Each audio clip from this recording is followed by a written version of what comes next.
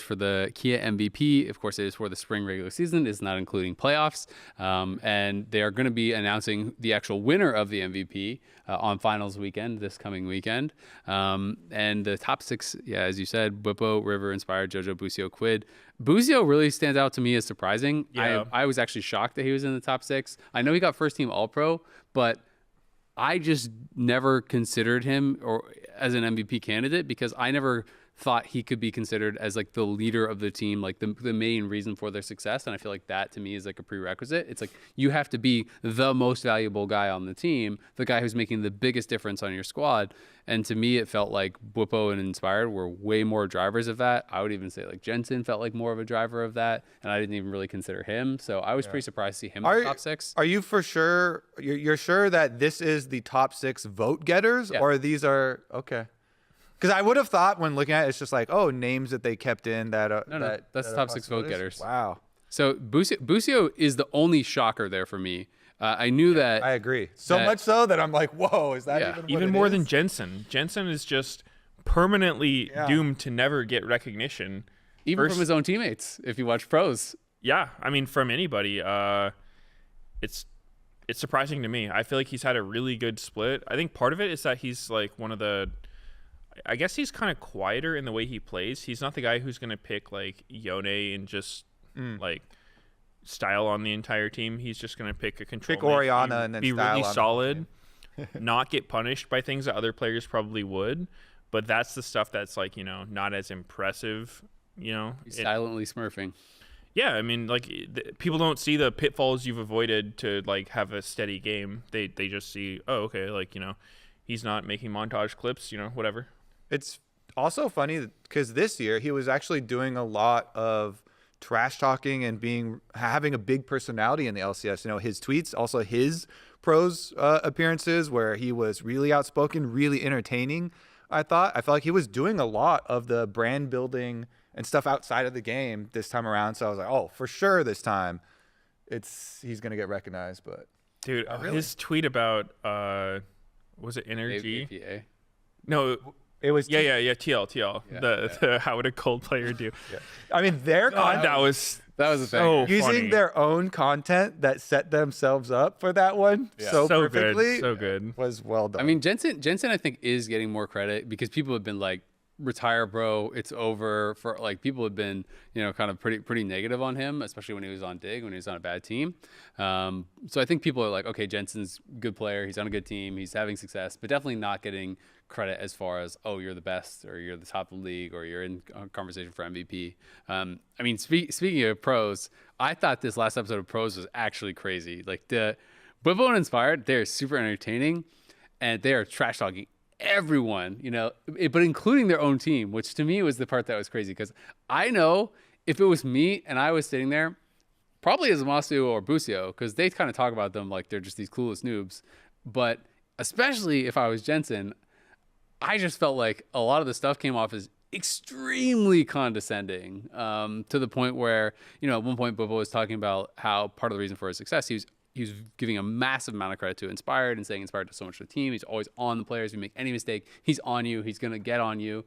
And Bobo was saying basically like, oh, I don't have to do that anymore. He's like, it's great. As a top laner, I can have so much success because I don't have to watch, you know, Busio and Masu laning and make sure they're not making mistakes. I don't have to watch Jensen and make sure he's not making mistakes, that he's pushing out his lane at the right time and he's doing this and stuff.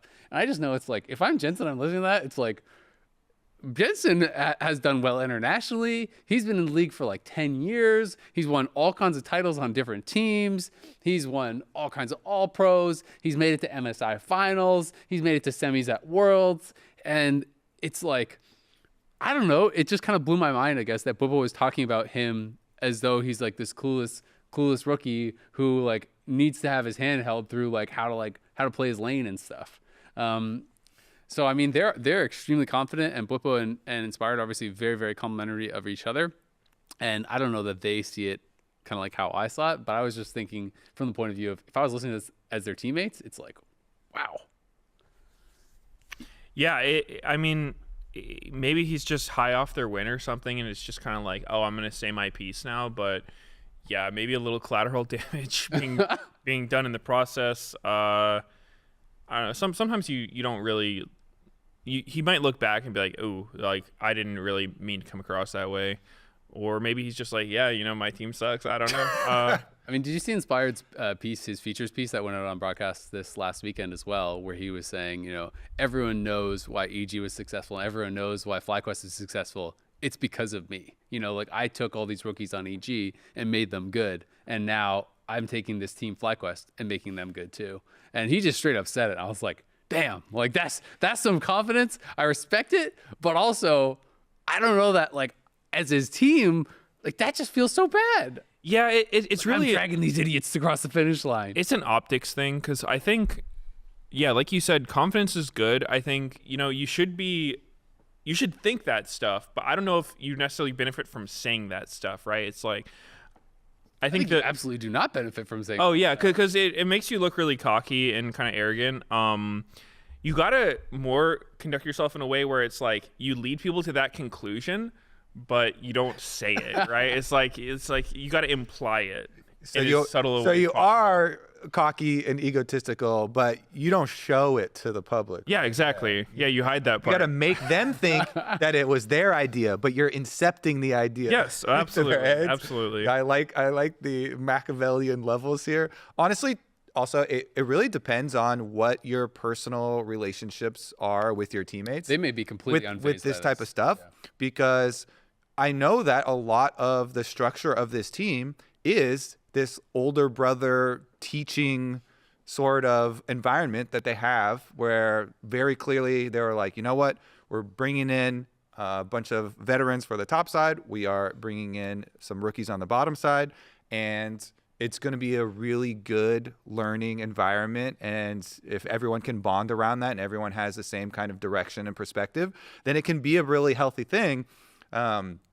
You definitely don't want to be too negative on teammates, especially in the public, of course, but it often does really help if you have a super strong relationship with them. And we've had stuff in the past where after their victories, Bwipo's getting up and like hugging both bot lane members and being so complimentary of them in other instances too. So I kind of took it as it's one of those, but there's definitely some strongly worded quotes, especially from a couple of the recent pieces of content. I mean, it's really fun to listen to, and they are complimentary at times and stuff as well. And I think there's absolutely nothing wrong with being able to have that relationship, behind closed doors. You want to be able to say, Medios, you suck to this game. You need to be here. You need to be there. Whatever, and you need to be saying, 100%. Well, actually, the reason I wasn't there is because of X, Y, and Z, and be able to hash it out and have those kind of conversations. And I think that part is really cool. And Bwipo gives so much credit to Inspired for being the guy that doesn't let anything slip. He was saying that one of the things Bwipo was talking about was that he finds it kind of like it can be really tiring. It takes a lot of energy basically to like anytime someone makes a mistake or there's an issue to be able to just like confront it head on. He said can kind of get exhausting, and so people can get to the point, and he was saying himself can get to the point where it's just like, well, I'm just not going to bother, like they'll just fix it themselves or they won't kind of thing.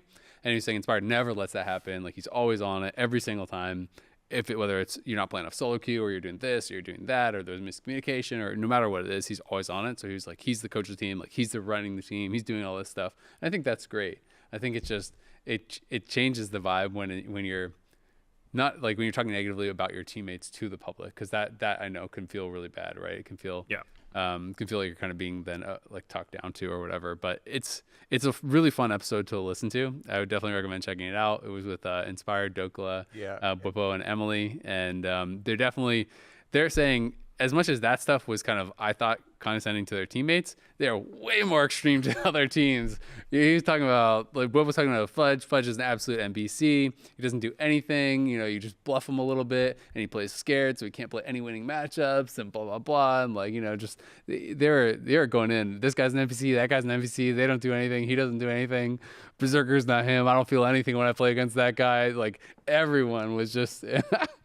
There's no holds barred. Both Bwipo and Inspired are extremely self-confident people, and always have been. Yeah. And they're not scared of taking out the flamethrowers. That's for sure. One thing that was cool though was Inspired. I mean, Inspired obviously has a lot of respect or thinks highly of Jojo, and he was kind of saying that he felt like Jojo in that series was not really deserving of so much criticism. Basically, that the reason he was saying that Jojo was dying was because in his words, he was the only one doing anything. And like the rest of his team, he was saying wasn't doing anything. So Jojo tries to do something and he gets punished for it and he dies. And he's like, that's how the game should be played.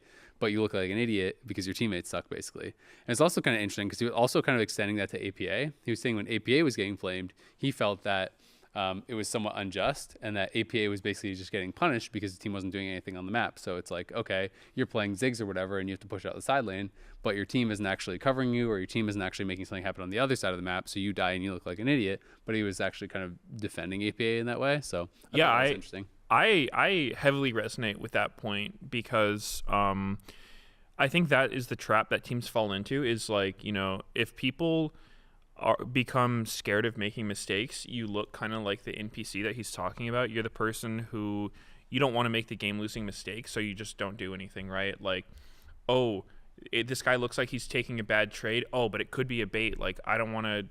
Like, you just don't make anything that has the possibility to go wrong, and that's just going to look terrible ultimately. Because if everyone's doing that, nothing's going to get done. You're never going to make any good plays happen, and yeah, you know, if you have one person on the team who is playing aggressive, putting out pressure, and then they're just getting focused, yeah, they're going to die a lot. And I've experienced this in teams. I've seen it happen a lot, and I totally agree with it. And that's why, like, you can't really let the community flame and sentiment get to you as a player. You just have to, like, be confident in your understanding of the game, what needs to happen, and ideally have people on the same page. And I think that, you know, he could be right for sure because it looks like TL in general is getting a lot more aggressive and everyone's looking better. Yeah.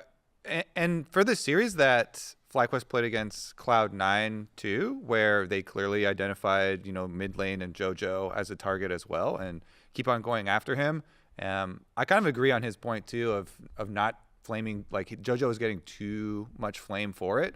It's kind of a badge of honor if multiple teams that you have been on, your opponents always identify you are the biggest threat and they spam camp you and throw all of their resources at you so that they can, you know, keep you down. And then, you know, it's a surefire way to success, which is, I think this is something that Cloud9 are really going to have to overcome because if you look at the whole season of data that we've had in spring, Jojo for the entire spring has been for sure the best performing player.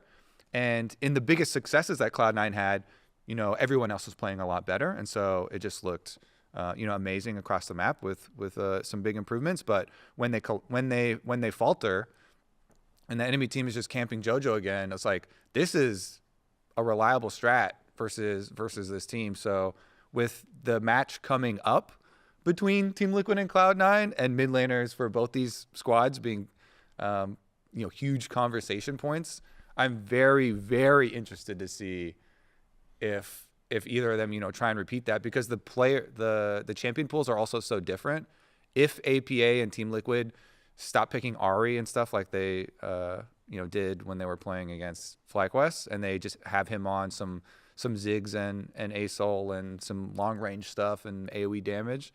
I don't know. It's so interesting to me to go through the different possible ways that these two teams can play either around mid or to like stifle enemy mid. I mean, the series have looked so wildly different. Like when Cloud9 played against 100 Thieves, and it kind of was this like full court press where it felt like every lane is playing aggressive. So even if they punish Jojo, the other lanes are getting so much for it. And then you look at, you know, FlyQuest when they played TL, it was just the bloodiest series we've ever had. You know, most kills, it was like 50 more kills than the second most kills in a series ever in the LCS. It was ridiculous. You know, one of the most bloody series we've had anywhere in the major regions in the world. Then you juxtapose that with the Cloud9 FlyQuest series where it felt like FlyQuest just kind of didn't really want to fight them ever until like they had, you know, the proper setups, until they were around objective or whatever. And that series was like way more passive and way slower, I felt like.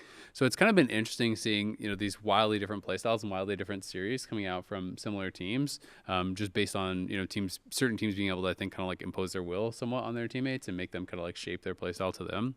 But I think for the TLC9 series, it's like TL has been very vocal about, you know, they are basically trying to play more like they play in scrims where they're not going to allow teams to just take things. You know, MT was talking about how, in scrims, it was like, okay, they're trying to invade for something or they're trying to fight us for something. And we just say, no, you can't have that. We're just going to fight you.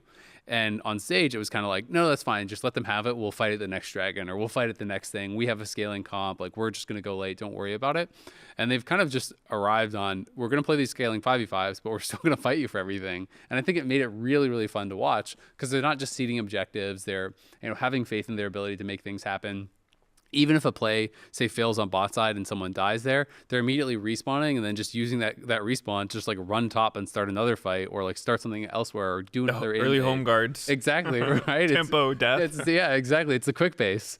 But I think it's really cool to watch that. So I feel like this is going to look more like the FlyQuest TL series did than the C9 FlyQuest series did. Like, I think it is going to be a brawl, because I think TL are going to scrap for everything.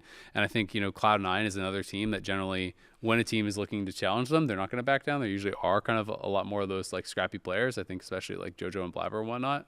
So I think it's probably going to be pretty action packed. Yeah, I actually, I filmed a podcast with Blabber and Jojo right after their series. Like, the timing was rough. How sad were they?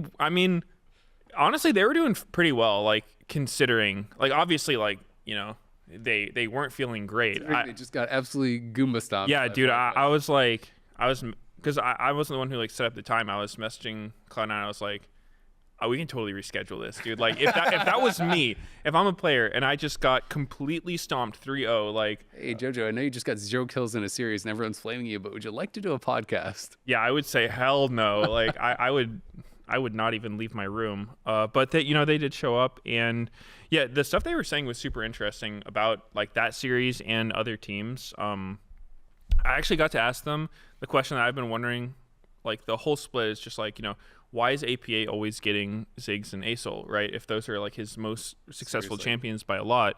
And what they said was it's because TL's bot lane apparently is like so good that you can't afford to not ban bot lane against TL, which I thought was interesting. It's not something, because there's so many of those things in draft where you don't really know a team's reasoning for doing something. It could be a bunch of different things, but apparently, yeah, that's like the sentiment around TL is like their bot lane is just that good. It's been really cool, especially over playoffs, where we've been able to highlight the Jan and Core JJ bottom lane too, because this is one of the stories of the organization sticking with them, because a year ago, even when he first got onto the main team, there was so much outcry. Everyone was like, bench this guy sucks. But we would still hear behind the scenes, oh yeah, he's killing it in scrims.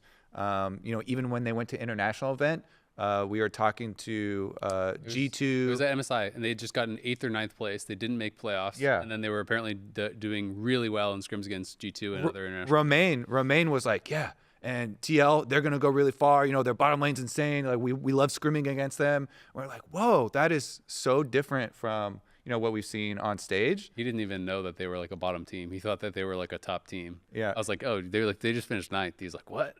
Yeah, it was. And he's that good? I just love, when stories like that come full circle, and then you get to highlight, how long they've invested in him, and like Spawn has been the coach for like 4 years directly with him through academy and everything.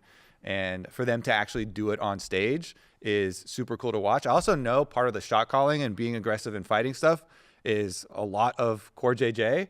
And in a lot of our interviews, he's like, yes, sir, Core JJ, sir, when he makes shot calling, choices now. So General got demoted. Yeah, dude, he's a faithful soldier. You need those in teams. Like, I think that's actually such an underrated part of a good team. Is like, you need the follower, like the yes man, the guy who's gonna like give you confidence to make the calls. Be like, yeah, dude, no matter what you say, it can be terrible, I'm with you on it, I'm going in 100%. If it's bad, whatever, we go again. So that's awesome. I really like watching in content. He's hilarious. He's really funny, and like, he just has a good attitude. I feel like if I was a pro player, like a laner, I would want a jungler like that. He's just like, he's not really playing for himself. He doesn't seem to get too down when things don't work out, and he's just kind of like a happy dude from what I can tell. So like, he's easy to root for. One of the spiciest things that we got when I had on our post-series couch interview, I asked him directly about the Cloud9 FlyQuest series and how that was going to go. And he was like, oh, I think Inspired is way better than Blabber. I don't want to start any flame, but I think Blabber right now is not that good. And so he wanted to face Blabber. And he was like, yeah, I definitely think FlyQuest are going to win. And then after we see the series, we're like, wow, FlyQuest certainly did win that. And now he's going to get what he wants going against Blabber. Which is, I always feel like it's so dangerous to underestimate Blabber, but by the same token, like it just creates such a spicy matchup, and this is like what Team Liquid wanted. And after those series, I feel like people are mostly going to be predicting Team Liquid to win too. It feels like Cloud9 are again going to come back in as the underdogs, with the pendulum swinging back from them blasting a series and being completely back, like the most back that we've seen. It's so over. Into being the most over that it's ever been again after getting 3-0'd. Yeah, I think C9, I don't know. I haven't really seen their scrims or anything. Like, I'm not involved with the team in that way. But it does seem like they're not playing to their fullest. Like, I don't think any of the players right now are kind of like feeling super enabled. Like to the NPC criticism, it does seem like they're playing kind of on the safe side, because I've always said in my experience as a pro player, like I played pro jungle for a really long time, and Blabber was always the player that I had the most trouble with, even like playing internationally, playing against like some of these peak Korean teams from like 2013 to 2016. Blabber was definitely the player that gave me the most trouble, like just trying to figure out what he was going to do, predict him, punish him. Like, it was hard. So he's absolutely a very good player, but sometimes you can just get into a rut. You're trying to do right by your team. You're trying to do what you think you should be doing, and it just ends up not looking that good. It was really fun because I remember watching it was Travis Gafford interview where he had Spawn and Impact doing a tier list for enemy jungles or all junglers, and they ended up putting Blabber under River and Inspired, but I believe still like a tiny bit over Umpty, or maybe tied with Umpty. And the specifics that they gave were that Blabber can be a win condition for your team. He's one of those types of junglers. He might, from this season at least, was the specific data that they were rating him on, was that he hasn't been in the spots that they would expect him to be, but that he's still a jungler who in a 1v1 scenario has the mechanics to outplay solo laners and stuff. And they were like, most of the other junglers can't do that. So while they did rate him below several other junglers, they still gave him like that praise of like individual mechanics and ability. And you can see, I mean, the All Pro Awards came out, I guess, since we last had an episode, right? And you can see that, like, when you actually look at the voting ballots, how the pros still have a lot of respect for these Cloud9 players based on how the scrims are going. We talked about that last week. We've talked about this a few times now, but the pros don't really watch the games on stage. They're largely voting from scrims for the most part. And, there was a lot of criticism about, like, oh, like, Berserker, Vulcan, like, how did these guys get on All Pro? They don't deserve it. When you look at the voting ballots, it's almost entirely pro votes that are actually going towards these guys because of how they're performing in scrims. It's basically only votes that are coming. There was only one vote, I think, from the talent team broadcast side towards Berserker at all in the top three. I think Raz is the only one who voted for him. And then you look at even just first team alone, Revan voted for him. We have Shopify's head coach, we have FlyQuest head coach, we have Dignitas head coach voted for him. We have Inspired voted for Berserker, Rich voted for Berserker. Like, these are all just like first team votes, right? Like, a significant portion of the pros and stuff still have like Berserker up there, and Vulcan got like 5 or 6 first team votes, something like that as well. Blabber was getting more votes from pros also. So these are all players that clearly are still doing well in scrims and still have that respect, but they really haven't been able to, I think, find that level of consistency and stuff, and that you're kind of expecting from them on stage. Berserker especially, I just think, to me, Berserker is the biggest gap from where I think his skill level is as a player and where his performance has been on stage out of any player on Cloud9, because I think Berserker has just not been able to make it happen, even in those situations where you feel like, oh, it's just a guaranteed win for Cloud9 because Berserker gets ahead. Just doesn't really happen anymore. Like game 1, I think you can definitely chalk up a bit to draft, but like they got this big bot lane advantage with the Callista. And then they were kind of outranged and just outplayed, I think, in the team fights from FlyQuest. Berserker couldn't really get anything done. But then in game 3, you think like for sure, I think he had 5 kills, 5-0 on the Zeri. Had 5 kills really early. And it was like, okay, for sure this game is over. Like this is the most Berserker game ever. He gets these early kills. He's on the champion he's literally most associated with.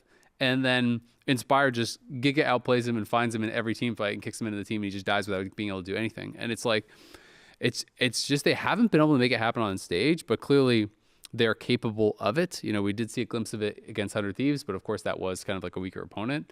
But they just need to be able to get it together. This is their last chance to be able to kind of show what they have. Otherwise, the narrative is very much, you guys sucked. You never lived up to the super team hype. Dude, I actually wonder, and I kind of believe that they had so high expectations coming into this split. I have to imagine that's had some effect on them and been a partial reason for the way that they look, because when you have these expectations for being the super team, being the best, you kind of have that belief that, okay, if I just go into this game and I just don't mess up, we're gonna win, right? I just do my job, I don't give them openings, and we'll win. But the problem is, like we were saying, with the NPC thing, if everyone's doing that, and if you're not taking risks that you could be, if you're letting opponents get away with stuff that they shouldn't be able to, then you're not going to be that super team. So I wonder if that has gotten to them a little bit. They've had such high expectations. It's kind of rare you see a team that has those expectations kind of live up to it, because it never helps, right? If you're going to be the best, people thinking you're going to be the best doesn't help you get there. So I'd say LCK, LPL are kind of the exception. Like there are some super teams that have done pretty bad, but it's like, hey, JDG was pretty good, and like adding players is pretty good. Like these are some teams that are there's some pretty stacked teams that add massive pieces and do go on to actually win worlds. But I like this topic that you brought up when you're talking about when everyone is telling you that you are just so good and you're at the top, then you feel like you don't have to take as many risks, and you can kind of lose that like hunger to make outplays. Because one of my favorite interviews of the last like 5 years was one where Showmaker was talking about, and he was talking to some top laner friend, I forget which team it was, but just another pro player top laner, casually on a stream, about how he felt like, and this was before the kind of resurgence of Showmaker, when he was having some less impressive LCK performances. He was like, yeah, I just feel like over these years of playing, I have stopped looking for as many of these risky outplay and better than you moments. And he was asking his top laner friend, like, yeah, do you feel that also? Are we just getting old? Or, what's the cause of this? And the other guy was like, yeah, now that I think about it, it's weird how this has kind of happened. And sometimes when you're at the top, it is so much more difficult to stay at the top than it is to climb there in the first place. Because when you're climbing there in the first place, you're like, it's me and my team versus everyone, screw everybody else. Exactly. And you're climbing up, and it gives you more energy and more focus. And you're so focused on like your goal and getting to the peak. Whereas when you're at the top, you have this like, oh shit, we got to keep all these other people away more, and it's more a defensive mindset, I guess. I thought that was really cool. That's a really good way to look at it, because when you're on the climb, you're not at the top. If you fall all the way back down, like who cares? You just start climbing again. But like you said, when you're at the top, it's like you have everywhere you go is falling basically. So you kind of get scared to do it. But I don't know, like, I don't think I would recommend this for teams, but when I have these ruts in teams, like every team goes through it, but like I know back on C9, like one of our biggest breakthroughs was like we just all got drunk for some scrims, and like it was so crazy, bro, because it's like you're so uptight, you have all these inhibitions, and then like you just kind of let go and you just play like we're playing a game, right? Just have some fun, and like I really think that could unlock teams. Like I said, I'm not recommending it. I think Especially there's the other teams ways. that have a lot of underage players. Yeah. Maybe not recommending it to them either. I'm just saying what my experience. They can drink apple juice. Yeah. Oh man, I already know our thumbnail, our title, social clip. Yeah. clips. The 17-year-olds can have juice boxes. Yeah. It's the whole reason that this profession of mindset coaches and competitive coaches exists, though, because that whole issue of getting past some of these mental hangups without the use of of alcohol or drugs is Therapy, or just get drunk and do some scrims. It sounds like such one of those old fashioned stories of back in my day we just got drunk and did some scrims, boom, problem fixed type of things. But I definitely appreciate that, because you gain so much. There have been other stories. One that just reminded me of one of the coaches. They were like, you know what? Part of the biggest difficulties of international events has been that we just go and scrim after scrim and we're getting slammed by the LPL or LCK team. So what we decided to do was, the day before our actual games, we're going to scrim some challenger team and everyone's going to be happy. And you know what? Maybe we didn't learn as much, but everybody's going to be trusting their teammates and they're on the same page.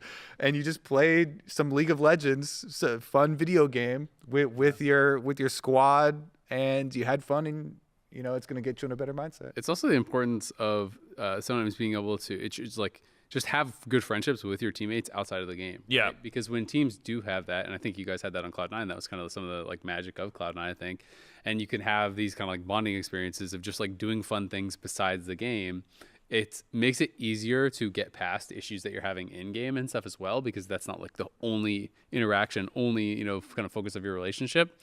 And confidence building scrims are absolutely a real thing. I always, when we would go to tournaments, it's you want to play the hardest possible teams you can to learn the most. But then as our last team that we practice against, I always just try to find some suckers that I knew we were going to 20-0 or whatever, and just feel really good about yourselves. Because if you got pounded right before you're about to go in a stage match, it is hard to not doubt your practice and to not have that in the back of your mind, be thinking, well, should I even be playing this? Should we even be picking this? Should we be doing something different? This didn't work at all. Yeah, dude, that's the whole thing with I don't really know what most teams are doing nowadays, but there was the discussion of should we do a scrim before a stage game? And there's a while where some teams were trying it. You'd play against your academy team before you go on the stage. And it's a double-edged sword, because on one hand you're getting warmed up, you might not make those first game mistakes you might make on stage, but if you get completely blasted in the scrim, I don't think you were better off having that practice game. So yeah, it's always balancing confidence versus the gameplay improvements. Yeah. And as far as the mentality coming into this series from your previous stage games, TL are going to have a massive advantage then, because they just came out, they're slamming them. Oh yeah, lower bracket. That's why people talk about lower bracket advantage sometimes, because you're finding your way up through the lower bracket. You're coming in off a win. Cloud9, they're coming off a 0-3, just got stomped, and even FlyQuest were surprised. Actually, my favorite part of the weekend was our interview with Nuke Duck, and Nuke Duck gets on the mic while they're going into the final game, and he's like, yeah, we're playing surprisingly well. We're just dumping on them. I just hope the team, you can stay focused and finish it out 3-0. And I was like, wow, yeah, even FlyQuest and coaching staff did not expect to just absolutely dump on Cloud9. Nuke Duck's coaching interviews are so funny to me. I think he has a good demeanor for a coach. He's not the tyrant ruling over his team. He's just there to help him out, and he's just yep, they picked Pike. Don't know what happened, bro. I didn't think it was a good idea. Here we are. They wanted it, so be it. Yeah. The just win strategy, that was really fun from 100 Thieves as well. We also have to remember, though, in summer last year, so Cloud9 swept Energy in the upper bracket finals 3-0. Then Energy actually, beat TL in that super close series, and they beat them 3-1 in the finals. So C9 has a little bit of an opportunity to see if they can repeat history from the other side, shoe on the other foot, right? Because it's just because, and FlyQuest even said this, they even said this, they were talking all kinds of trash, but even on pros, they were saying, hey, we don't think we for sure won or anything like that. We could definitely lose. The Cloud9's really good. They have really good players. if they have to play them again, because the teams can make serious adjustments and the games can look very different. League can be a very snowbally game. Sometimes slight adjustments can completely change the outcome of a series or a matchup. So it's going to be interesting, if Cloud9 can actually get back up there, or if it'll be TL that gets a rematch. Either way, we're going to be getting a rematch between two series that looked very different. But what do you guys think for that Saturday match? What would be your prediction between Cloud9 and TL? I mean, it's so tough. I think I would still. It's tough, huh? Yeah, I mean, it's just we're trying to not eat some lemons over here, Kobe. Yeah, it's I mean, I would still vote for C9 just because, like, they are kind of a pendulum, like you said, and they just got. It was the most over. They just swung to 0-3. So so now they're going to be the most back. That's just physics. I don't know, man. I think those losses can definitely be a wake up call for the team. It's like, wow, we were lost in the sauce there. I feel like this whole season, what were we doing? This whole season has been like, Cloud9, wake up, boom. Okay, we're awake. All right, Cloud9, they went back to sleep. Oh, wake up again. Won. It's time for a nap. And it's like, wake up again. How many times do you got to get the They have narcolepsy. They're just falling asleep all the time. Coach, you haven't waking them up. Yeah, I definitely agree though. I would still. I'm on the side of Jensen in his interview afterwards, where he was just coming off and he was like, "Well, after that, I literally cannot predict Cloud9 to win over Team Liquid." All of our data for playoffs, the TL series versus FlyQuest and the Cloud9 series versus FlyQuest, they're kind of trying to compare, like maybe not apples to apples, but like. Not as crazy as like apples to pineapples. Apples more to like maybe just different berries, Yeah, maybe like berries. Red apples to green apples. Okay, pretty similar. Rather than the other way around. And so I definitely could see for sure the improvements there for Cloud9, and obviously their previous series. I was like, wow, Cloud9 are so back. This is insane. Berserker and Vulcan were playing way better. Fudge was player of the series because of how well he dealt with Sniper, and their draft strategy was, I thought, really intelligent too. Attacking 100 Thieves topside and just like, wow, this team looks so well prepared. They look like they're performing well on stage. And so, I'm open to eating a lemon, but I don't expect to. I think as much as I don't want to eat the lemon, I have to predict TL based on just the series that we've watched, you saw, right? I do think TL Strip just played better in playoffs. So if the two teams kind of like play like they played against FlyQuest, TL should be the better team. They should be the kind of more consistent team. But again, that being said, Cloud9 has shown some really, really high highs, and they've shown that they're wildly inconsistent. So they could come in. I wouldn't be shocked if Cloud9 came in, if they play at their best, they could make the TL series look like the 100 Thieves series. Like, I think that could happen. But TL, I think, has been kind of more even keel, a little bit more consistent throughout playoffs. And I feel like if they're playing at that level. After Cloud9 series against FlyQuest, I actually asked Blabber and Jojo what they thought about their 100 Thieves series beforehand, and why it was so dominant, and then they got smashed by Fly, and they just kind of attributed it to the difference in skill level of those teams more than their own play, which I thought was kind of interesting. It wasn't like, we just had a really good day against 100 Thieves. They were like, nah, they're just bad, and FlyQuest is good. Ooh. Isn't that kind of frightening for Cloud9 fans then, if they're just that much better than us? I don't think they said they were better than us. They just said they had an off day, and like I talked to Blabber a little bit about it as far as what things in game could have gone better. And Blabber said himself, he's like, he didn't think he played well at all. It was below his standards. So I don't know. I mean, it's very motivating as a player and team to get smashed like that. It's like you don't want to do that again. Whatever was going on in your head that led to that, you're probably. I will never let this happen to us again. It's real though. It's real. Yeah, I do agree though, because if I put myself in the position of a Cloud9 fan, and I hear that the only difference was our opponents, I actually want some cope. I want them to say, we did this and this, and we're never like. Berserker stubbed his toe before the series. Yeah, I want some cope. I want some stories. I want to hear. that it was all just opponents and that's just what we are. Yeah, I definitely. I mean, you feel better if they have excuses. I don't know. I kind of like the no excuses approach. Just be like, yeah, we played bad. It is what it is. Yeah, at least I want to hear better. that we played bad, though. I don't. Well, yeah, I mean, they said that. They weren't like, okay. I don't want to. We brought our A game. Like, I honestly was really happy with how we got stomped. Okay, there we go. Yeah, I at least need that. It could have been worse. Our games could have been faster. Oh, I actually thought that was really good. Yeah, You're like, rough series today, guys. That was tough. What did you think about it? I didn't think we'd have advantages at all. Yeah. Like, the fact that we were ahead was awesome. We got ahead, didn't you see? What do you mean? We won for a little bit. that's the best we've ever played. FlyQuest are just that much better than us. I know. Okay, good. That's how it feels playing against like T1 or something in international events. You're just like, yeah, I don't even know why we lost, honestly. Like, something happened. Yeah. Well, it's going to be exciting. So Saturday, obviously, not only is it qualifying to get to finals and actually try to win the LCS championship, whoever wins there will go to MSI. FlyQuest is also going, so top 2 teams do get to go to MSI. So it's actually really important to win on Saturday to get that final spot to go international. So both these teams really going to be wanting that. And APA was also tweeting, trash talking Jojo a little bit because he actually got to knock Jojo out last year when he was on TL to deny Jojo from going to Worlds. So APA looking to try to knock Jojo out from another international showing here. Obviously, people look at these players very differently, but at the end of the day, if APA wins, then he gets to kind of hold that over him a little bit. And it's going to be really fun. Also on Sunday, if you didn't already know this, there's articles about it. You can read it. It's on the LCS Twitter, but there's an article on the Lolly Sports website as well about everything that's going on for Sunday. So there's all kinds of stuff happening.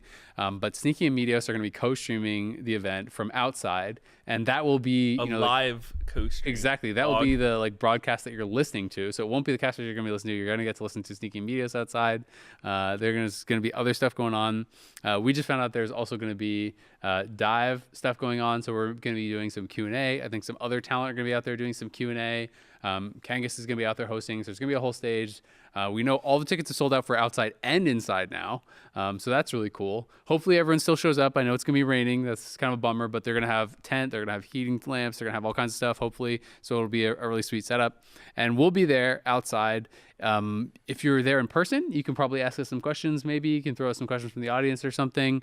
But also, if you are not going to be there in person, I think this stuff is also going to be streamed, to my understanding, online. So it should be before the pre-show comes on, before waiting room comes on. So if you want your questions in, you can put them in the YouTube comments. You can tweet them to us as well, and we might grab some questions from there to be able to answer. You'll also have the opportunity, remember, to submit those questions like even after Saturday. If you have some questions or things you want us to answer before the finals, we'll know the Saturday results, obviously. So you can definitely put that in there. But it should be really fun because I know there's going to be like an after party. A lot of the teams, if not all the teams, are showing up. Some of them are having like merch, and I think Immortal's coming to after party. They usually do boba and stuff. So there should be a lot of stuff going on there. And I think it should be a ton of fun. For the question and answer part that we are doing is going to be from 11:30 to 12 if you are here in LA. And then, games are supposed to start around 1. So we're towards the very beginning of it. If you want to ask those questions, get there early. Definitely put some in the YouTube comments. We are also, our next episode after finals is going to be Dive Awards and, of course, the bet payoff. But if you have awards that you want to give also, put those in the YouTube comments. We definitely want to fish around in those comments. For some fan suggestions. So it is, I think the first thing, I'm just pulling up the article. So it opens at 10 a.m. So FanFest will open at 10 a.m. They're going to be devs there. So I think there's game devs. There's going to be like PBE stuff. So you can try out the new skins. You can try out Skarner on PBE. They're going to have, different like meet the devs booths. There's going to be like trivia stuff. There's going to be people from the champions team as well. I think maybe the Skarner designer and some other people who like did some recent champions are going to be there. So you can ask them questions. There's a Dive Live Q&A. Of course, there's going to be the outdoor co-streaming stuff. And then there will be obviously all the stuff going on inside as well. And then there's post-game stuff with all the teams and whatnot. So it should be a really fun day. Going to be pretty exciting. Obviously, FlyQuest already qualified to MSI. They are waiting in the finals. We don't know for sure who their opponent is going to be, but we do know that they looked really, really strong. I think they played, just such like a smart series, I felt like, against Cloud9. It felt like they were always kind of the ones dictating, when things were going to happen. I thought Bwipo had some really intelligent moves, especially in the Taliyah game. I thought when Jojo was pushing out top, and they knew he had no TP, so the only way he could actually join was using his ultimate on Talia, Weaver's Wall, and he just like placed the pink in the side brush by Raptors and just waited there, knowing like that was the exact path that he would have to take. And then as soon as he ults, they see that he's coming, and he just steps out of the pink brush and stuns him off the wall and stuff. Like that was cool. I thought that was so smart. How they actually navigated and disengaged fights in the first game as well to deal with the super fed Callisto. Like they'd go in and they immediately like, you know, pull back and like throw the Renata ult out to create space so he couldn't actually stack up enough spears that would kill someone. I just thought they were team fighting really well. They were playing such an intelligent series. Jensen died 0 times in the entire series, which is pretty insane. Inspired was having massive moments. It was just like such an impressive showing. Dude, on that Whippo play, I've actually never been part of that interaction, but like I'm curious how hard it is to space that is for Necking, because like you have to be melee range to stun, but the wall will knock you back if you're too close. So like I don't know, that was pretty impressive. I hadn't seen that before. I remember just watching on the mini map, like Jojo's coming in and then he stopped. I was like, wait, did he actually just get stunned by Renekton? Yeah, I've done it before with Volibear with the Q because it gives you the extra range and then you jump on them. But Whipple had really perfect timing and placement on his W, stunning him right off it. I just remember shouting as soon as I saw it on the mini map because I saw the icons on mini map moving and I was like, oh my god, he knocked Jojo off the thing. He's not going to arrive. And then like the camera is on the team fight. So you just see the wall arrive, and then everyone else, it feels like in the team fight, is like playing around expecting a Talia to pop off, and then they don't. It was just that was such a cool moment live. Yeah. I mean that whole series was just camping Jojo. Like every single bush had an Inspired in it somehow. Like anytime he went side lane, Inspired was sitting there. And I mean, one thing that Blabber was saying, and I've recognized too, is that FlyQuest, especially Inspired, are very good at playing through the side lanes. And I think that's something that's actually really hard to do, especially because it puts more of a burden onto your bot lane and support, because, you know, the typical macro in League is like, you know, the jungler goes with the support and you put your wards down, which is actually what C9 was doing, and kind of a mistake they were making in the series was, I remember the first 2 games, C9 was getting 6 grubs, and so when you have that, it's like you know you have crazy side lane pressure. You can really like take the tier 2s and like a wave or 2 with the grubs. But instead of playing through the side lane with like Sejuani Yone, they were trying to group through mid, and like you don't win that 3v3, so you're just getting pressured out. You're showing yourself. The other team has no pressure on them. But FlyQuest is really good at somehow like maintaining control of the map, while allowing Inspired a lot of freedom to like, you know, get his camps, set up a pick and side lane. And so to me, that's really impressive, because I know that supports a lot of the time are like terrified to walk into the river unless their jungler is holding their hand. So being able to play like that puts a lot of pressure on the other team. Yeah, I mean, they were super efficient with how they were playing the whole game, right? Like how they're moving around the map, drawing extra pressure. Felt like they're never like allowing Cloud9 to find angles to actually engage on them when Jensen's out in a side lane. Jensen's very rarely, if ever, actually getting caught and killed in the side lane when he's pushing it out. It's all these small things that they're quietly doing really, really well that are creating like, you know, more and more and more advantages, it felt like, through the game. Even the fact that it's like when you look back to the 100 Thieves series that Cloud9 played, where, you know, Fudge is getting counterpick and he's creating these massive advantages, Whippo blind picked all 3 games against Fudge, and it never felt like Fudge was able to create, you know, much of a significant advantage whatsoever from that. Yeah, I mean, on the Inspired stuff too, not just, you know, some of his plays towards the mid game where he's hovering and camping Jojo, but that last Lee Sin play where he jumped over the wall, back over the wall, and then went back in at the right time to go kick Berserker again. I was like, they were already like really winning, but they just like, that was just the stamp on the entire series of like, we are playing so much better right now. It's not even funny. I was like, this guy is insane. And he didn't have the crazy score line at that point, but he had done so many plays of setting up the team fight that they need to have, of creating a lot of space on enemy carries and then going in at the perfect time to just completely nullify, which we were talking about, the 5-0 Berserker, huge threat Zeri that was going to take over the game. And we were like, oh my God, we've seen this before. This is going to be it. Cloud9, they're still alive in this series. And to just surgically remove him multiple times with some of these plays were just insane. I feel like the hype for FlyQuest has never been higher. Definitely not. Actually, in the history of the entire organization, I think this is literally the peak. Absolutely. I agree. Like maybe there's some argument for like early on when Prince came. Yeah, if we're just talking hype, I would say going into last year, there was a lot of hype, The which super team- quickly deflated. Super team hype. In Me, in regular season in spring, it didn't deflate though. It stayed high in regular season, didn't it? It was in summer that they did really poorly. Because I thought most of regular season, it was like at least early on, Prince was like smurfing. for up. me, though, I am way more hyped now than I was because I buy into some, super team hype and like new signings and stuff like that. But it's not the same as seeing a team just perform so incredibly well. Some of these plays are like you're not going to see that replicated. Especially the time in a game for a long time. I just feel like seeing that has me more hyped than the signings and rumors and super teams and stuff. I kind of buy into, but especially going into finals weekend, to have your best games be like slamming Cloud9, who's the super team, going into finals weekend, qualifying to MSI like that was pretty crazy. 0 deaths the whole series. Yeah, that's crazy. That's messed up. It That's was pretty messed up. It was really interesting because Jensen, obviously, there was a lot of hype around him for the series, and I think he played really, really well. I think I still voted for Inspired for play of the series because I felt like Inspired set him up to succeed so incredibly well. I think Jensen did an amazing job, with the pressure he was given and with the help he was given and the kind of protection. But yeah, Inspired scorelines weren't super crazy or anything. But his play was insane. His play was so good and putting on so much pressure early and never allowing Blabber to really make anything happen. Having these big moments later on in the team fights, I thought was really, really crazy. He just has been playing some of the best league he's been playing in a long time. I think he's definitely the best Western jungler currently. I think he's playing better than anyone else in LCS and LEC right now. He's been pretty amazing. So definitely be interesting to see if they can keep it up. I think we can't really do both prediction series because we don't really know, how it's going to go going into it. But I feel like regardless of who comes up, they've got to be the favorites based on how well they played, based on the fact that they beat both these teams already.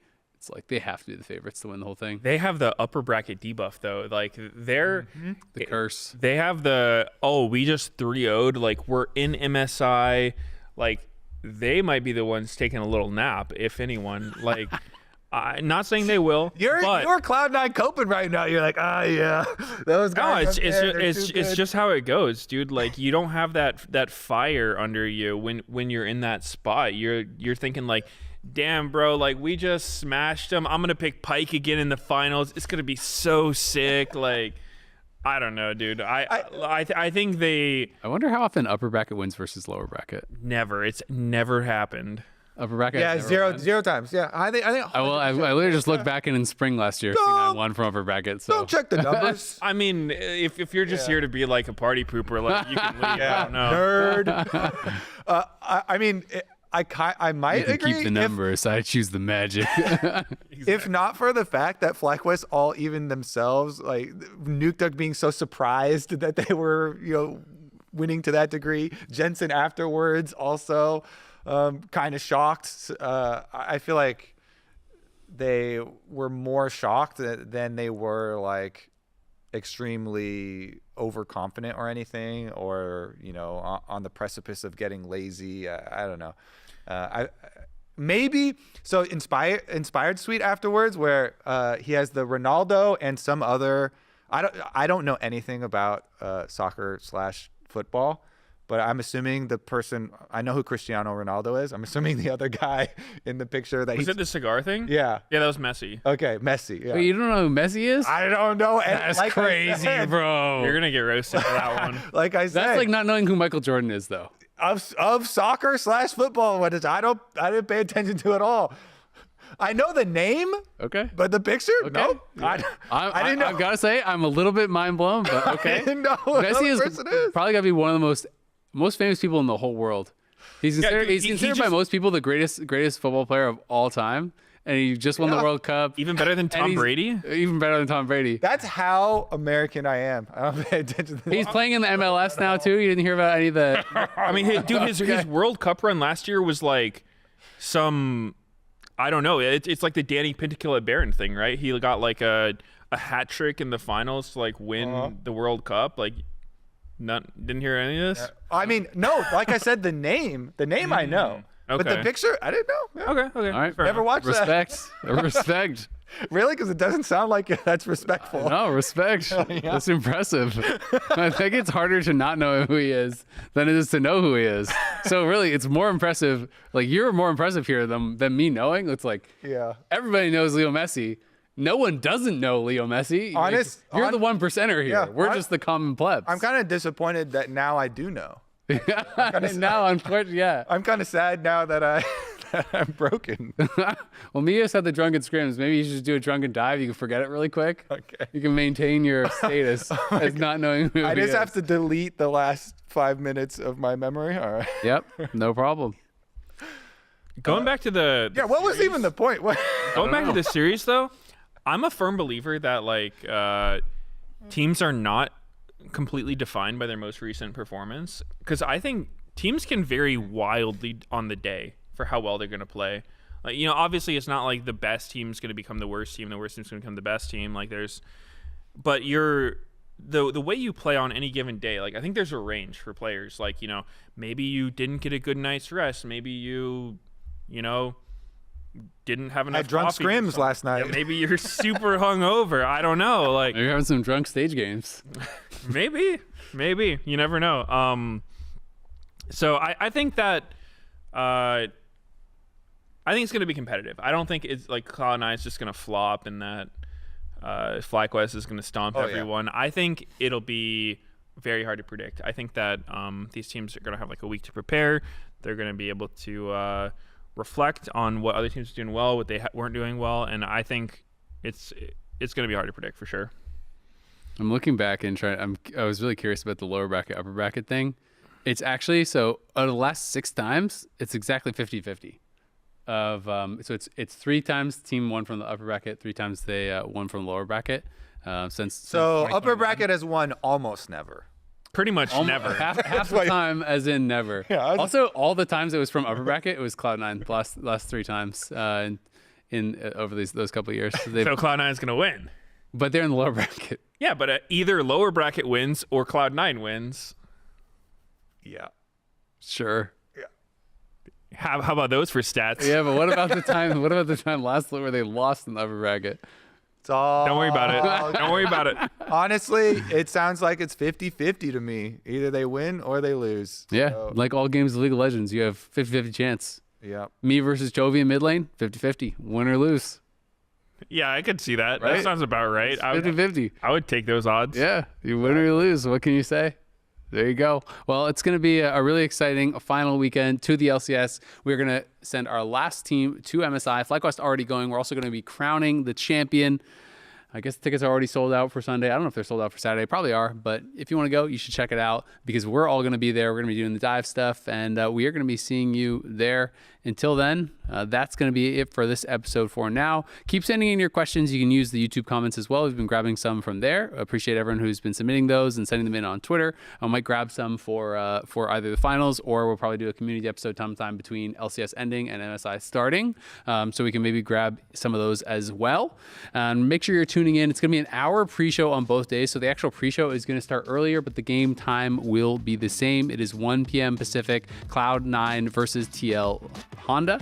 That is going to be Saturday. And then, of course, the Sunday match will be the winner of that versus FlyQuest. We will see you all there.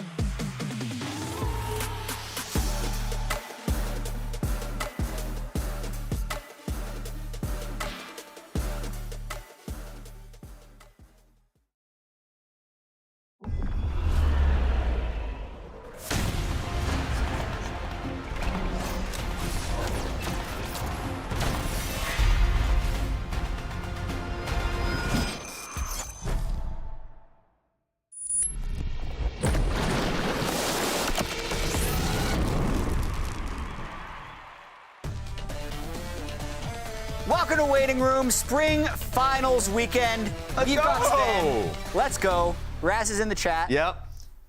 Is that a new?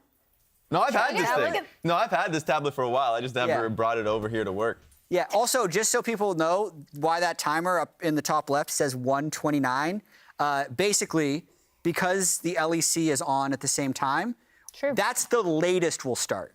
If they end early, we'll start early, and that timer is going to do some weird acceleration. But for now, that's the way it's going to work. But Sven, welcome back. Thank you. Back at it again. Good to be here. Yeah, I really appreciate having you here. Yeah. Same. I'd like having you here next split, but I know you would also like to play next split, so Yeah, it probably hopefully won't we'll be be possible. on the other side next split. Yeah.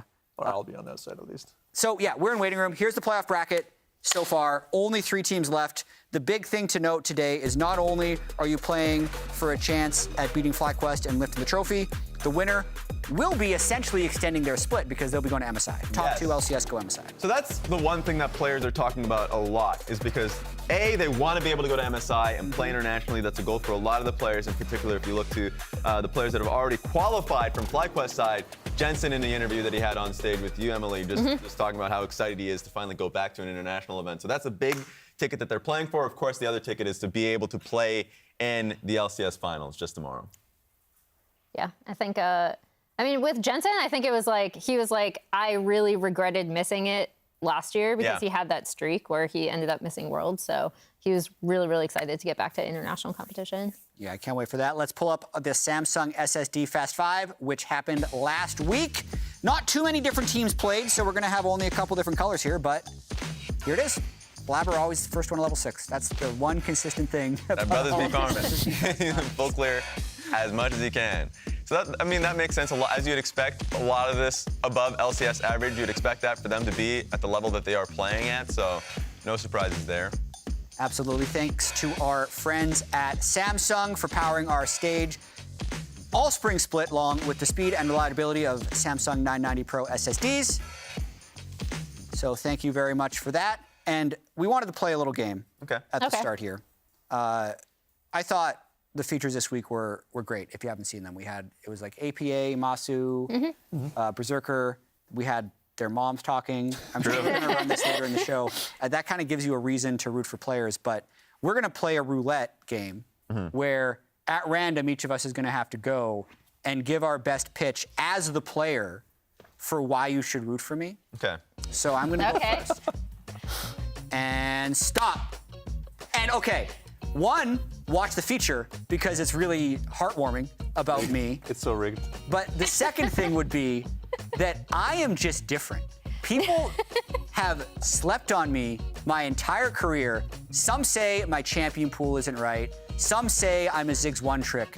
I say I'm always a top 3 LCS player. Every split I've played, I went to Worlds already. I know how to win. It doesn't look like the way a lot of other players do it, but I'm going to continue to win, and that's why you should root for me and Trash Talk. Okay, that was a nice And trash segment talk. at the end. That was nice. What metric are we talking about? Top 3? Okay. Oh, you just mean the fact that they're in the. Okay, all right. Yeah, all right, like the that's team top 3. Yeah, Okay. Ryzen's You're all eyes, just like, how can I bugged make out of his head APA not when he top said 3? I'm that. like, he's always top 3. Okay, all right, fine. All right. Emily is next in All right, in the who game. am I going to be? Well, they gotta frame it up. Here we go. All right. Okay, did you know that I've never actually been to an international competition? I want to go to MSI. I have been on so many, I've been through a lot of tough times. Are you on your knees man. here? And I have had You're begging? I have had a lot of teams. I've had a lot of fun. I finally want to go to an international event. Root for me. I am hilarious. I am You are fluent funny. in multiple languages. I have a great attitude. You want me on my team because of my awesome attitude. And I want to go to an international competition. Okay. Fair point. Bring the camera to me. I got he's funny. Fair point. Yeah. You're funny And wants to, and is begging to be in I an international will also, competition. wait, I will also always Throw my invade face up. my opponent's jungle between 3 and 4 minutes. Got You I faked them out like I'm Blabber. They're not running it again. And guess what? You know what's funnier than the fact that, I would say your international, the fact that you're not in an international competition is even funnier. The fact that you said that I am not good is funnier. And your pathing is pretty funny to me. Guess what? I've been to an international competition multiple times. MSI, Worlds. I think Umpty should probably get a little bit better if he wants to be on my level. I'm extremely efficient. I'm an MVP. Yes, people will be talking about the fact that I'm farming my camps, but guess what? If there's a bot dive happening, I will be there for that bot dive. I'm there for a bot lane gank for the Renekton top. I'm there for the Croc top. So just generally speaking, put some respect on my name. I am Blabber with a capital B. And after this series, I am going to MSI and crushing your dreams. Thank you. That's it. Wow. That's all I got. Aggressive. Yeah. Good work. Like the sales pitch from Yeah, that was an Yeah. aggressive sales pitch. I'm usually a Blabber fan as well, so I'm going to side with you just like a little There bit. we go. Okay. Good job, Blabber. There it is. Am I doing Yeah. this as well? Yeah. Let's get Sven in on All right, this. hit me, producer. 3. Fake him out. Oh, He okay, was this lagging. might be rigged. That was This on might be purpose, by the rigged. way. He like lagged a little bit. That's for sure rigged. Okay, I'm Berserker. I'm the best AD carry in the LCS ever since Sven stopped playing ADC. I'm an MVP, back-to-back champion, and I'm the only hope of our region doing well at MSI. So therefore, cheer for me. Otherwise, we're doomed. That's all I have to say. What about the hair? Wow. Also, I'm a nice hair too. And if you've seen the latest C9 episode, Yeah. I'm very passionate about both my team and the league. Therefore, cheer for me.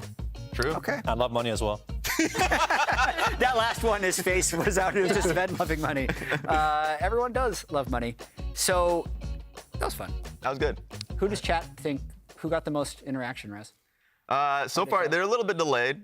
Yeah. But apparently someone's talking about Raz slander in my Twitch chat. Oh no, they didn't like my Blabber thing? Yeah? Raz got the dog in him? Okay, so people were talking to me because my face was on there so they haven't seen this Ven hit just yet. Sure. Yeah. I would say that I feel like chat has turned a little bit aggressive on C9 as of late. Yeah.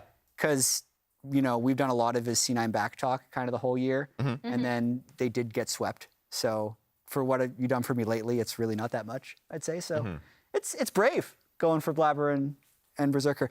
Anyway. It was random. I didn't Yeah. choose. Yeah, super random. So I want to go back a little bit Okay. to Team Liquid. Hit me. Because they're a team that has actually changed a lot throughout the split. And I think we have this on the telestrator. So we had our lovely stats team pull some stats for us. Beautiful. Aren't you that team, Jen? The way that this works, I'm gonna explain this graph a little bit. It's the combined kills per minute by week for Team Liquid, and the red line in the middle is the league average combined kills per minute. So, the first 3 weeks, when I combined these 3 things, they had the lowest combined kills per minute of any team I could find in any of the major regions at this point. They clearly realized this and immediately picked it up the next week, but then old habits kind of die hard and they went down. What's super interesting to this and is the 3 numbers you see as soon as playoffs start. 1.17, and I would circle 1.18. I think I did it. Yeah, Yep. I'm super good. Are some of the highest combined kills per minute we've ever seen. But just like the transformation from essentially down here to up here throughout the split is something you really don't see that often because they've only had about 2 months to essentially double the amount of action that they were seeing in their games, which is pretty cool. And I'm sure people are sick of hearing this, but I know the TL players themselves have talked a lot about how they were always like this in scrims. and then I know like Umpty has talked about it a little bit. They've talked about it publicly where they're like, we just kind of decided to start fighting. I'm not sure why that happens or what the thought process is if you are just like, guys, what's going on? But this was something that they've been pretty adamant and other teams have said about them is that they were always kind of this aggressive about playing around their bot lane in particular and having a much higher combined kills per minute in scrims. I'd wager that most teams, if not all teams, have a higher combined kills per minute in scrims. Definitely. But the like incredible canyon between what they were doing in LCS and what they were doing in scrims until playoffs is really interesting. And Wopa notes in chat saying TL taking notes from 100 Thieves. I mean, like, the idea from what we've heard is that Team Liquid's been doing it in scrims regardless, like, of who, like, I think the idea that 100 Thieves basically brought that out on stage and was just extremely aggressive regardless and just played how they want to play is probably like vindication for Spawn and the coaching staff for Team Liquid that have been constantly talking about, we just want to bring out the way we play in scrims on stage, like just flatly. And I remember APA also mentioning like what was the trigger for him, and it's always just that one series that is like, oh, like just playing with Umpty and scrapping as much as possible, like the way that we would do on stage. Like now we're finally comfortable doing it, and it takes some time to feel comfortable being able to do that, because a lot of the times on stage you're like, you just don't want to make a mistake. The one mistake that you make on stage, like, can feel extremely bad for your teammates, and also like there's always that weird mentality around it. So I like the fact that they have definitely changed. I don't think we'll see the same bloodiness that we saw in the Team Liquid FlyQuest series. That was insane. I think it was the bloodiest series in LCS history. In terms of total number of kills, but actually their most recent series was a slightly higher combined kills per minute. Okay, there it is. Graph. So they've had that. Sven, I want to know from you, like, because you've been watching the LCS, is there something about the way they played from the start of the split to now, aside from like just fight more forehead, that like is actually creating more action that you've been able to see? No, I think they're just playing better. Okay. I actually don't think TL has changed much the whole split. I think they're just playing better. Okay. I think they know their team identity the best of any team in the LCS right now. They play around their best, strongest players, and they draft well for their players. You know, Rail, control mid, just mid, wombo combo kind of team comp, and pick Yon, a strong laner like Kalista of ours. I don't think TL needs to change anything. Just play a little bit better than they did, and they will actually have a very good shot at winning the LCS, I think. So you think it's more of an indication low combined kills per minute is just because they were not playing well, so they're behind, so they're not willing to take risks, and they just lose. But it sounds kind of stupid, like just play better, but it really is what's happening, I think. I don't think that they've changed much in their playstyle from watching them. They're still playing a lot of skilling, I think, in mid at least. You know, Six, Aurelion Soul, tank junglers like Rel, and you know, I think they're just playing better than they were before, so therefore they're getting more kills. Yeah, I mean, we had Umpty on, I think it was last week or the week before, and he was talking about one of the ways that they generate kills, whether or not they were trying to do this in week one versus recently, but he was talking about the recent games, was they're just trying to annoy the other team over like everything. Like, they're going to hit your Gromp. They're going to hit this control ward. They're going to hit the blue buff. And they're just going to try to keep taking more and more until the other team fights back. Obviously, that is also how you should play. Yeah, exactly. But being more willing, at least what he said, is they're more willing to just lose the game over these things than they were earlier on. Maybe. Yeah, exactly. Yeah, I mean, I will say Umpty has been more active around the bot lane. Against Team Times, for example, we saw he was ganking earlier, 3-camp ganking on Volibear and stuff like that. So, but also like, isn't that just playing better as well? It's a hard argument to make where it's like taking more risk or playing better. Right? On Volibear, you have to take risks and play better. I think he's been more active on champ like Volibear and Jack. He's been in people's faces a lot. So I will say he's been more active, which is a good thing. But I also think he's just playing better than he was when he came here first in the first couple of weeks of the split. That's true. And also, Umpty has just been really proactive in playing through top lane. That's something that I've noticed. At least I checked the stat just to make sure, and he's like the jungle proximity to the top lane, he's the highest in the league when it comes to that. And a lot of the times that's enabling Impact to play a little bit more carry matchups, things that are just setting him up, setting up the gank well.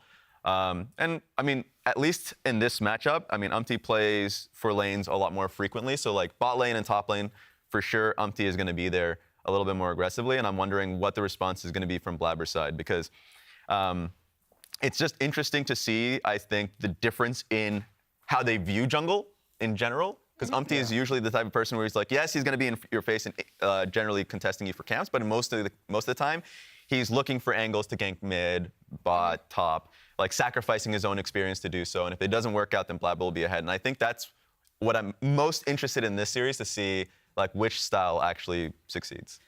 Do you remember the jungle proximity stats more for Umpty?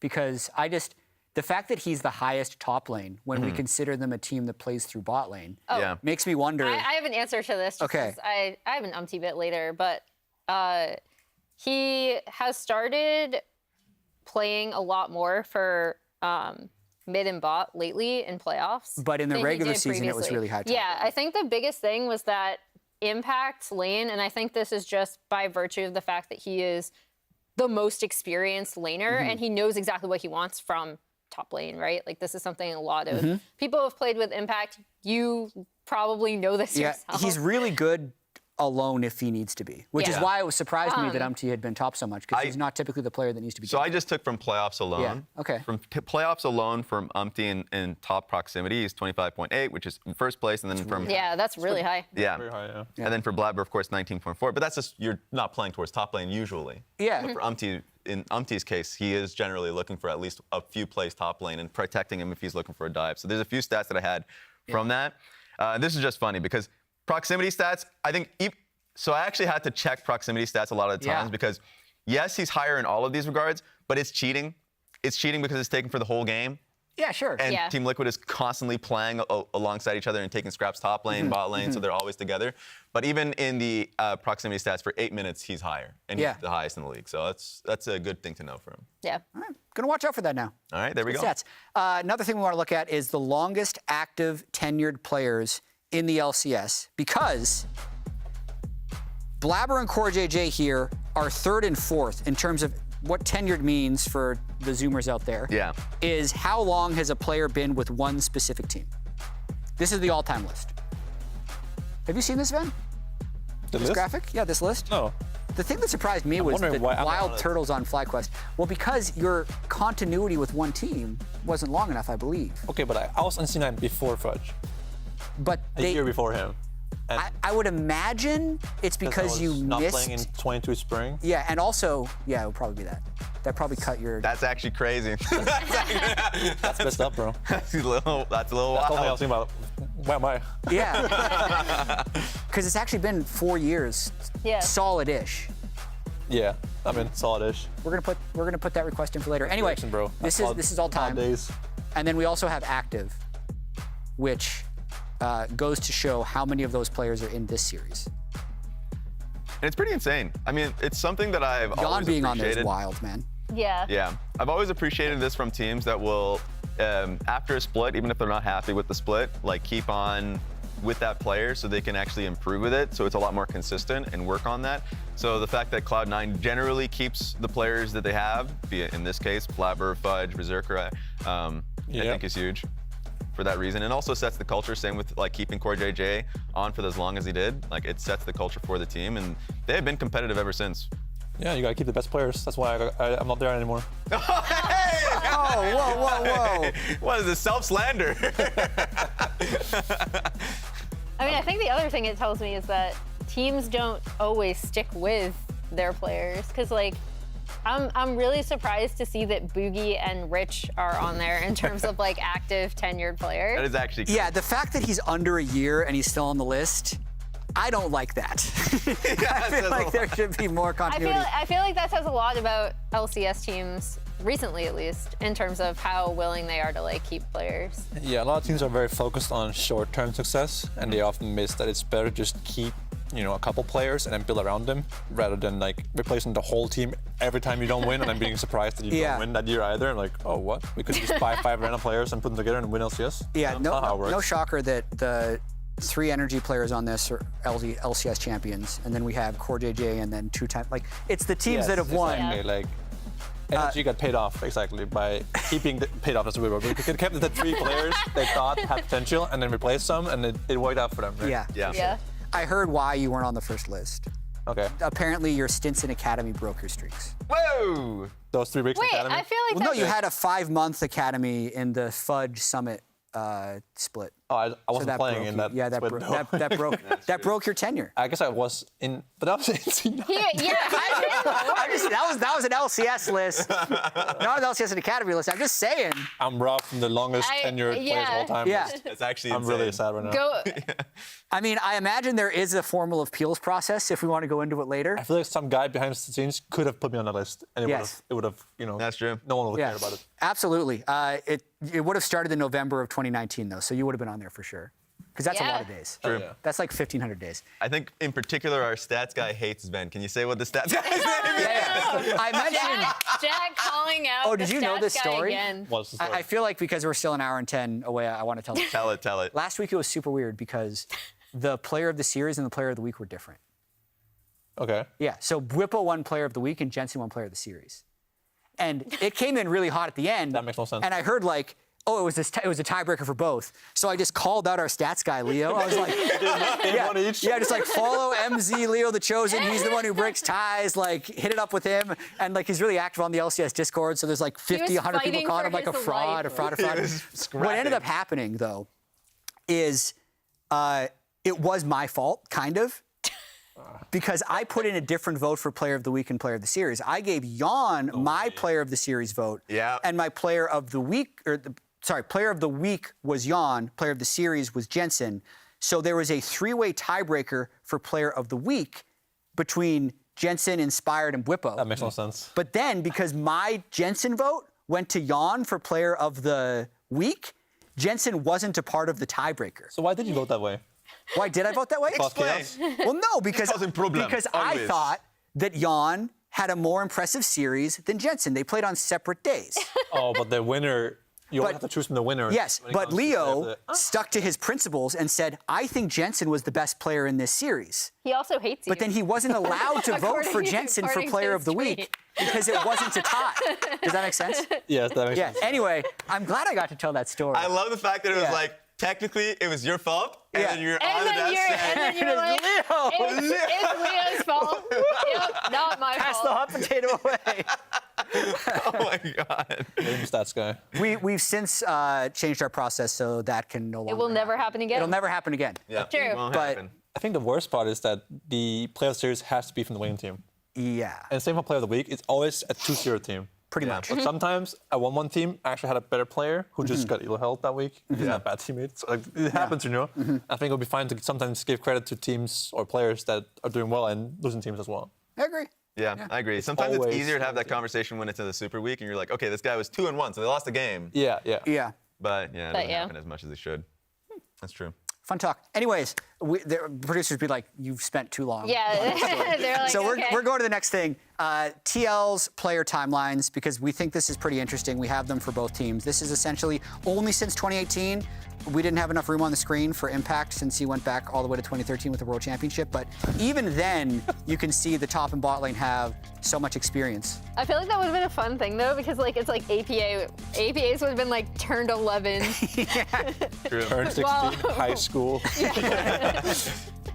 That was APA not in 10th grade. It was just turned 16. And this is something just a lot of new audiences will not know about APA, or even people that have known about it just completely forget the fact that he was just completely hot swapped in the summer split when he was in Team Liquid Challengers, but he wasn't even in Challengers for a long enough time because he had came in from Collegiate, from Maryville. Yeah. So from Maryville, then Team Liquid Challenger, into, actually, we need you for LCS stage, and then you're like, okay, I'm going to LCS stage, and then you find yourself going to Worlds, and now he's playing his full split, his first full split this year. So it's been a pretty quick and rocky path that he has had, but in the most blessed way possible, because I don't think anyone would imagine themselves to be thrusted in an LCS team, put into World's position in such a quick time. Yeah, I was talking to Degon about this. And Yeah. It's APA is so unique in his story because I think a lot of people who'd have him underperforming now, you'd be like, oh, you need to invest in your like long-term talent. Just because he's not performing now, like he's Yeah. not your win now,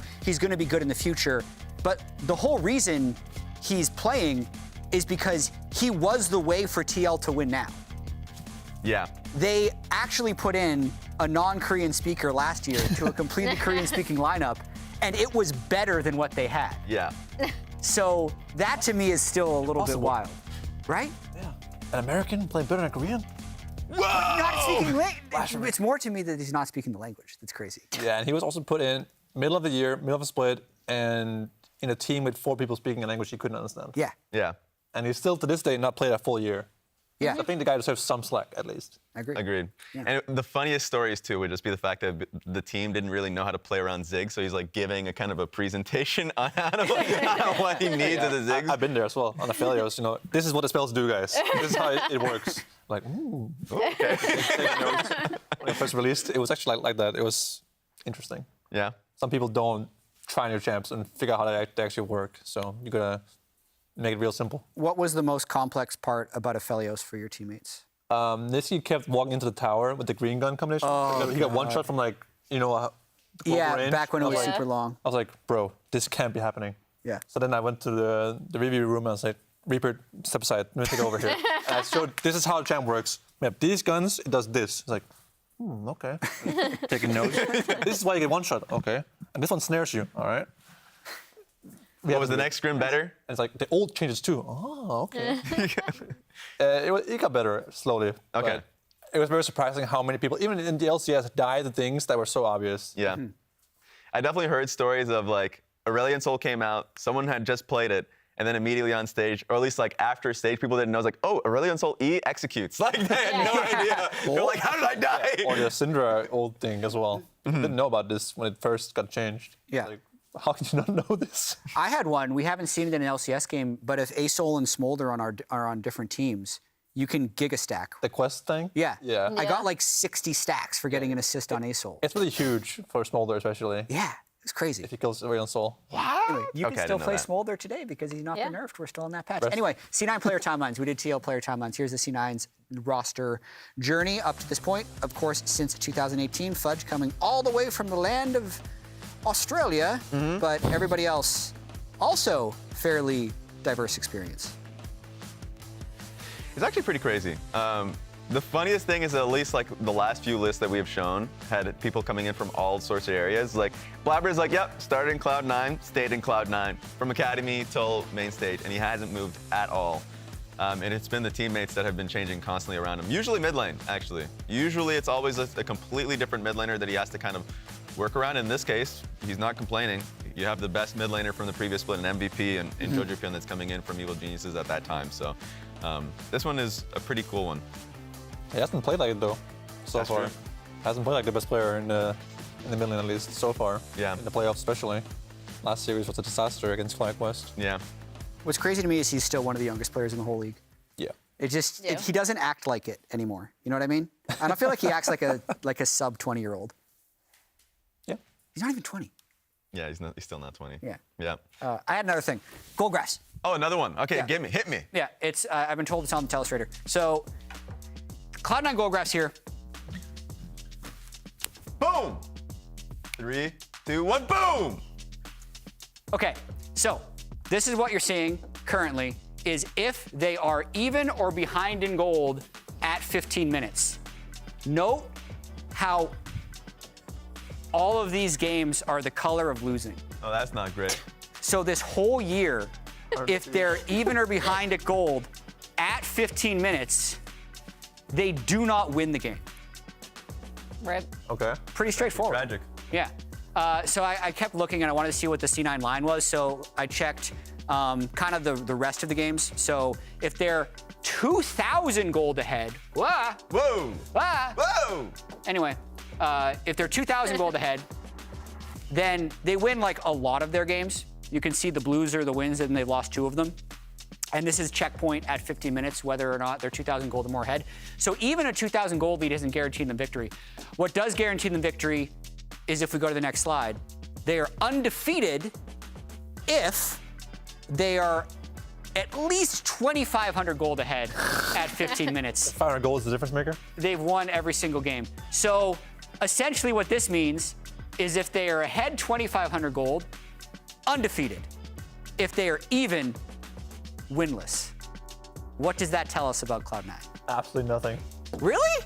I mean- think it tells us something. I feel like they have. Telling me that the 500 goal difference is all that matters? Well, it's a little bit less that. Like 2,000 still gives them a pretty good chance. They've only lost 2 games, went up Yeah. 2,000. Yeah. But I think the fact that if they're even or behind, they've literally never come back, tells us a little bit. I've agree. received some feedback in the Did chat. you? Okay. Cloud9 in the chat says, this isn't a very fun graph. Okay. Yeah, about this did you check to see how many teams in the LCS had come from behind It's a wins? great question. I did Because not. that is kind of interesting to me because I feel like most teams that are ahead by 2,500 gold are theoretically going to win the game. But Yes. off the top of my head, I think the thing that those gold graphs do point out is that C9 are not as cohesive when playing from behind. And they haven't put together, like, for example, one of 100 Thieves' biggest come from behind wins was against C9 after like a bunch of team fights where it looked like they had a Berserker Zeri who'd gotten a pentakill. That was a banger game. And they still lost the game after that mid lane team fight. So I think it just tells me that in a lot of C9's losses, they're either not setting up to take like 5v5s where it's like, you know, we're going to flip it and see what happens because we're already in a losing position anyway, which I think is sometimes what you have to do. Or they're just not nearly as cohesive and their opponents have been able to really, really shut them out like they did in the FlyQuest series. Yeah. Anecdotally for me, I feel like Cloud9 usually drafts for lane more than for overall team comp. Yes. Thing as well. They don't play as many mages. Yeah. Other teams do. And then they also don't seem to have a cohesive game plan of how they're actually going to win. So if they pick for lane and they're up by 2,500 gold, that's actually how you're going to win because at that point you just win every single fight. Yes. But in absence of that, usually the other team comp or the other team in general has a clear idea of how they're going to win. Like the FlyQuest series, I think, was an encapsulation of this, where they picked for lanes, they got a bunch of grubs, but they never crested a big enough gold lead so that FlyQuest took the first 2 dragons, and then the only way Cloud9 wins is like a 35, 40-minute game, in which case they're outscaled. So that's what I was hoping to illustrate to that. Maybe we'll see it play out today. And something for me is, at least mostly in the regular season, their team fighting has been at least the one that's hit me the most. Versus Team Liquid, which is a great comparison because they're playing the series today. I remember during the regular season, they had like a Rift Herald fight. They had a pretty large lead as a team, but then they were kind of conflicted in where they wanted to take the fight, and then on top of that, where to exit. And these are just things that you kind of have to be on the same page on, which they have improved on greatly, and I think that's going to be what I'm looking forward to, is seeing how they team fight and what their game plan is when they come back into the map. Yeah, absolutely. So you can see we're still 58 minutes away. However, we have a VLCS promo. Zvelcs promo. Zvelcs. Check it out. Celsius. Hell yeah. Zvelcs. Don't ask me. Welcome, Europeans. You're here to watch the LCS. Great choice, but maybe you're wondering why. What's the best reason? Well, because no one wants to watch SK Gaming versus Vitality, of course. And also, me, Sven. I'm here all weekend, so you have no excuse not to watch. Who better to accompany you on this journey? From EU to NA, and the same person seeing it all from both sides. Sven is everything you need. I'm Support King, and I'm here to support your viewing of the LCS. Not just a great support, by the way, I've also been a top tier AD carry in 2 different regions. I can carry you all the way to the LCS finals from the comfort of your own home, or the seats of the Riot Games arena. Tune in now for your best viewing experience. Choose Sven. I'm a pro player, I'm a caster, I'm an analyst, I host podcasts, I can do it all and more. So what are you waiting for? LCS has arrived. You're welcome. All right. Not bad. Thank you.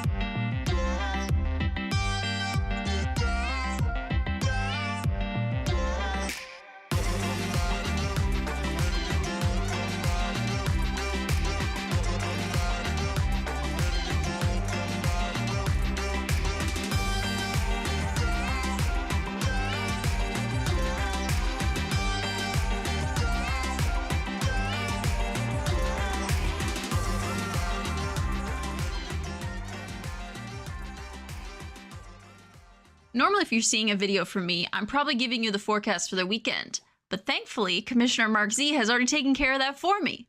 So I thought of a different way to talk about the LCS this weekend. And we are going to do it strictly using science. We are going to predict who is going to win the LCS using the tried and true water cycle, aka the hydrologic cycle.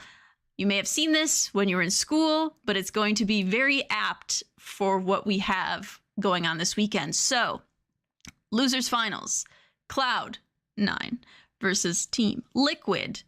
You can't have one without the other. You need the Clouds to get the Liquid. However, when the Clouds keep raining themselves out, the air that the Cloud was in is much drier now. So the Clouds dissipate. So what does that mean for the LCS finals? This is going to be a heavy downpour. This is just going to be a monstrous rainstorm. It's going to go all 5 games. There's going to be kills all over the place. It is going to be a riot. But at the end of the day, Cloud9 will just run out of gas. It'll just dissipate. And what you have left will be Liquid. Now, going on to the grand finals. Liquid still playing their same role here. And FlyQuest, the tree org. Now, trees need Liquid in order to survive. You need the Liquid coming up through the roots, passing through the tree, and then eventually being evapotranspirated from the tree back into the atmosphere. However, the Liquid comes and goes, and then it's gone. It goes back, and it restarts the cycle all over again. However, what is left remaining at the end of the day? Unmoving, unwavered, unfazed, that's FlyQuest. And they're going to win the LCS. Oh, shit. Welcome back to the LCS. You can see Team Liquid arriving. Cloud9 is here as well. Also, for those of you watching, LEC is currently in their second game of their last series. If that ends up ending early, we are going to start early. If not, we're going to start on this clock. Just to give you an update, there's C9 walking in. And we moved. Hey! Hello. Never before seen location this year for us. True. We actually have this stage. I feels like this part's been... I've never been up here before. I'm not going to lie. Yeah, first time I've been up here. Yeah. Because it's not the caster desk. It's a completely different desk that we have just made it. It's another caster desk. Yeah, exactly. They just keep finding space up here for us. We were on the stage last week. True. We got enough space for Sven, even. Hell yeah. They had to raise the ceiling in this. Yeah, they moved us down. Normally, it's a lot higher. Anyway, we're going to be here to break down the rest of the pre-show. But first, Emily had a C9, Are You Smarter Than, to see if C9 was smarter than Blabber. This C9 duo was nicknamed the Swole Bros. How many LCS titles does Team Liquid have? Bro, that's so easy. Who played in the first ever LCS finals? Doesn't know.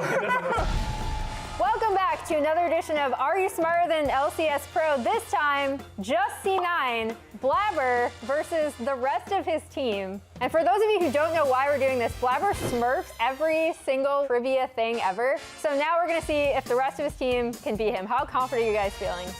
It's disgusting big ego and he's trash. Wow. First round, LCS history. Each of these are worth a point. Blabber, send yourself up. Okay. We actually, All right. we actually can win this one, right? All right. Put our hands somewhere? Yeah, okay, your hand has to be behind your back. In what LCS split did C9 win their first title? Doesn't know. That means 2018, right? They did. 2016 spring. 2013 summer. Yes, a point for Blabber. Next up, all right. Which former C9 jungler has also played for Team Impulse and KT Rolster? Rush. Yep. Let's just wrap it up. I didn't know, man. All right. This C9 duo was nicknamed the Swole Bros. Golden Glue and Sven. Yes.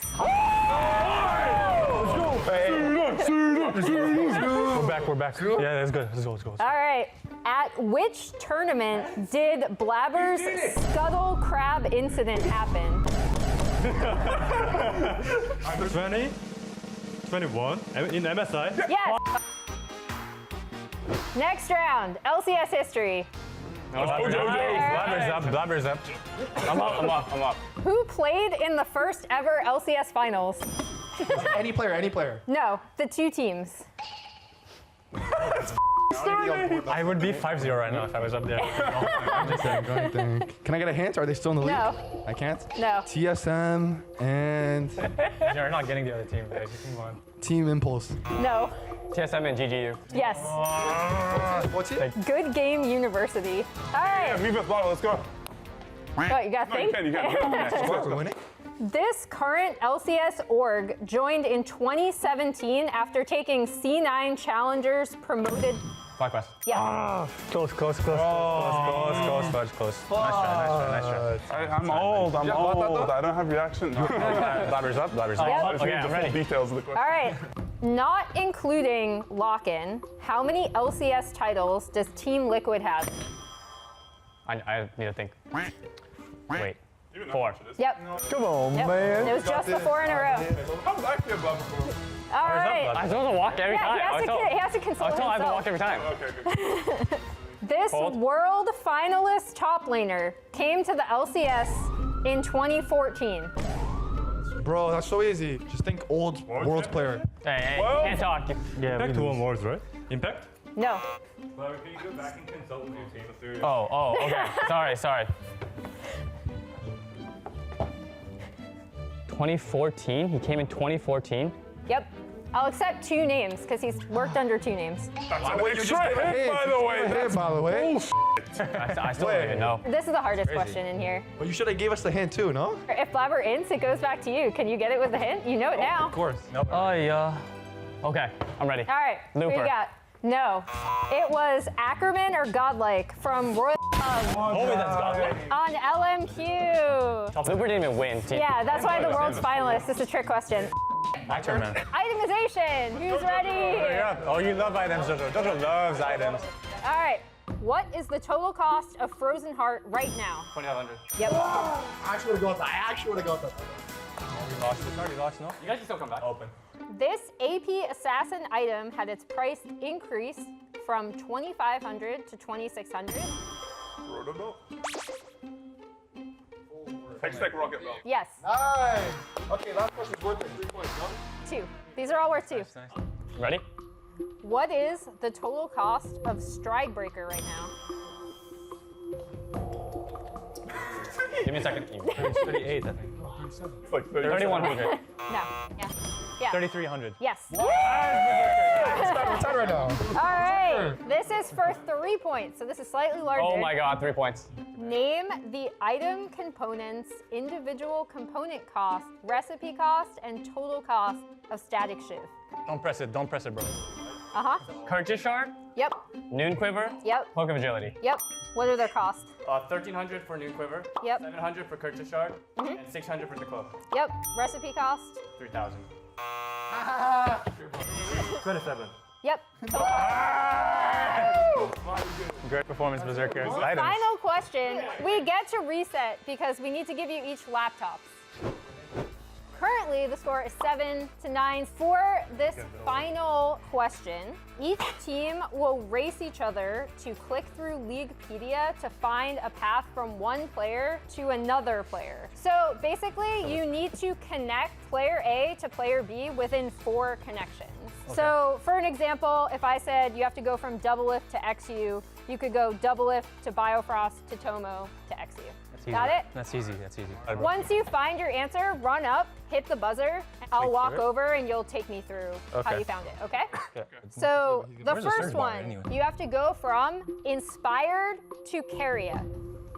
I can't click on this. I'm gonna buzz already. Okay. What's your path? What do I do now? You show me your path. Okay, well, come here, I guess. Yeah. So, inspired. You want to click on EG. There's ads and shit. Like, I can't do this. Okay, so then you go to Evil Geniuses. Then you find Impact. Yep. Can I just, Yeah. Impact to T1 to Faker. Yep. Okay, thank you. Close right away. All right. You have to go from Armeo to BRTT. If both teams want a hint, the easiest thing to do to look at rosters is go down to like see all of the tournaments they've played in, and then it gives you all the rosters on the right side. Okay. Okay, we might have it soon. Okay. Got it? Yeah. Okay. All right. Armeo was on the same team as Revin on C9. Revin was on the same team as BRTT and Flamengo in 20. Wow. Okay, that's not the one I was thinking of, but that is correct. Hey, very efficient. All right, last one. APA to Chovy. Oh, click. Chovy and Piosik. right? Did they play together? Chovy, Piosik, APA, right? Did they play together? APA with Piosik on TL and Piosik with Chovy and DRX in 2021. One. Yeah, that should be correct. Woo! All right, C9 come out victorious against Blabber. Thank you for joining me. Thank you, C9. Thank you. Great job, everybody. Thank you. Good job, guys. See you next time. Sun is back. It's even verbalized here. I'd be like, he's cheating! He's cheating! That was close. Specifically to Berserker. Yeah, I think if Blabber had won all of his button presses, like I said, he absolutely knew like all of the answers. And then on the other side, we have Jojo just winning every button press, not knowing the mechanics. Yeah, great mechanics. Yeah. So just for an update for those of you watching, if the LEC does complete, we're going to be starting. Okay. So that 42-minute timer is if they go 3 games, that's when we're going to be starting. But there's a decent chance we're going to be starting earlier. It's fine. It's Giants versus Fnatic. We should be fine. Shouldn't be an issue, right? I mean, you never know. I'm watching right now. They're pretty close. Anyway, what we want to talk about is this upcoming series, Team Liquid versus Cloud9. Emily, I know you've been a jungle pathing fiend for years. True. What do you find about Umpty? He is going to be in your jungle between like 250 to 4 minutes. Unironically, I went back and looked at, these are his last 6 games, not including their 4th game against 100 Thieves, where he didn't invade at all. He did have a mid like gank look at 343, but didn't really invade. These are the timings of all of his invades on the clock as we can blow it up. He is so consistent. In the FlyQuest series, it was an average of 3 minutes, 9 seconds that he was in the enemy jungle or crossing the plane. In Dig, it went up a little bit. I think that's because they were kind of stomping a lot of those games. So it's 3:56, and XU did have a really good game 1, like early path. But then against 100 Thieves, it went back down to 3 minutes and 7 seconds. For a total across all 3 of his playoff series, 3 minutes, 21 seconds, guaranteed. Umpty is going to be in his opponent's jungle. Is he a fiend, though? Seems like jungle a invade fiend. Yeah, he's addicted to counter jungling. I guess the question would be, like, usually when you're invading that frequently, you'd be considered a really flippy player, which I guess he kind of flips, but I don't remember that many games that you're like, oh yeah, they completely lost the game because of that disaster off that Umpty invade. And a lot of it's just because of the bot push that they would have. A lot of times they are drafting with bot shove or at times with like a Callista lane, which means like they also, unsurprisingly, have the highest Drake percentage of the league at 75% in the playoffs, just because a lot of times they will use bot shove to either go for an invade on Krugs, as you've shown in a few of those instances, or to go for Gromp if they're on the other side of the map. So like, I think he's most of the time doing it in an intelligent way to get something out of it, either a dive, and if it's not there, he will like look to take a camp.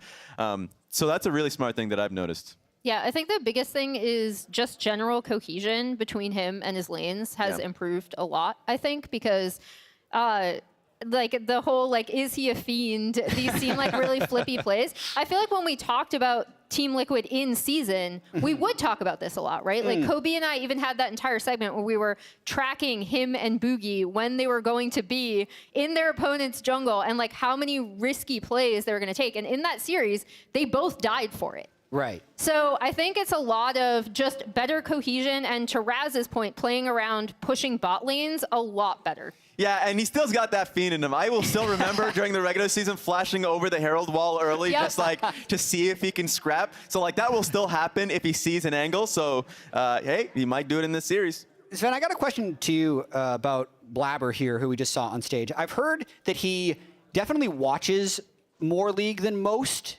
junglers. Do you think the early invades from Umpty is something he will have a plan for going into the series, or you think he's more just going to try and play, like Blabber, play his own game? I think he will have a plan for it, but not because of watching other leagues or other games, just because all junglers always think about the first 4 minutes the most of any part of the game. They think about, where can I go to get a crab? Where can I go to not get invaded? Where can I defend the dive? Where can I dive? Where can I gank? You know, all these kind of things. So I'm sure they'll have a plan for it, even if it wasn't Umpty. Right. Just because of, you know, matchups and lanes, you know. So I think he will definitely be ready for anything Umpty does. And also, of course, they have, you know, scouting reports and such. And, you know, I'm sure they have a jungle pathing fiend as well, who is telling them that Umpty will be in the jungle at 4 minutes no matter what, if he has priority in his lanes, or a champion that can do it 1v1, right? So definitely he'll be ready for it. I mean, it's an interesting concept of tracking the like pre-4 minute, 30-second invade and how Umpty seems to be doing it every single game. I'm trying to think just anecdotally how often we think Blabber would invade within that time frame. I think Blabber definitely does invade if he has prior lanes and he has something to get there. Generally speaking, if your lanes are winning, just find a jungler and looking at him and doing nothing is good. You don't have to take in camps or do anything. Kill him. Just stand there and look at him and be like, hey, what's up? Eye contact. Then mid, top, and bot pushes and they're winning and they're like happy because they can't get ganked, right? Yeah. So it's really fun to have a standoff in the jungle as well. And one thing I think we've always credited Blabber for is kind of being able to counter jungle really efficiently. Even when the meta has trended towards junglers who are more interactive with their lanes, Blabber has always been really efficient in that regard. And I think, you know, the most interesting thing in looking at like this statistically is that Umpty's counter jungle and forward percentage rate was so high when we've had Blabber like be that counter jungle force in the LCS for so long.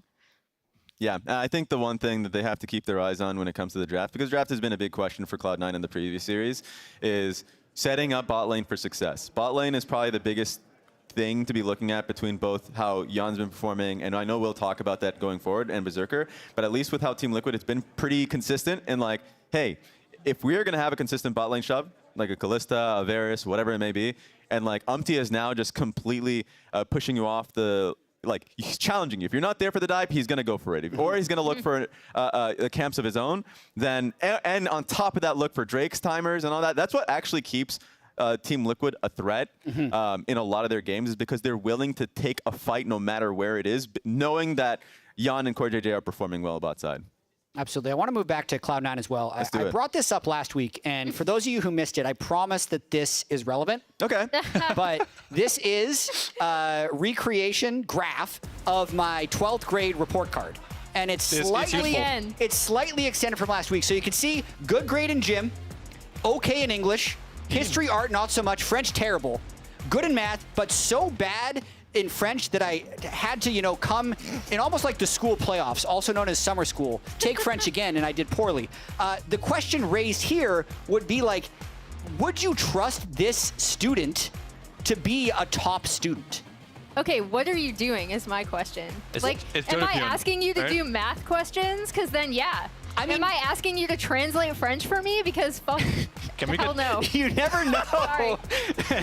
Je m'appelle, swear word. So I would say it does depend on the draft of life, in which case Cloud9 would follow the exact same report card if you look at their season so far from week 1 to 6 to playoffs to last week. And it will bring up the question, is C9 back? My answer last week was yes, and this week, hell no. Sadly. And it's always that piece of copium where it's like, I did really well in week 5, Mom. Like, look, I'm doing well in my studies. I just slipped up once. And you want to have that faith. It's just not, it's not there anymore. But if they manage to draft themselves a math test that relies on their hands, then it could be fine. They just have to stay away from like the French ASOL smolder comps. No? I'm just lost here. I don't know how you managed to get your 12th grade report card into the LCS broadcast, but you did it somehow. I can sneak anything into the show, man. I golfed last week. I got my report card becoming concerning. I think Jojo probably didn't finish 12th grade. Oh, and interesting. I know for a fact Berserker didn't finish 12th grade either. Yeah. So. Well, you never know. I think his French is. Let's test it. In terms of C9, like quote unquote being back, I know you've kind of been at the C9 facility. What do you think they need to do going into this matchup? Like, what C9 What do we need to see from C9 in order for them to take this series? Well, they need Jojo to get at least 1 kill. Otherwise, it's That's over. a start. That's a start. But seriously, when they've been banning Ari and Nico versus Jojo, he hasn't been looking as good as in every other game he played. To find a way to enable him. I think that it's clear that APA and Jensen are better control mage players than Jojo Pyun once Asir is out, which he's been the whole playoffs for a while now. And will continue to be. Yeah. He will be as well today. So I need to find a way to enable him, play more 2v2 mid, use Vulcan's lane pressure to actually play 3v3 mid, get him vision, get him into the game, because he was just dying to every gank. Versus FlyQuest, he was just getting farmed, like a 7th camp by Inspired, basically. I mean, it's true, like he was dying a lot for no reason, and I think when C9 wins ball lane, which they did a lot against FlyQuest, they had to enable him more by going mid, getting vision, getting him into the game. He just seems not as comfortable playing champs like, Karma and Talia and Wei compared to like Jensen and APA who plays Soul and A6 as well. I still get this feeling though, and I know we talked about the gold graphs earlier in the show as well, where when Cloud9 is substantially ahead in the early game, 2,500 gold or more, they're undefeated. If they're even or behind in gold at 15 minutes, they are winless. And I also got the follow-up stat that you guys requested on that. The league average for when you are behind at gold in 15 minutes is 23 wins, 57 losses for a 29% win rate. Cloud9's win rate is 0. Yeah. So obviously, there's going to be some variance. A 5 gold deficit versus a 7,000 gold deficit is going to be a lot different. But I think it does speak to their inability to play well from behind. How about a follow-up stat of how is he doing when Jojo Pyun is doing well or not? I like those stats. Those are so hard to pull. I used to pull those all the time. Well, stats guy is here for a reason, right? He is. That's true. We're looking at you. He's just catching strays all through this podcast. It's so funny because this was the strategy that Team Liquid in particular had versus Evil Geniuses last split when Jojo was on the team, and he was the guy. He was the MVP of the team. A lot of times, if you keep him down, then you don't really have any options past that. And in this time around, FlyQuest. Basically, you're right. There were a lot of times where it was just a free kill, at least through mid. But then there was a lot of times where he's playing as well as he can, and they're just targeting him on side lanes. Like, literally just camping in a bush, Inspired just waiting at any point.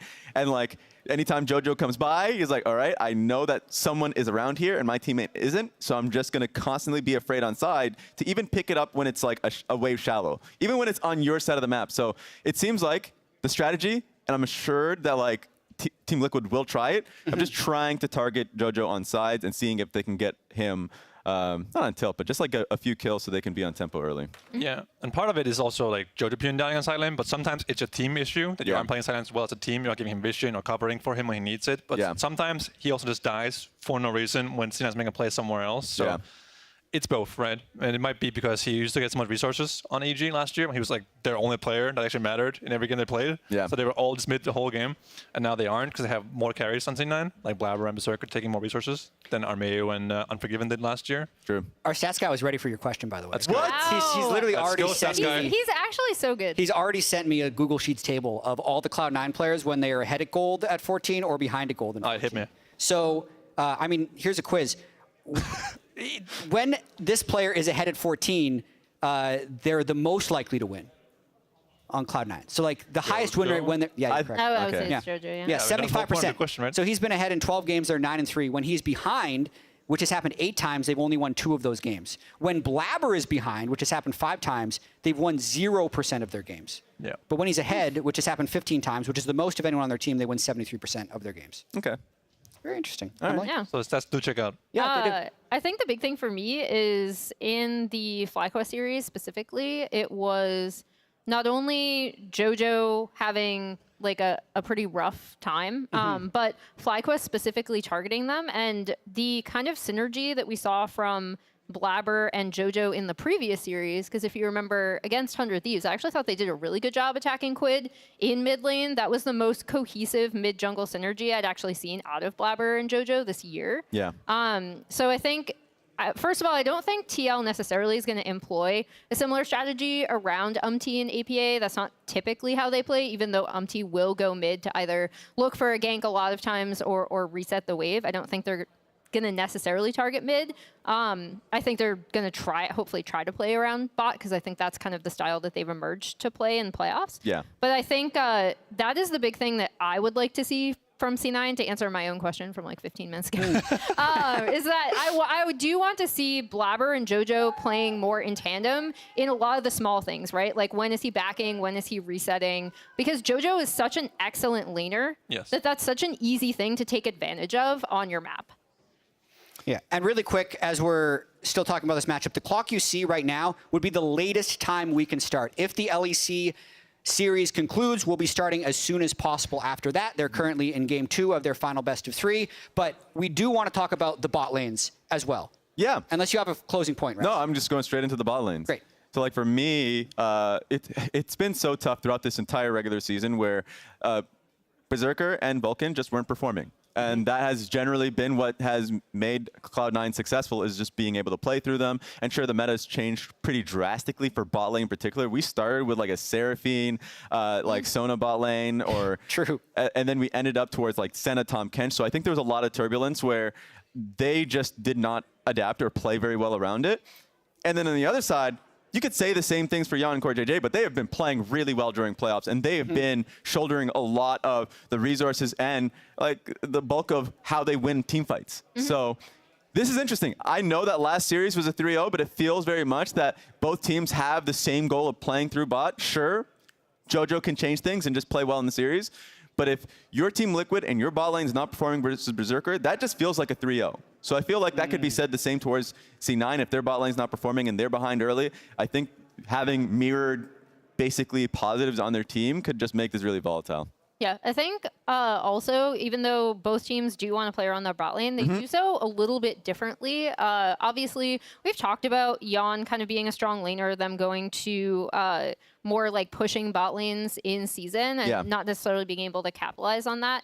I think you see C9 doing a similar thing with Berserker now, but I also think the thing that I really like about the way that TL have been playing more recently is their front-to-back team fighting around Yon's champion pool, right? As we see, it is really interesting that Berserker has not played a champion that Yon has not played. That's crazy. This split. Which is really interesting. And then when I was talking about pushing bot lanes, obviously you see the Varus, Kalista, and Lucian both shared by them. But yeah, I think that's the biggest thing, is like how each team plays around their bot laners, and TL have decided that they really want these 5v5 front-to-back team fights. Yeah, we are going to be getting into game much faster than this 26 minutes, but first we also want to talk about the all-chat epidemic that has made it to the LCS playoffs. Hell yeah. I think the reason why I talk to my opponents is just because I just get in their head. You know, makes them play a little bit worse.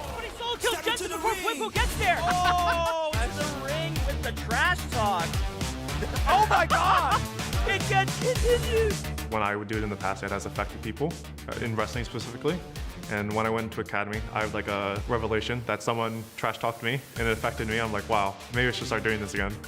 Yeah, I mean, APA loves trash talking, but I feel like when he talks, he plays much worse, so it's kind of a good thing. Like, I remember APA sent an interview, if someone talks to him, he gets really in his head, so obviously if I get in his head, that's a good thing, right? So I'll just talk back to him. 사실 저는 작년부터 상대가 조조편이나 APA면은 바로 그냥 게임 시작부터 차단을 받고 시작하긴 해서 플라이랑 TL 경기를 할 때 그 APA 선수가 되게 채팅을 많이 쳤잖아요.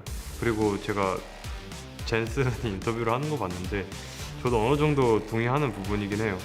It is taking focus away a bit because it's really hard to focus when like a bad player is talking.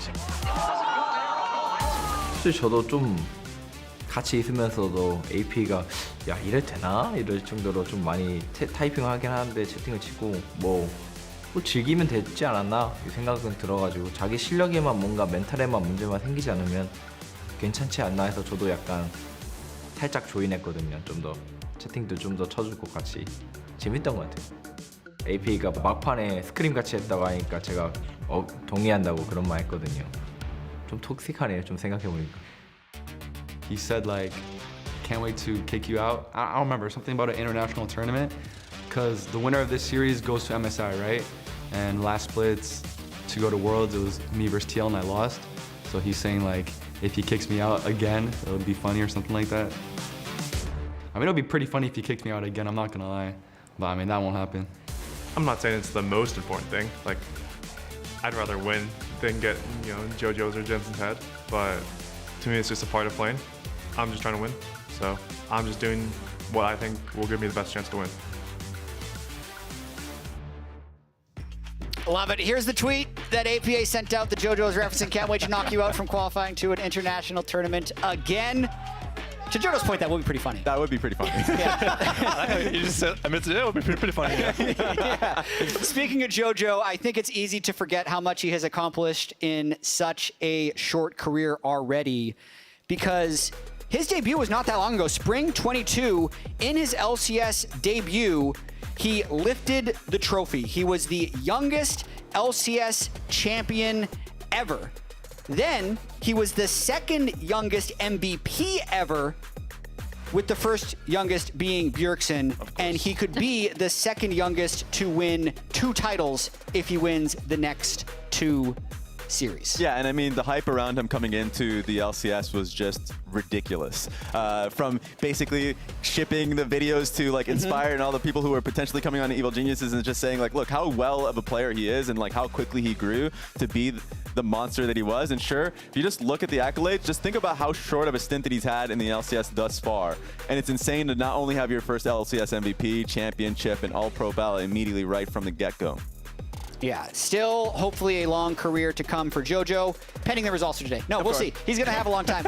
I got to get into predictions, though, right away, because I think this series could go in a number of different ways. Also, shout out to everyone who sent their predictions in, because we have more than just our predictions today. Sure. We have a number of predictions for a wide range of opinions.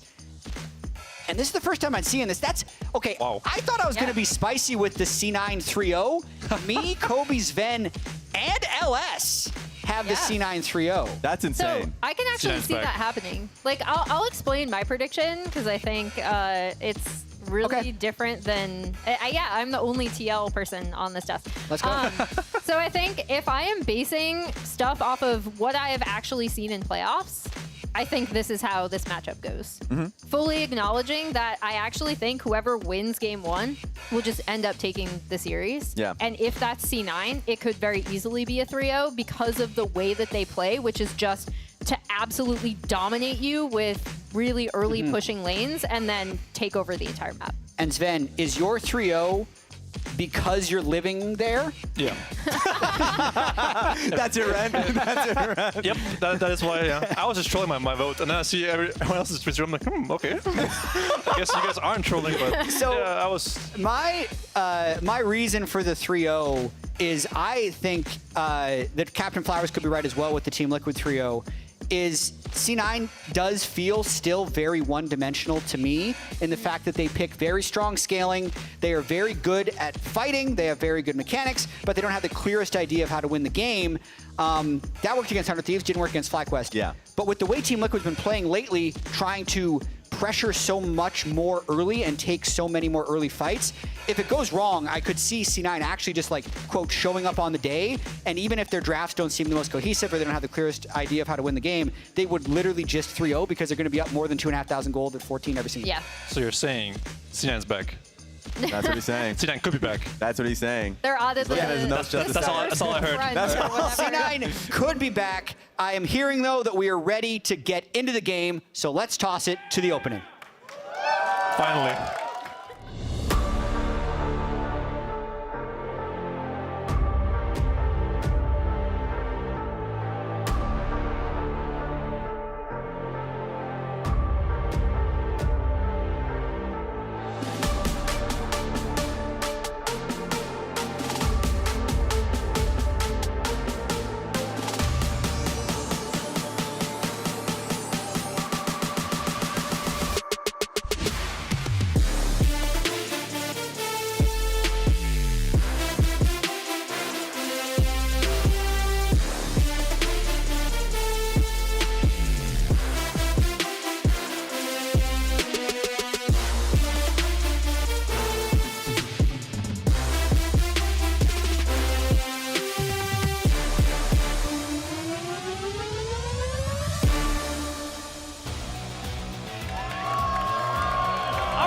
To the studio, we have Team Liquid Honda and Cloud9. 2 of our 3 finalists going head-to-head for another shot at FlyQuest and a spot at MSI. Welcome to the Riot Games Arena here in Los Angeles, California. Let's welcome in the teams. First up, a star-studded super team with 3 former MVPs and a sky-high ceiling. Will we see that potential realized? It's Cloud9!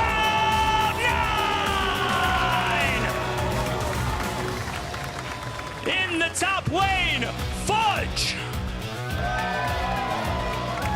In the jungle, Blabber. At mid lane, Jojo. At AD carry, Berserker. And at support, Vulcan. Their opponents, doubted in the regular season. They surpassed expectations and pushed FlyQuest to the brink. Will they make the lower bracket run? It's Team Liquid Honda!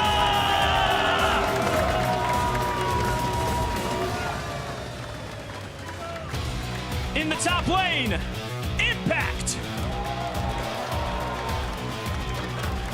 At jungle, Umpty.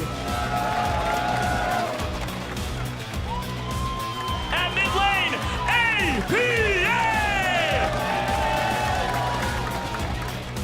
At AD carry, Yon. And at support, Core JJ. Only one of these teams will punch a ticket to MSI and Grand Finals tomorrow. Vamos por último tiempo one last time. Make some noise for Cloud9 and Team Liquid Honda!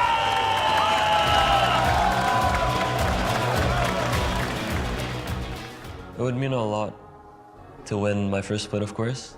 It would be kind of like a way for me to look back on my accomplishments and actually feel that I got where I am because I deserve it and because I've worked for it. We gon' let them know my story. They got they go the glory. My mama said you're gonna be a champion. Yeah. My mama said one day you're gonna be a champion. From the beginning, when he was playing the League of Legends, he said, Mama, I want to get something, I want to be something. He's a very determined person, that's why he got this level. FlyQuest are looking to challenge for their first ever LCS title. We left home, we left where our family was, our friends, just so they could give me and my siblings a chance to grow up with more opportunities. I know winning makes them really happy, so it would also reflect on how seriously I guess I take it for them.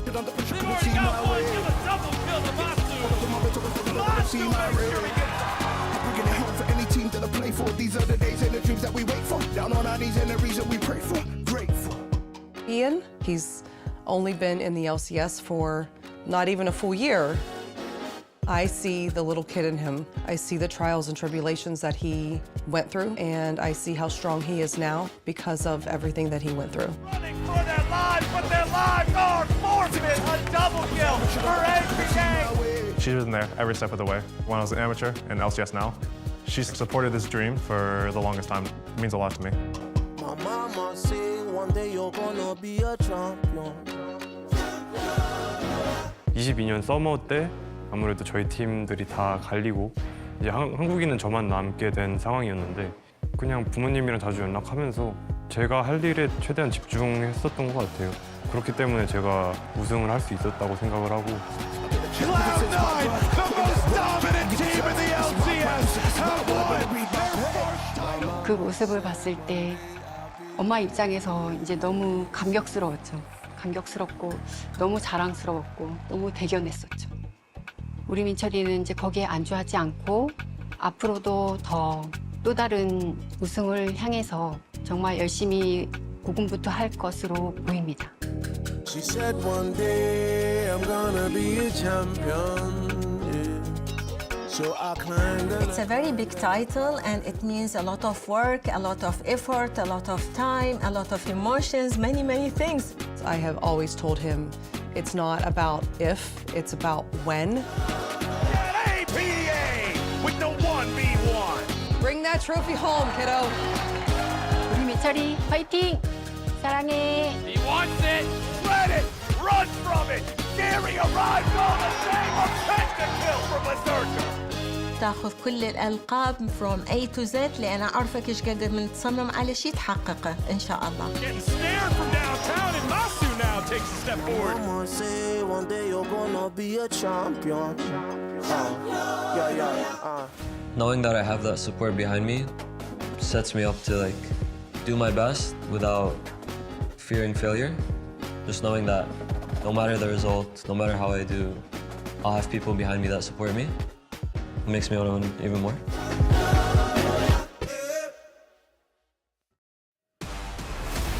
Ladies and gentlemen, welcome to LCS Finals Weekend here in spring 2024. Today, we are going to find out who gets to move on to the finals to face FlyQuest and who will be going to MSI after spring wraps up. I'm Captain Flowers, joined by Azael and Kobe for what I'm hoping is a 5-game banger. Gentlemen, are we ready? I'm the only one who predicted 5, though. You guys both predicted 3. I win either way. I'm either right or we get a better series than I predicted. All right, I'm playing the mind games, boys. And already we are getting an exciting game because Team Liquid are trying to do a little bit of what FlyQuest did. In game number 1, they let Kalista and Renata go through as a pairing for Cloud9. Cloud9 immediately snatched them up, but were unable to snowball and win the game. And a lot of it was they got outraged. And let's look over what's over on the other side. You have Varus. This could be Poke Varus paired up with the Ziggs that has been so successful for APA, has been very good on the Ziggs, on the Aurelion Soul. We have to find what are the adjustments that Cloud9 has actually made after that FlyQuest series where they got thoroughly outplayed.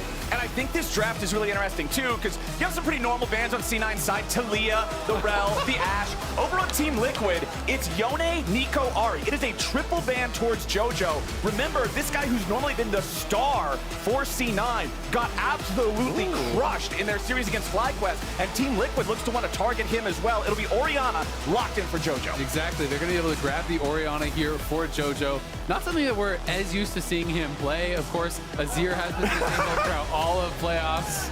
Me too, buddy! Me too! The Zyra, let's go! Locked in for bottom lane. Some pushing power. Talk about some aggressive 2v2 on bottom lane. There's going to be fireworks. There's going to be junglers. And this is going to be almost guaranteed, I think, Poke Varus. I think you play probably double comment bot lane. You're going to be really looking to play for that prio on bot side.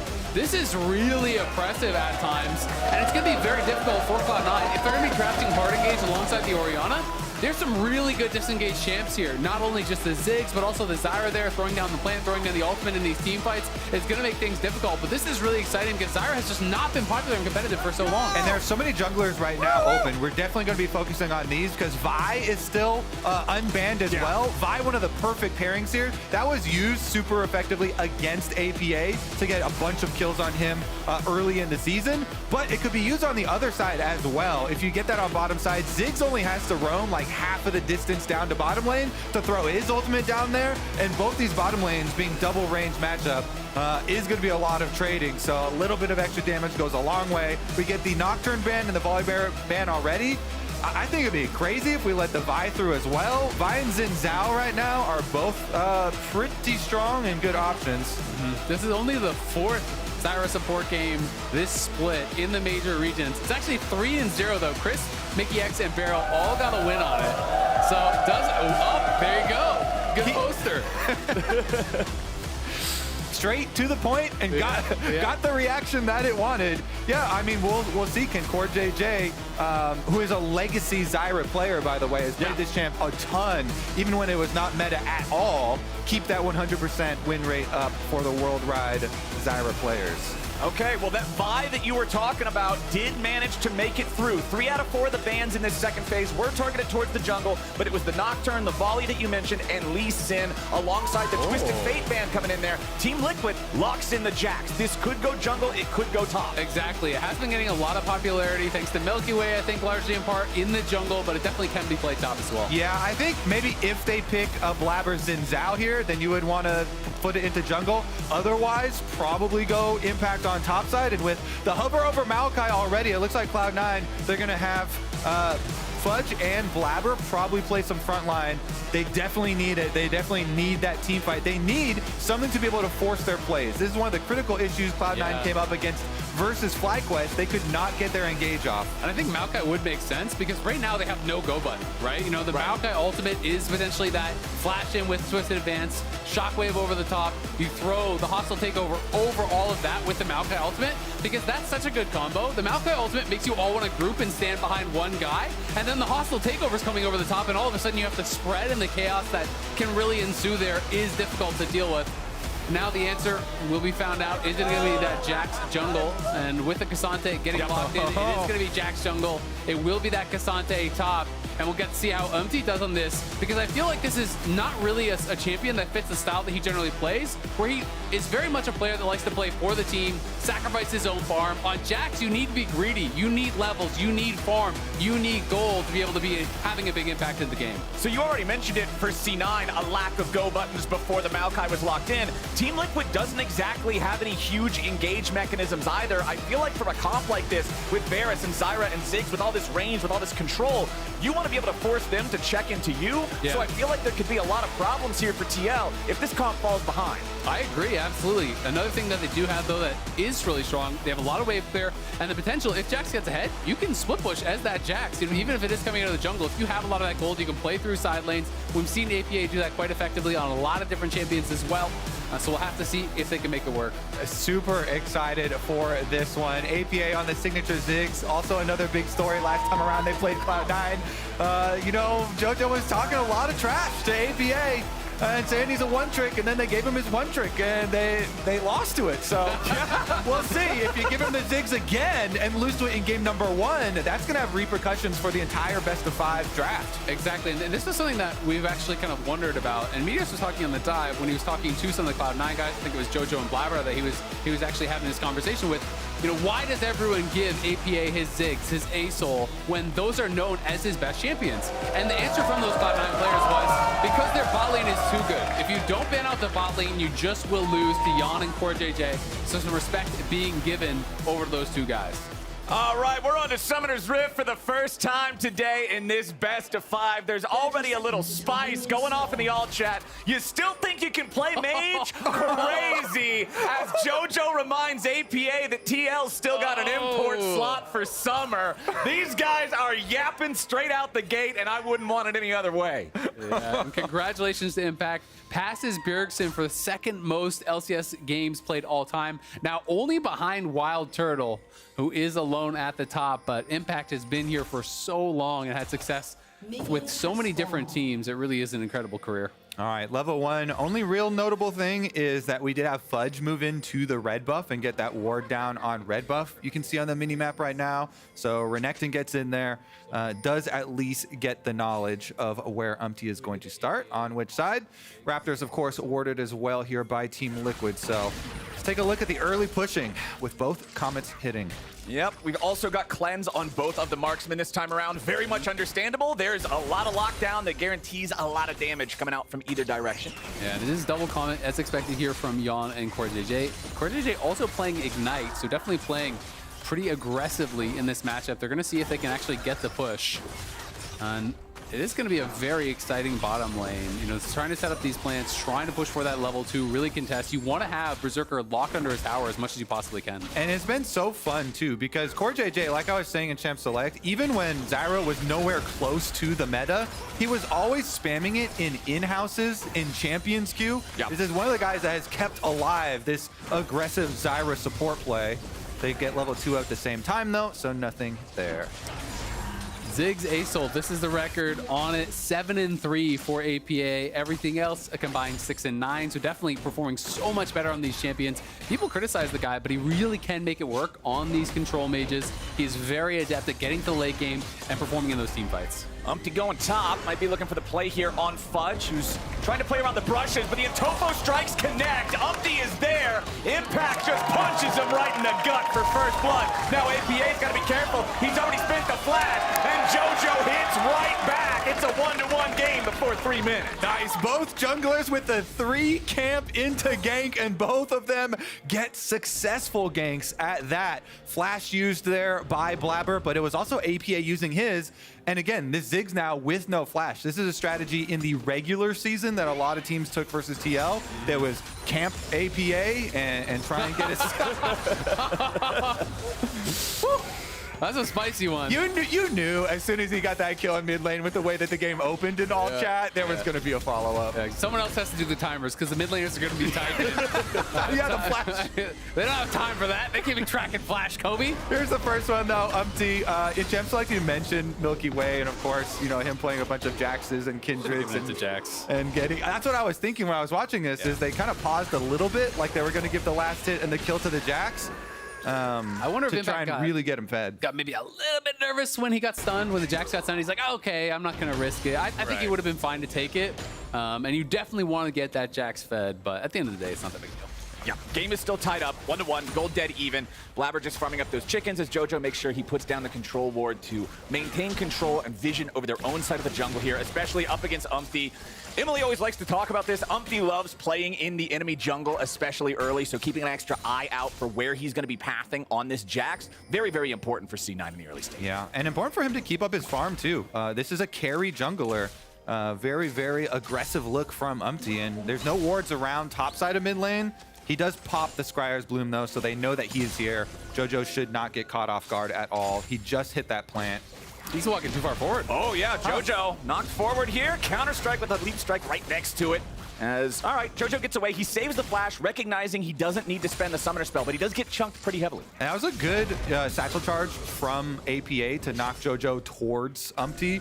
It looks like Jojo was confident in wasting a bit of that Jax time, even with the Scryer's Boom being popped and knowing that he's on the top side. He didn't like aggressively go all the way to hover bottom side of mid lane. And it is going to be the trade of those early game objectives, since Umpty did exit mid lane right back through the top side and go up towards Grubs. Blabber's just going to move on down towards bottom side and try and control your dragon stacking with your Kalista Renata lane. Yeah, we haven't touched on it too much, but Jan is actually down a couple waves already in bot side, so he's going to be able to pick up a bit of this farm, but he's down, you know, a wave and a half or so this early on, so they haven't really been able to maintain the push. They really wanted to get Berserker and Vulcan pushed in and poke them out under tower, but because Vulcan and Berserker have been able to, you know, maintain that push, they've been doing a good job actually sidestepping a lot of these skill shots. Well, they're locking Jan under his turret. That's why Blabber is very happy to play down towards this bottom side of the map. Berserker and Vulcan try and play off this snowballing bottom side, give up those early grubs on the top side, especially with the top side successful gank that went through for Team Liquid for Umpty. And there's been a lot of talk about, you know, how good is Berserker now? You know, is he him? Is he not him? We've had pros talking about, you know, he used to be really intimidating. He used to be this really dominant player. He's not anymore. Whipple was one of the notable guys, you know, speaking about that. But they have had some really good early games. It just hasn't always been able to translate. You know, we think back to last week, had a great early game on the Kalista. Shockwave's going to connect. Whoa, Jojo committing the ulti here, staying right on top of APA. Needs a little bit more damage to finish him off. Doesn't quite find it. Umpty shows up.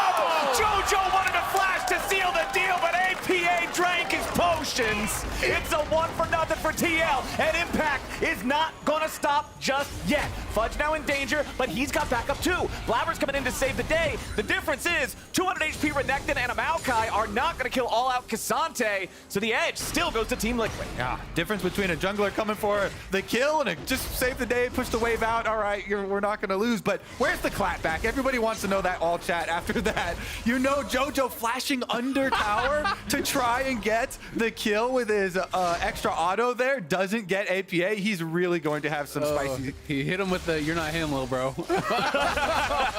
Oh no! And Jojo does not have a flash this time. They don't get on him fast enough to keep him away from the safety of the turret. But man, it's getting spicy here in the mid lane.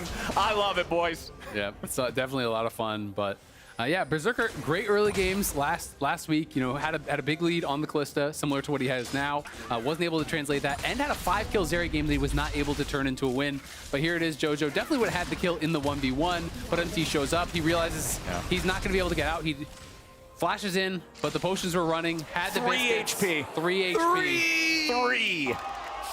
That's the biscuits right there. Yup, that's just drinking your potion in time. That's one of the most tilting things in League of Legends. You're like, at least I'll take him with me, but not quite. Single-digit health. Yeah, that's tough for Jojo here in the mid lane. He drops the shockwave again on APA. Fudge is coming down. APA trying to take Jojo with him, and he's going to get it done. He will die to the roam from Fudge, but the 1-for-1 trade, it works out for Team Liquid's mid lane. Okay, so how important are mid kills compared to mid mental? Because everybody is getting in on the mid mental game now. Fudge with the roam down and flash in for the kill. But as you said, APA still getting the counter kill with his ultimate there. Wait. Oh, Jan forcing out the cleanse from Berserker there with the Chains of Corruption. So setting him up for a follow-up play, potentially. I mean, fighting over mid lane mental and mid lane focus actually could be a big issue here. Bottom side, though, is going to be the first time that we get a really big pushback here for CoreJJ and Jan. This is a giant stack wave. That's got to either be some turret play money. Jax actually goes back into the jungle, though, so maybe they get punished by sticking around for turret plate money. All right, let's see here. Those piercing arrows will continue trying to poke Berserker and Vulcan, but the Maokai ulti is already coming in. Jan eats the ulti and then uses the cleanse. Vulcan tried to flash handshake, but it does not work. So C9, yes, they're going to get both summoner spells out of Jan, but they will not get any kills. Yeah, that was well played there by TL, though. Jan had to block it. If the ult hits CoreJJ, he's 100% dead, so you have to block it in cleanse. And then Vulcan looks for the correct play, the follow-up, but the flash, the cleanse were really fast there from Jan. Gets the minions in between them. I think well handled by both sides there. Good reactions there. Jan, definitely somebody who has had a spotlight on him recently, especially for playoffs here for Team Liquid, with them spending so much time bringing him up as we get act 3 of our mid lane banter. And I feel like Jojo, he's got a little bit of something to prove after last week, where he became one of only 2 mid laners ever to go through an entire series without getting a kill. It was kind of ironic because he did it against Jensen, and Jensen was actually the only other mid laner to ever be shut out for a kill in a playoff series. So Jensen had it done to him and then did it to Jojo. Yeah, well, both mid laners on the board this time around as the Grubs are causing a ruckus. Yeah, C9 sending 4 players up to deal with these. Team Liquid has already claimed 4 Grubs. They got the first 3 in that objective trade that we talked about, and they already claimed 1 here in the second set. But C9 is going to try to stop them from hitting that 5 Grub breakpoint. Nice long-range chains! And the beautiful snipe to follow it up. Jan and CoreJJ get the 2v1 kill on Berserker to punish the roam from Vulcan for the Grubs. And the thing that makes that so much more impressive is the earlier Chains of Corruption that forced out the cleanse from Jan. Immediately when the cooldown's back up, he instantly hits it on him again. This time they know he does not have that cleanse. You have to hit him back to back like that. And this is the stats I was talking about. Jojo, with one of the worst series, well, probably just the worst series he's ever had in his career. You know, he's expected to dominate against APA. You know, really wants to have a bounce back one here. Yeah, and the entire team of Cloud9, that series versus FlyQuest was surprising even to FlyQuest members, they were saying. But the whole reason this play goes off is because you get the support roam up to Grubs. And oftentimes people have tried to use those support roam timings to get really, really aggressive. The most painful thing there for Berserker is this is a giant wave at his tower too. They didn't even need the Ziggs ult damage that we were mentioning from Champ Select of being able to roam halfway down and add that. Jan and CoreJJ took care of things themselves. You leave someone in a 2v1 versus Zyra and Varus is going to be pretty hard, but really big props to Jan for at least hitting the ultimate there. That Varus ultimate started the entire thing off. Yeah, and I think Berserker just would have had an early flash, but it seemed like he thought he was out of range because that was the very edge of the Chains of Corruption that did actually connect. Okay, so importantly, C9 is starting up this Drake while the ultis for Team Liquid are still not fully ready just yet. It looks like Jan has Chains of Corruption, but APA still needs a few more seconds in the Mega Inferno Bomb, and CoreJJ just now getting his ulti back up as well. So C9 forcing this down during those precious few seconds where Team Liquid is not at full fight capability. It means C9 gets a 2-for-0 Drake lead, and they kind of need that since TL's up 1,500 gold. Yeah, both teams are kind of focusing on the areas that they really want, because Cloud9 is going to want to have this team fight for later where they group up as 5, and they need to be able to force you to come to the Dragons so that they can look for these Maokai ultimates to get their engage for the 5-on-5. But TL, they're playing very, very high range here. Lots of poke damage. And whenever you run a comp like this, you want a bunch of early gold so that you can then siege up, snowball these outer towers, and really increase the gold lead. So Team Liquid are pretty happy. They got the Ghost Blade already done here on Yon. Despite some of the early CS deficits, they've made that up pretty nicely with the tower dives that they did. A lot of minions denied there and got some turret plates, but CoreJJ in some trouble as Berserker and Blabber are in the enemy jungle. The Zyra is locked up and he will not live through that one. Berserker gets the kill. That'll be his first of the game, trying to get this Kalista where he needs to be for the mid-game team fights. Nicely done there, getting a catch on Zyra. This is, of course, one of the major weaknesses that every pro will tell you about these style of champions. If you're playing Brand or Vel'Koz or Zyra or whatever, it is hard to play for vision, right? Yep. And especially when he doesn't have a tank jungler who just wants to walk around and play for vision the whole time. You said it earlier, Jax needs to farm. Jax needs to keep those camps up, keep the XP up, keep that gold coming in. So you can't just be sitting with the Zyra the entire game doing nothing, whereas Maokai with a Knight's Vow, he's full build, baby, let's go. Yeah. One of Zyra's favorite part of the game is usually like lane phase. You're really bullying people. Yeah. Especially when no junglers come, but once you have to start roaming around, especially when you have to roam around mid lane, those no. Yeah, those champs can definitely burst you down. And that one, he even just got invaded on in his own jungle, so have to be very cautious. We'll see a lot of this linking up of junglers plus supports to go get vision.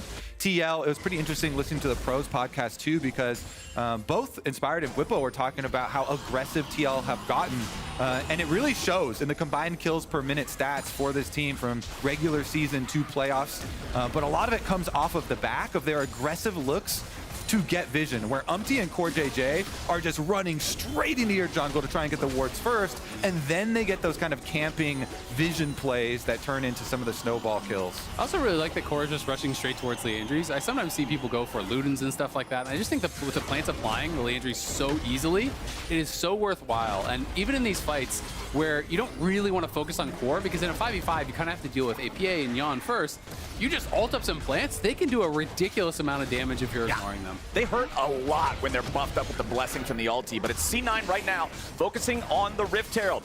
They've decided they're just going to burn this down before Team Liquid can respawn. TL does have a ward here in the pit. Umpty drops down another to get the leap strike in and be ready to contest this here with a smite. Berserker's made his way over, and he already popped his cleanse, as that means Rift Herald goes the way of Team Liquid. They'll just force C9 off the objective. I want to get another look at all chat. Do they say TY for leash in this one, or is it only mid laners that talk? Only mid laner. It's only mid laners. Okay. No jungler talk, because you know that's a thank you for the leash, my friend. Thank you for your mid tower. That thing is super duper gone. They can even blow it up with Ziggs before the charge goes off, so Herald doesn't even get hurt. And that is the biggest #1 goal that you're trying to look for with poke comps, is get your mid lane tower down. Yeah. Then they can start to snowball across the map here. Makes it so much more difficult for Cloud9 to rotate to the other sides and protect their territory.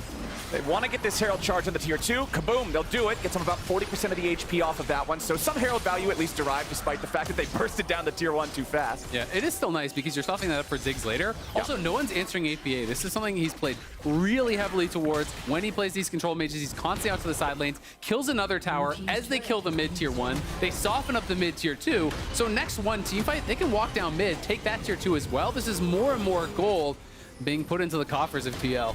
APA knows his job. He is a demolitionist. Takes care of mid lane, immediately starts rocking down to bottom lane. Work. 2 towers down. Bunch of gold ballooned here for TL. And they can start opening up the map. Dragon number 3 is only 30 seconds away here. Cloud9 would want to get there first. You don't want to let TL get there and get time to poke you. The more time, the bigger the advantage here for TL in this long range. Looks like Fudge actually staying on top side. He's got his Unleashed Teleport ready here for Renekton. And I think it goes back to a little bit of what you were talking about earlier, Isaac, is people comment on APA's champ pool. They say, yeah, he's a 2-trick. Well, champ pool doesn't matter if you're never forced into the deep end, as Umpty has found his way for a pincer attack on Jojo Pyun. This is the target so often when teams find out how to take down C9. Jojo's already gone, and Blabber's got to be careful because Core and APA are also forcing him away from the fight. Team Liquid have answered the challenge for the contesting of Drake, and they've done it beautifully. The jungler's almost dead, the mid laner's fully dead, the Drake is alive, and TL is walking right on over. It's a dream scenario for Umpty. I mean, he had just finished his Trinity Force on Jax. You're like, please give me kills, and APA just killed the bottom side tower. It's just, this is the new Team Liquid. They do not wait around. This is not your grandma's 8th combined kills per minute in the league, Team Liquid. Sorry, Grandma. They have turned it up for playoffs. They will constantly push the game state here. And with those 2 towers down, they keep up the pressure. They take away the dragon, stop the Cloud9 stacking here, and they keep up the siege as well. It's just such a nice play. Now that's softened up mid lane tier 2. Blabber's trying to pull the minion so APA can't walk up and finish it, but it is really close to actually just getting Satchel charged down. It was just a great play from Umpty. You know, the ward hop over the wall, gets behind Jojo, they call in the TP. Whoa! Get that pincer play, and Fudge is in trouble now. Yeah, Impact went all out to bring him over the wall, but now Impact is the one who dies. Nicely reversed by C9. Yeah, Vulcan's there, has the hostile takeover, and Jojo has respawn. He's back with the shockwave to be able to burst down Impact. So they do get one back. And the gold is closing slightly off the back of that as TL was nearly 3K up. Pulling it back towards that, though. I like the fact that they went for the handshake play on the Varus there, but unfortunately the turret just explodes under the might of this Ziggs. The siege power on this thing is just ridiculous. And just look at how much vision they actually have in that bot side and how little Cloud9 has as we toggle over to them. There's like 5-6 TL wards in the Cloud9 bot side jungle. Yawn maybe though. Oh, Yawn misses Chains of Corruption and he immediately pops the cleanse as Blabber goes in. Vulcan has to flash away from the Mega Inferno Bomb, but he still gets tagged by the outer edge of the damage. Umpty pressing the attack towards Blabber as Team Liquid doesn't have enough firepower to secure any of these kills. They're gonna get everybody else away for now. Meanwhile, back in mid, Berserker is just pushing onto the tier 1 as Fudge shows up bottom to try to stop some of the recalls. Meanwhile, Jojo, what are you doing there? APA sits him down. But now Blabber and Fudge are surely going to get something back. Core JJ walks away, and APA is just going to waste as much of their time as he can. It won't be much. Shutdown goes over to Fudge. And actually, one of the biggest things in these last couple of kills that happened are the flashes that were blown. I think it was a really smart job of Team Liquid baiting here because they were able to get Blabber's flash as well. And if you're a team that has to get the engage because you're shorter range and your Maokai no longer has flash, and they also use the ultimate there, it makes it so much more difficult for Cloud9 to play to their win cons here, whereas Team Liquid, so much easier. We've got the range, and all of our range champs have their flashes ready. Okay, C9 looking to finish the job here in mid lane. Going after that T1 that Berserker was putting the work in earlier. Nicely done. They'll pick it up, and they'll bring this gold lead back under 2,000. Yeah, some of the major items now getting completed, though. Core already has his Leandry's done. Leandry's got finished up as the second item there for APA. We can see Umpty, you know, he's had that Triforce for a while. He's going to be working towards his second. Are you thinking Sundered Sky next? Yep, it's just so good. It's really good. It makes your team fighting insane because you can get so many heals. Cooldown reduction, the stats are just really good on it. Umpty and Impact here gonna go take care of the top wave first as they just clear out and establish their vision control first over the objective.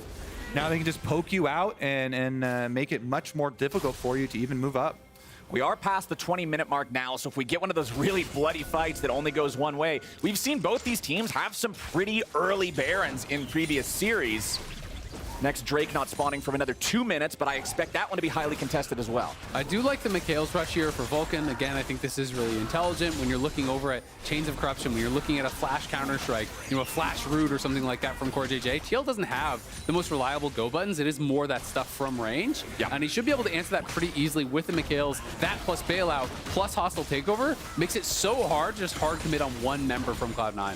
It's a 4v4 here in the mid lane as Blabber fires off the ulti. It finds a root onto 2. Umpty's going to be your target here at the front, but the counter strike to get him away. Blabber chases him over the wall. Beautifully done from Umpty to drag the C9 jungler away to the wrong spot. Impact makes his way into the back line at the same time, and now Jojo's in some trouble as Impact goes all out. He's looking to finish the kill, but the bailout might be able to keep Jojo alive. No, it will not. Team Liquid has found 2 kills, and C9 gets a whole lot of nothing. Impact teleported in way earlier than Fudge did, and Impact's teleport location here behind the rest of Cloud9 completely changes the fight. They try and get away. They cannot escape. As low as they get him, now onto Baron.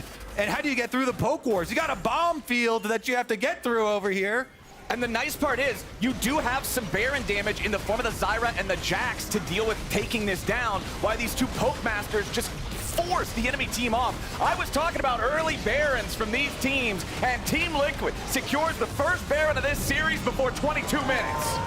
So much damage. I can't wait for this replay because just look how much damage we get here with the TL turn on their focus. Core JJ takes point here, really far up in the lane as walks back on the Jax, and it's a pretty good Maokai ultimate. You can see they're trying to handshake him back, and so they don't soak all the damage, but Ziggs gets 3, and then Jan's ultimate also forces the cleanse, and that was at the exact time that Blabber went in. So really good job pulling Blabber away from the rest of the team. Your Ziggs ult zoned out the rest of Cloud9, forcing so much damage onto them, and then pulling Blabber away from the rest of the team. Just such good separation and small timings here from Team Liquid in the team fight, not to mention the teleport from Impact that we already highlighted. Yeah, and kind of heartbreaking there for Cloud9, not able to finish off Impact. If he had died, maybe they have some sort of an angle to get over towards Baron. Yeah. You know, he cancels the all out and has his E come back up for that little shield right as the Ren came in from Berserker, and Berserker just didn't quite have enough damage. And now TL very far ahead. The only real advantage that Cloud9 had from the early game was, again, those dragons. That's completely equalized. It's TL with nearly a 4,000 gold lead and the ability to take a lot more of these towers off the map. I gotta say, I love the Team Liquid makeover that we have seen from regular season to playoffs. We had so many episodes of the dive where we're talking about, oh my God, TL, all they do is look for dragons and scale. You know, they're always trying to get the Aurelion Soul, the Smolder, that's it. Now though, they're playing so much more aggressively with it. They're taking so many earlier timings on fights, and they're utilizing this Ziggs strength of destroying the towers to just completely move up the timers. Really impressive stuff, especially this time around from Team Liquid. 4,500 gold lead, plus the Baron now makes it super easy to continue sieging. And so the question, hold on now, APA getting caught with a shockwave there. The Chains of Corruption aren't going to find a whole lot. Blabber sending out the ulti. Impact disengages. Jan and APA are not the ones under threat. It's not like you can just force something on to Impact. Team Liquid continuing their pressure. Blabber not going to get hit by the piercing arrow. Mega Inferno Bomb. It hit, but it doesn't really even look like it. The damage not super impressive on that one as TL continues their pressure. The question I was going to pose before that scrap is, how worried are you about this game state from the point of view of C9? I mean, I think it's over, honestly. Like, I think it's so hard to actually come back from this position with how TL are playing heavily through sides, being first the objectives, you know, not allowing Cloud9 to really have that setup that they need to be able to make these fights work. I think it is going to take a miracle for Cloud9 to be able to come back from here. TL are just looking bulletproof, and they have so much damage now, plus the gold advantage.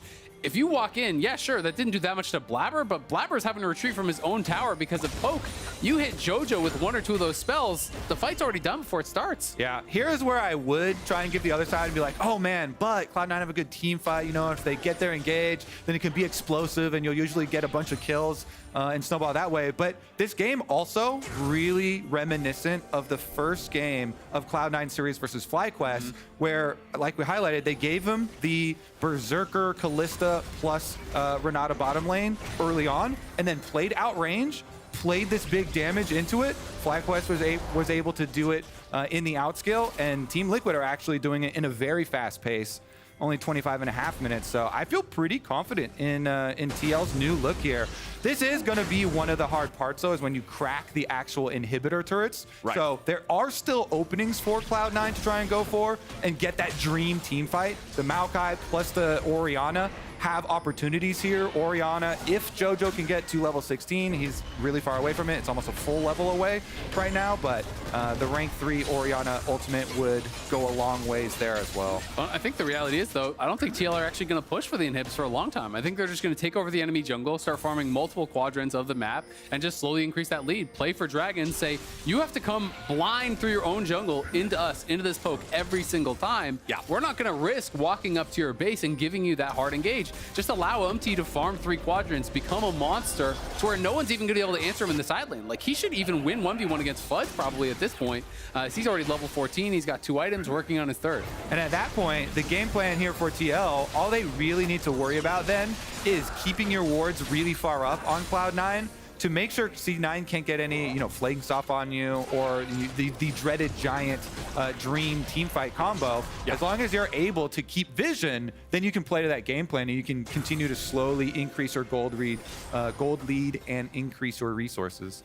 Plus, if Team Liquid do get to the point where they just control the entirety of the map for the next 10 minutes, they get those next 2 Drakes, it's Infernal Soul. That is so nasty with a poke composition as the foundation you're building it on. Worth pointing out that next Drake is spawning in just under a minute, but so is the Baron. These types of situations I always find very interesting, how the teams choose to prioritize where they want to go and how they want to dance back and forth between these objectives.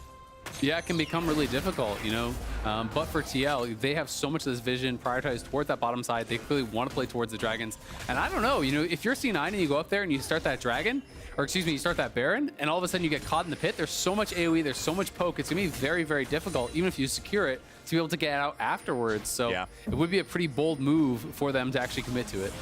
Yeah, the Ziggs bomb plus the Zyra ult, the Circle of Doom. Yeah. It fits so conveniently right inside the Baron pit, too. Just, let's see as... Oddly satisfying as mid tower's just going to get blasted, which wide open. Yeah, Fudge had to flash just to get away from this. Tier 3 turret is gone. We were talking about the difficulty of cracking the inhibitor turret wall. Team Liquid finds no such difficulty. Mid lane inhib down. Well, TL realized no one from Cloud9 is responding, so they have to be out over by the Baron. They have to be out getting vision. They have to be somewhere else on the map. They sat and they were very patient. Only one member walked up. It was Impact. The other 4 from TL all sat behind him until no one responds. And they're saying, okay, if you're not going to defend it, we're going to take it. And now they go back out on the map, and they are the ones clearing out the vision, reclaiming it on that Baron area.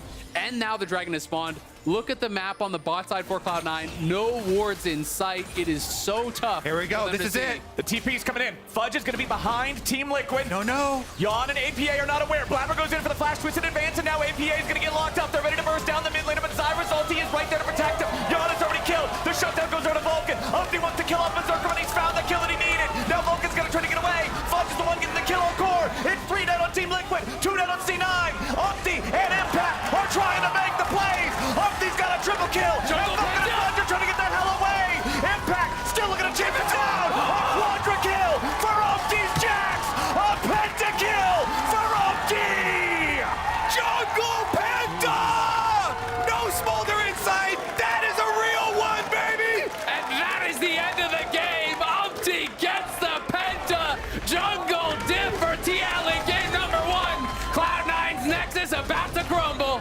APA says it best. Jungle Gap. Team Liquid. They find their fight. They withstand the final pincer attack from C9. And TL is going to start this series up 1-0. Oh, man. That feels good. That feels so good.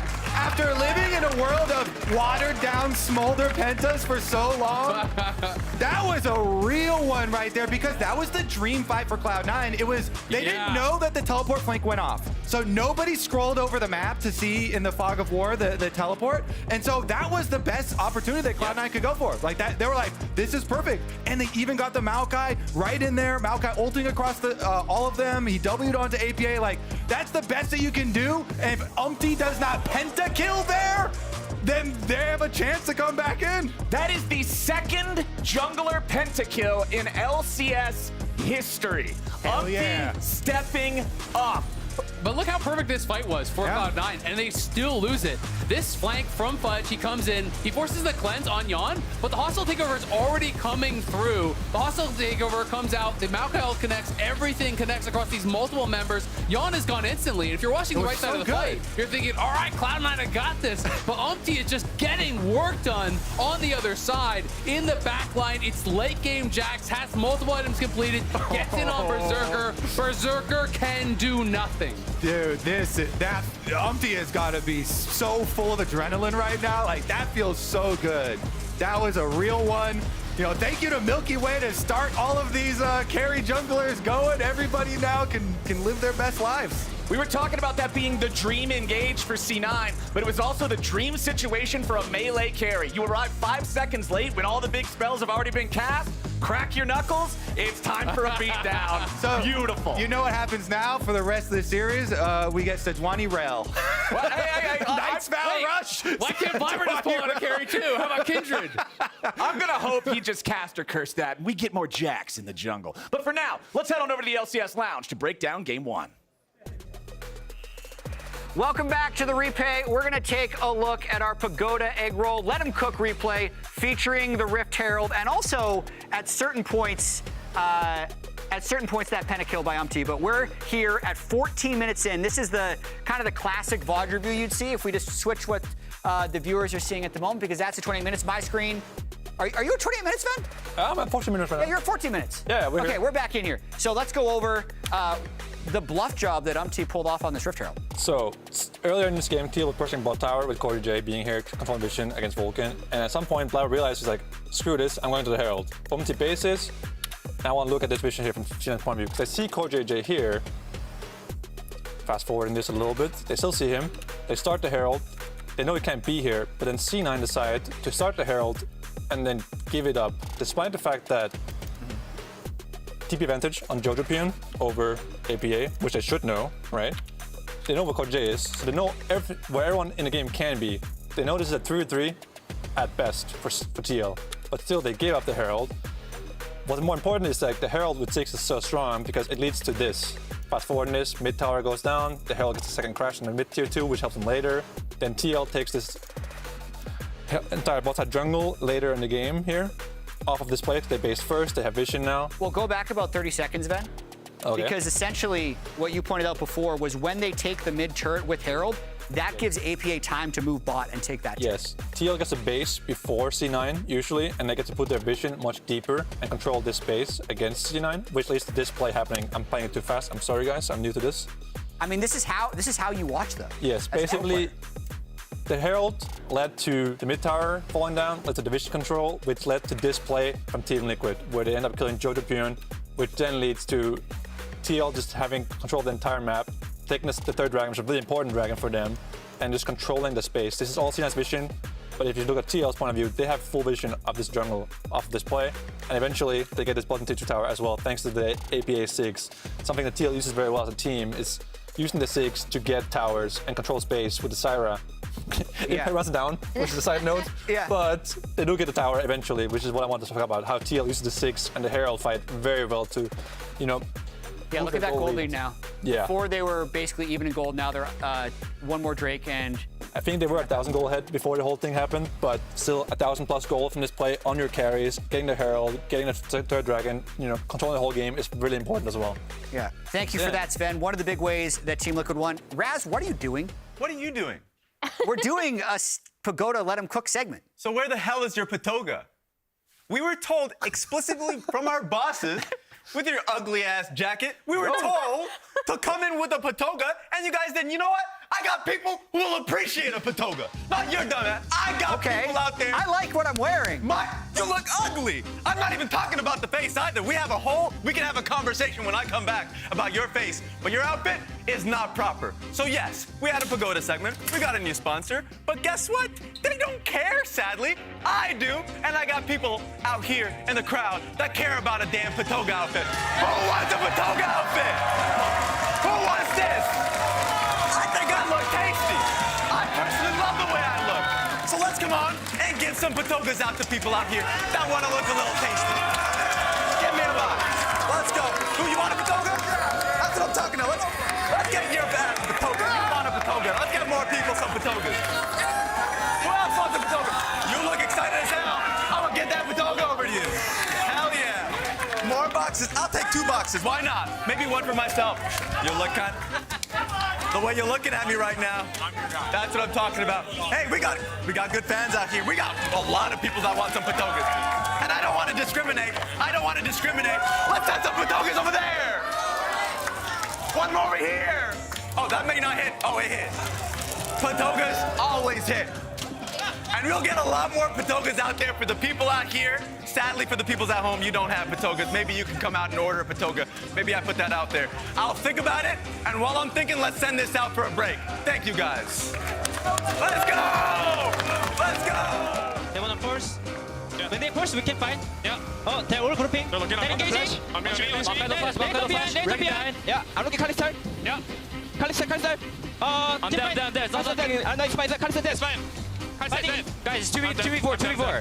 Our backman all died. It's good. Watch me. Come here. Okay, come here. Open Ready to flash. We should have kill it. 아니야, 그냥 써. Yeah, you guys can end, right? Penta. Nice, you got pent. Big hand. I have TP, guys. I have TP.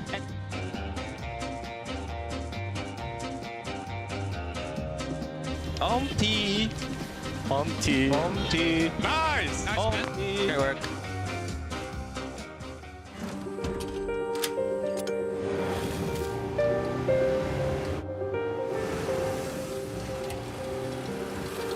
Make more good in the Kia Sportage X Pro. Kia, movement that inspires. Red Bull gives you wings. Dude, why'd you put your new rig in the basement? Didn't you hear? Bill's a gagillionaire now. Basically, my new connection is so strong I can game anywhere. Check it out. We've got gamer rocker, gamer floaty, gamer couch. Whoa. It's got wheels. Gamer bench, gamer throne, and gamer mower. What's that? It's hard to game while walking downstairs. I get it. That's smart. Live like a gagillionaire with low latency everywhere. AT&T Fiber with All-Fi.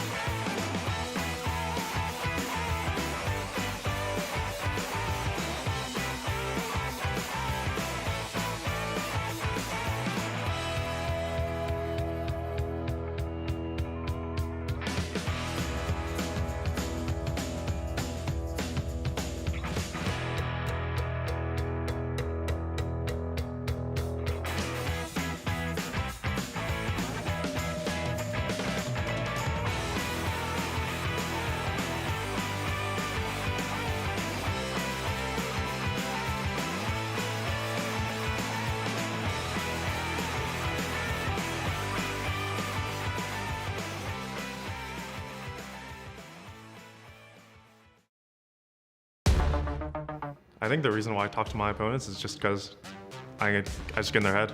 You know, makes them play a little bit worse. Solo kills Jensen before Quimpo gets there. Oh, and the ring with the trash talk. Oh my God! Big get continued. When I would do it in the past, it has affected people, in wrestling specifically. And when I went to Academy, I had like a revelation that someone trash talked me and it affected me. I'm like, wow, maybe I should start doing this again. Yeah, I mean, APA loves trash talking, but I feel like when he talks, he plays much worse, so it's kind of a good thing. Like, I remember APA sent an interview, if someone talks to him, he gets really in his head, so obviously if I get in his head, that's a good thing, right? So I'll just talk back to him.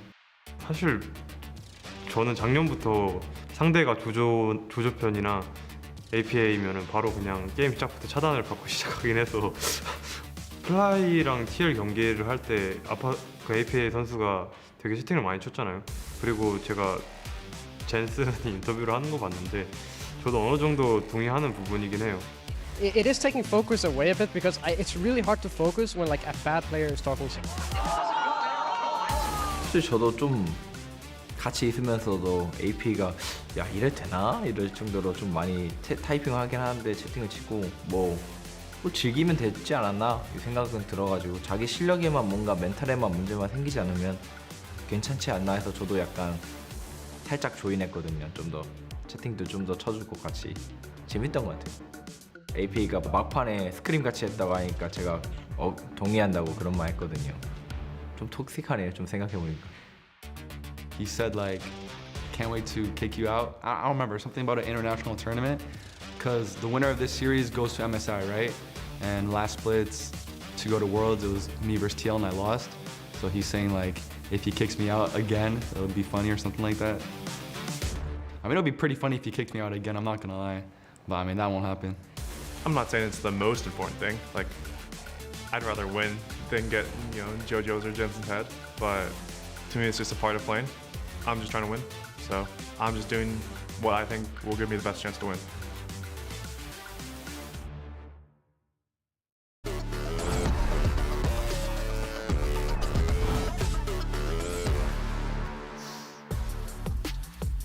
Welcome back to the LCS. 1-0 for Team Liquid. My prediction's officially wrong. Same. So we'll see what happens for the rest of the series. But Emily, what was your big takeaway from game one? I mean, I like that you guys pointed out the Herald play because it showcases how well TL do play around Ziggs. And I know they brought this up on cast in terms of win rate with APA on Ziggs and Asol versus all of his other champions. I do think it's interesting that it's not getting banned against him because it's not just like, oh, APA knows how to play Ziggs. It's they know what to do with Ziggs. Oh my gosh, can't get arm wrestling people in the crowd. They know what to do with Ziggs in terms of lane assignments and turrets, and they know how to push their advantages with that. Also, this is more important things to ban, right? The rail is one of them, Talia as well. I think something that TL has played very well and used very well. So I think this is an Ari ban by TL since everyone's just been hard banning. If you win, you keep same bans.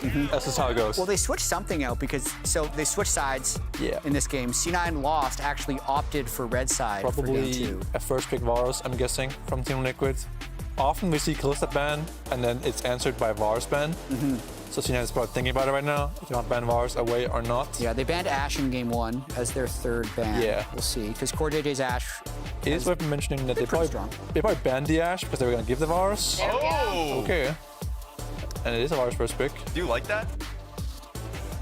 I would personally rather play the Varus side of no matter what matchup this is going to be. Yeah. I'm guessing it's going to be Senna TK or Senna Nautilus.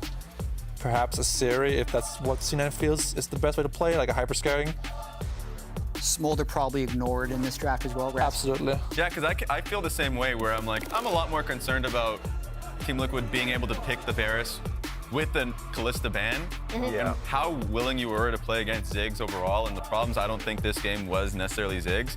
Like, this just seems like you're now just opting to take the losing side of a matchup from bot side now. Yeah, but also the Ziggs, as we talked about, is so strong apparently that they think they should take a worse matchup in the bot lane just to ban the Ziggs, right? Yeah. This is where your player prowess actually gives you an advantage in draft. I think he just goes Asol now. He's like, AP draft is very simple.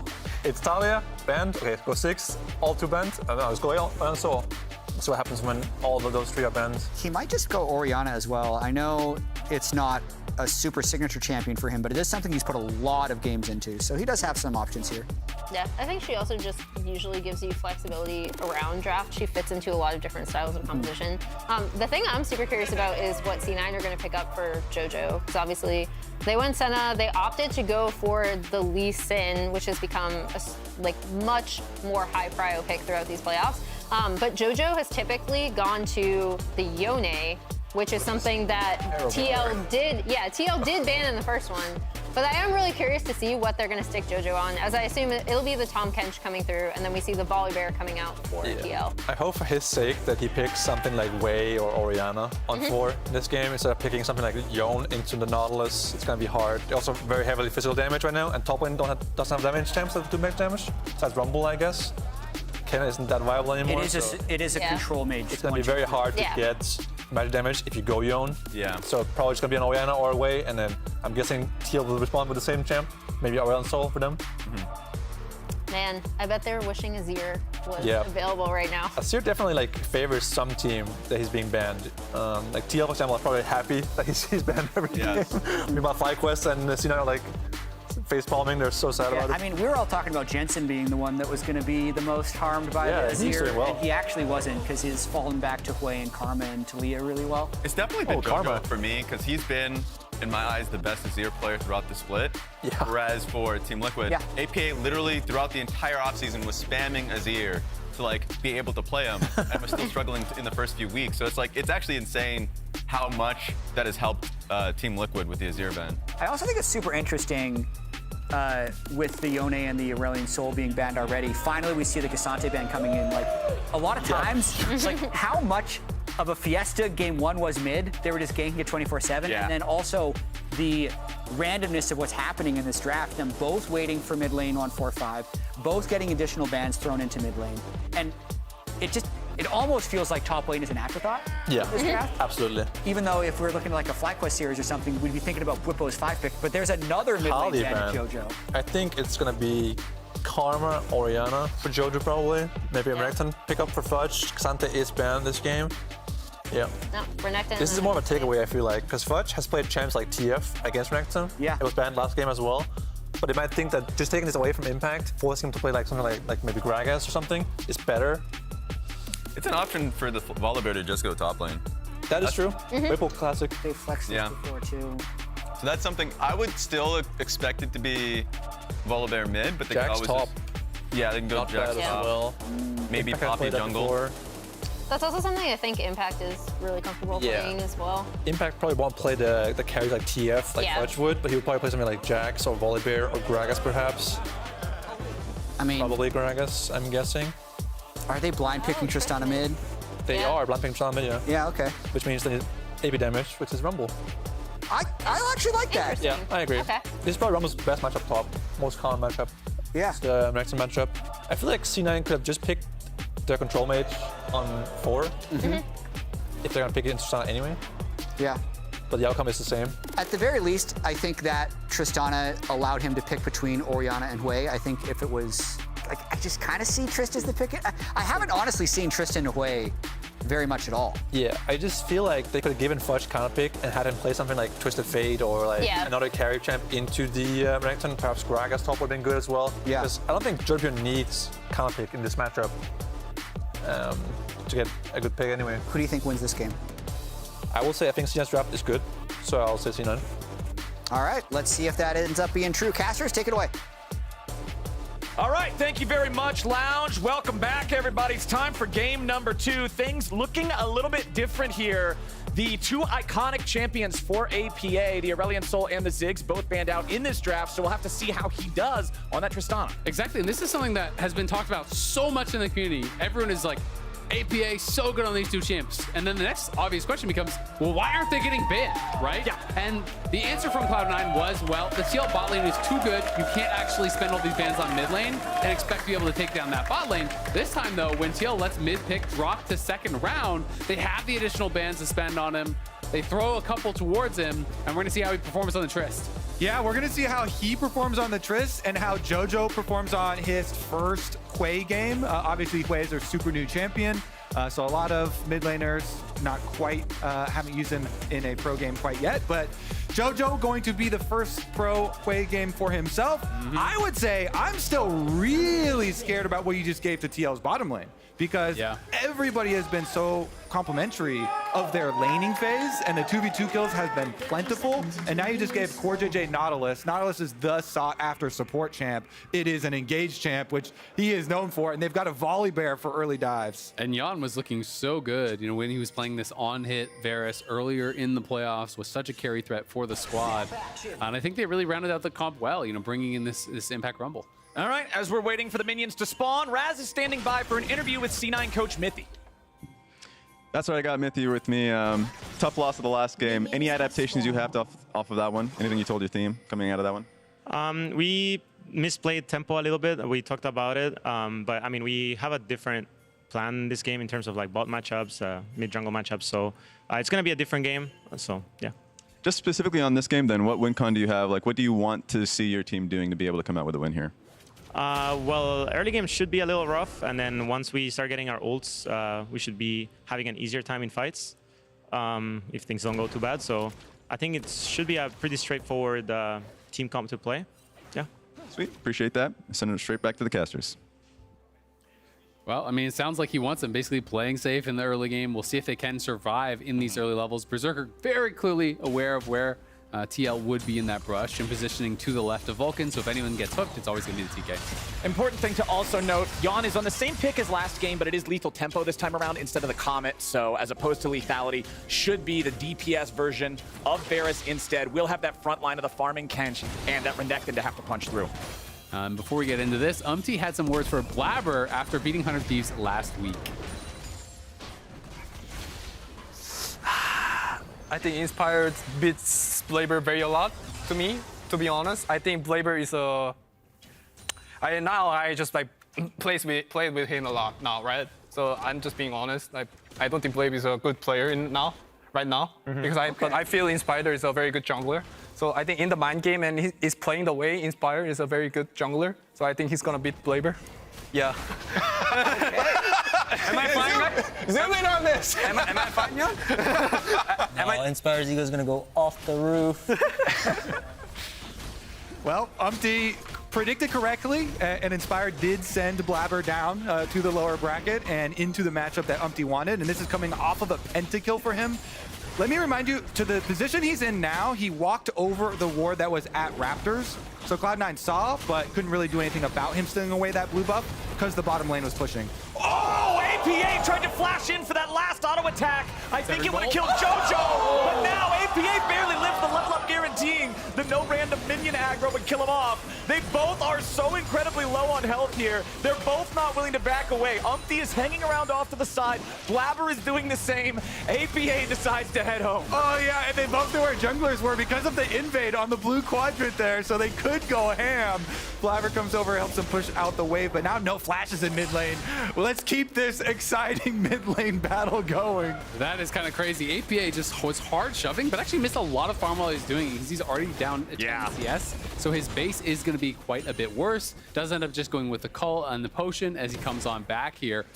But that is a great start for Gets in, takes away 2 enemy camps, and loses none of his own in the exchange. We can see this one more time. Wants to get that final charge of that E. The backstep there kind of costed him, but he was trying to play on the turret range, because if he stepped forward a little bit too early, then flashes, then he'll take that second turret shot for sure. And then this E with the Comet. 5 HP. What was it? 3 in the last one? Game. That is actually crazy.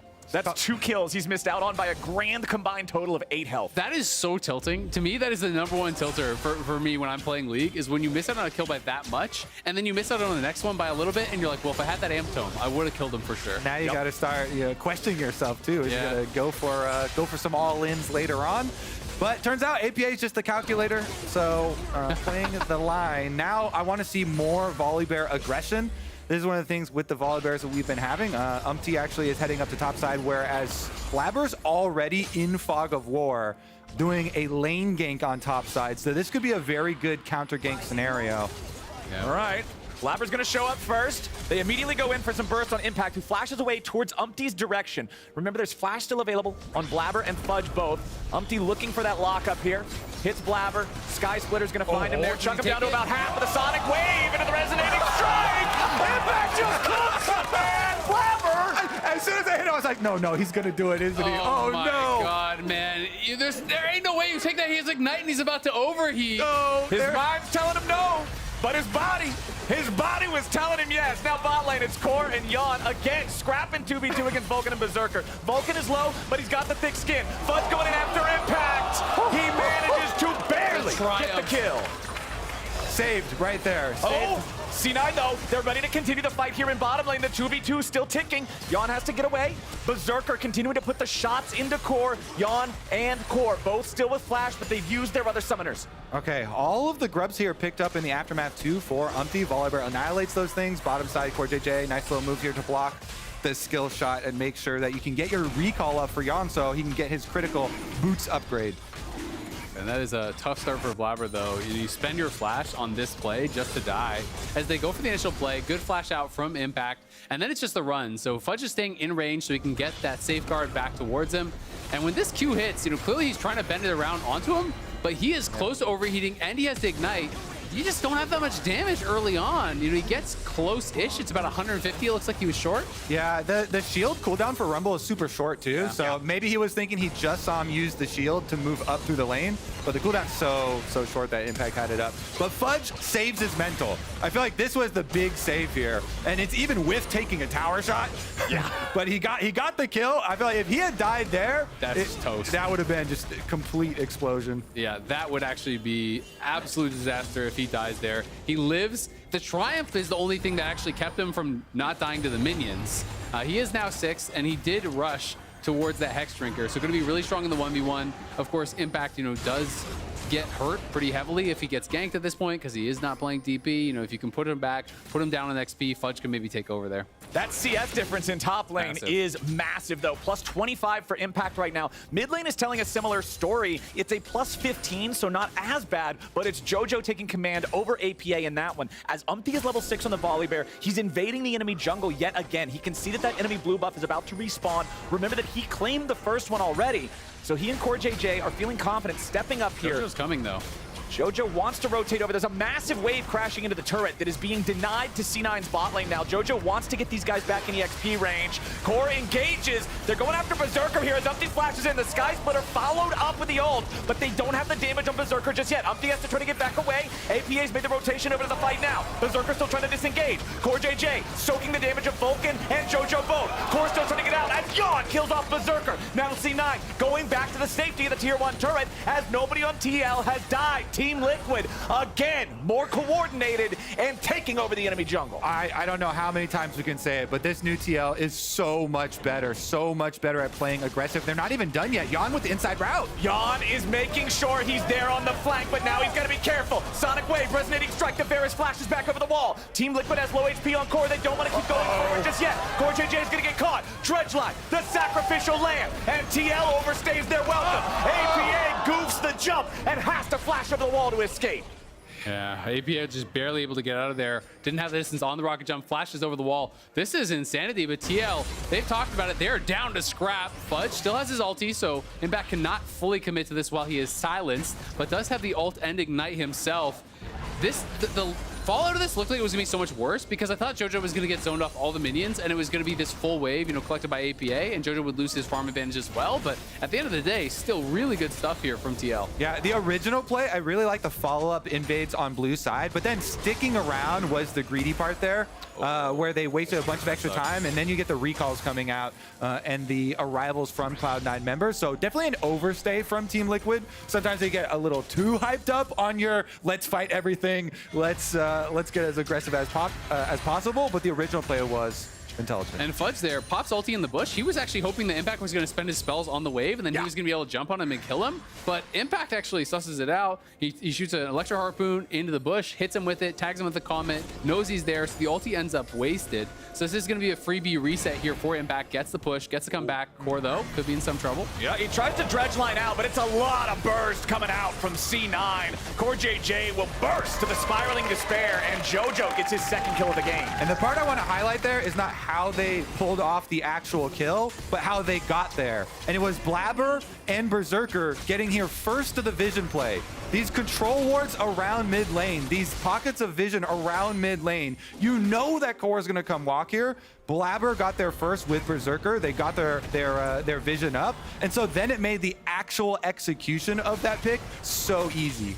At the end of the day, though, you killed the support. That's cool, but he got 6 grubs. I'd way rather actually have those 3 extra grubs in this situation than that 1 support kill where you spent the Lee Sin kick as well. They do get it. We have to find out, can they get more here, though? They're going to look for Yon. Dive coming in alongside the TP. Yon's the target for Blabber.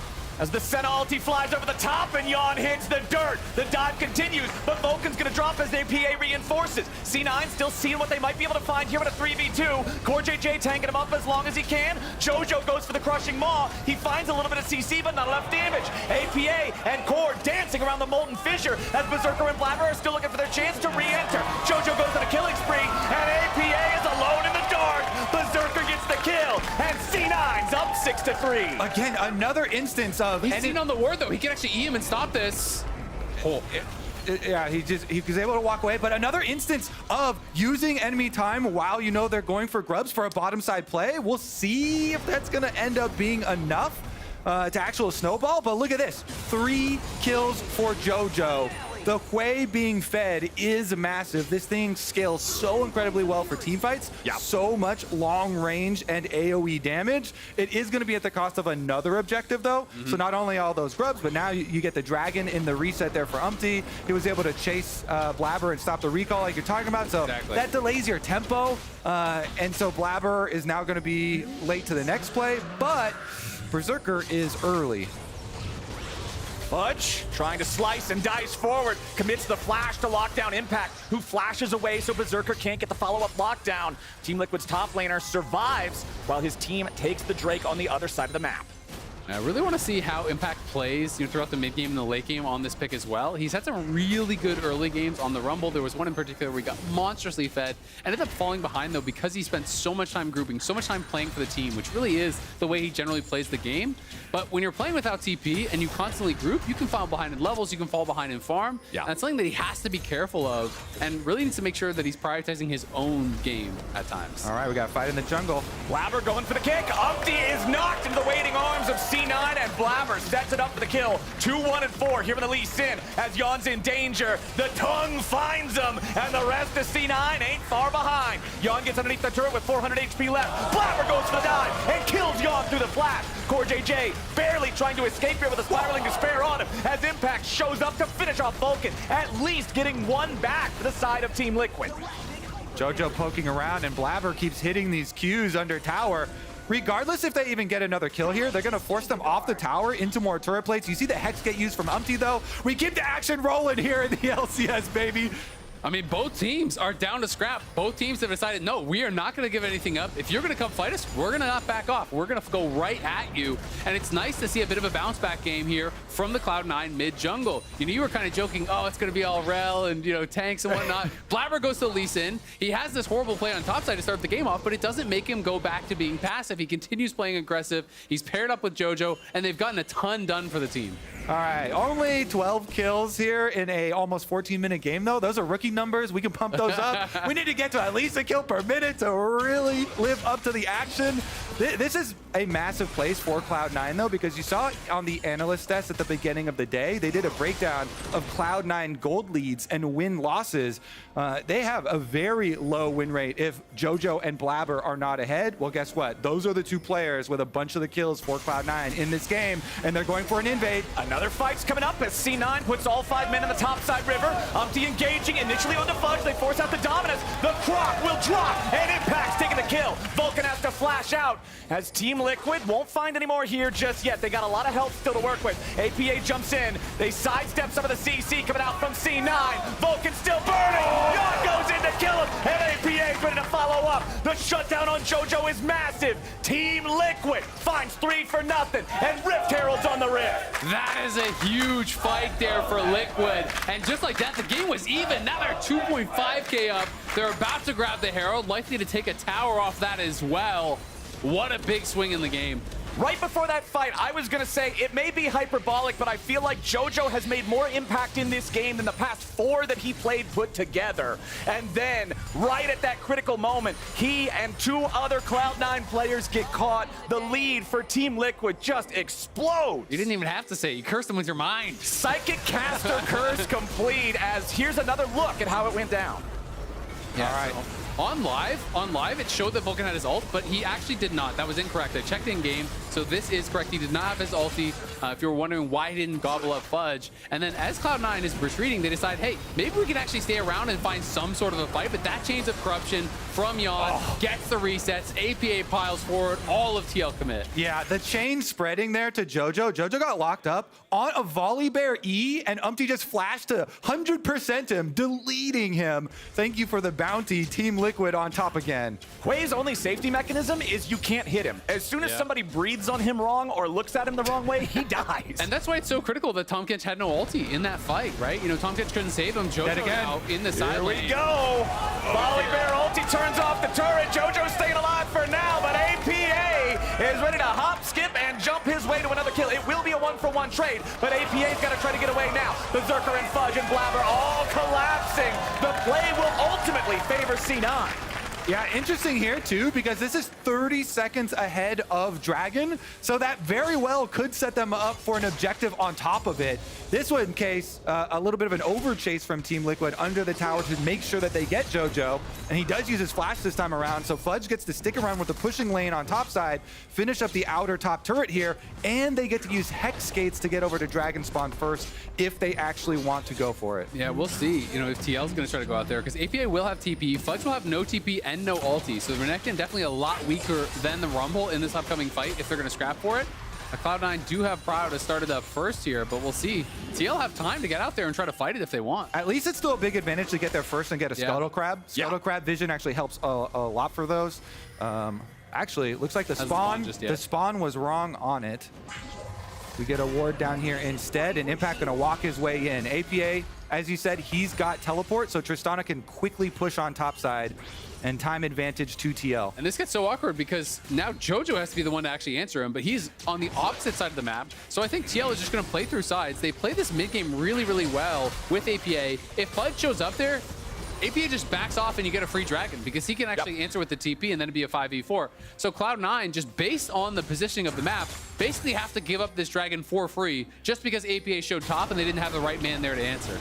Nicely done from TL. They will secure their second Drake of the game. They will take an advantage in Drake count alongside the gold that they're still leading by almost 1,500. C9's going to take the opportunity to push down mid lane, but Team Liquid's coming in to try to cut them off. Berserker manages to get everybody else out of there with some of that mist to cover their escape, but the Rift Herald, earlier earned by Team Liquid, is summoned up in mid, and now things have been turned around. It is C9's mid lane tier 1 that will collapse first. I wanted to see them drive it and get their extra little void mites from having 6. They did drive it, but drive it after the card crash. He got in. He's like, all right, crash card, the side of the road, hop in. Yeah, just blows up. Doesn't really matter though. Again, just get back to your game plan. Tristana, side lane, push it out. APA, go ahead and get top side going. Yeah, and you look over at Impact. He is super fed this game. He's kept up his farm. He's got 4 kills. He's pretty much even with where Fudge is on farm, but Fudge is pushing bot. They're gonna be able to trade a tower back. The question is, does Fudge die for this? Because he has no TP to get out, and a lot of TL members are coming in. I wonder if he just executes knowing he's gonna die, but it's too late for that even. Yeah, you can't execute at this point. Fudge trying to stand and fight for as long as he can, but 1v2, I don't think it's happening. Sky Splitter's not gonna find him. They at least force the ulti out of Umpty's volley bear, but Impact goes on a rampage. That's his 5th kill of the game. So let's look at where the members were when Fudge pushed all the way up to here, though, for Cloud9. He had 2 members in base, and then the other 2 members were here defending tower. So that one definitely a pretty big blunder as far as your map-wide pressure. He does go down, and it was kind of easy for TL to trap him there. Meanwhile, the only other thing like the rest of your team can do really is push out a couple waves, and those minions are going to get easily caught by TL anyway. I guess I will say, he gets the 2 ults out, he gets a tower, he gives it's kind of life for a tower, and there's no objectives really on the map. So maybe his thought process is, if they don't come, I get this freebie. If they do come, at worst, it's kind of a trade, and there's nothing they can capitalize on the map. Getting the outer tower, that took a couple seconds, but getting the next wave and pushing again is what got him killed. So, a little bit rough. Okay, right now it's still about a 2,500 gold lead for TL. 20 minutes into the game, so Baron's on the board. Remember, last game it was just about 21 minutes and 55 seconds. The TL claimed the first Baron, and I think both these teams have to be cognizant of the fact that we're almost at 1 kill per minute in this game so far. Anything could happen. Team Liquid invading the enemy jungle yet again. C9 trying to put down some vision, maintain control if they can. Cloud9 was sweating that they were about to dive Jojo right there. That was a TP from Vulcan from mid lane to that top lane brush, because he clearly thought, I'm not going to be able to get here in time. I have to go immediately before they get there to be able to save him.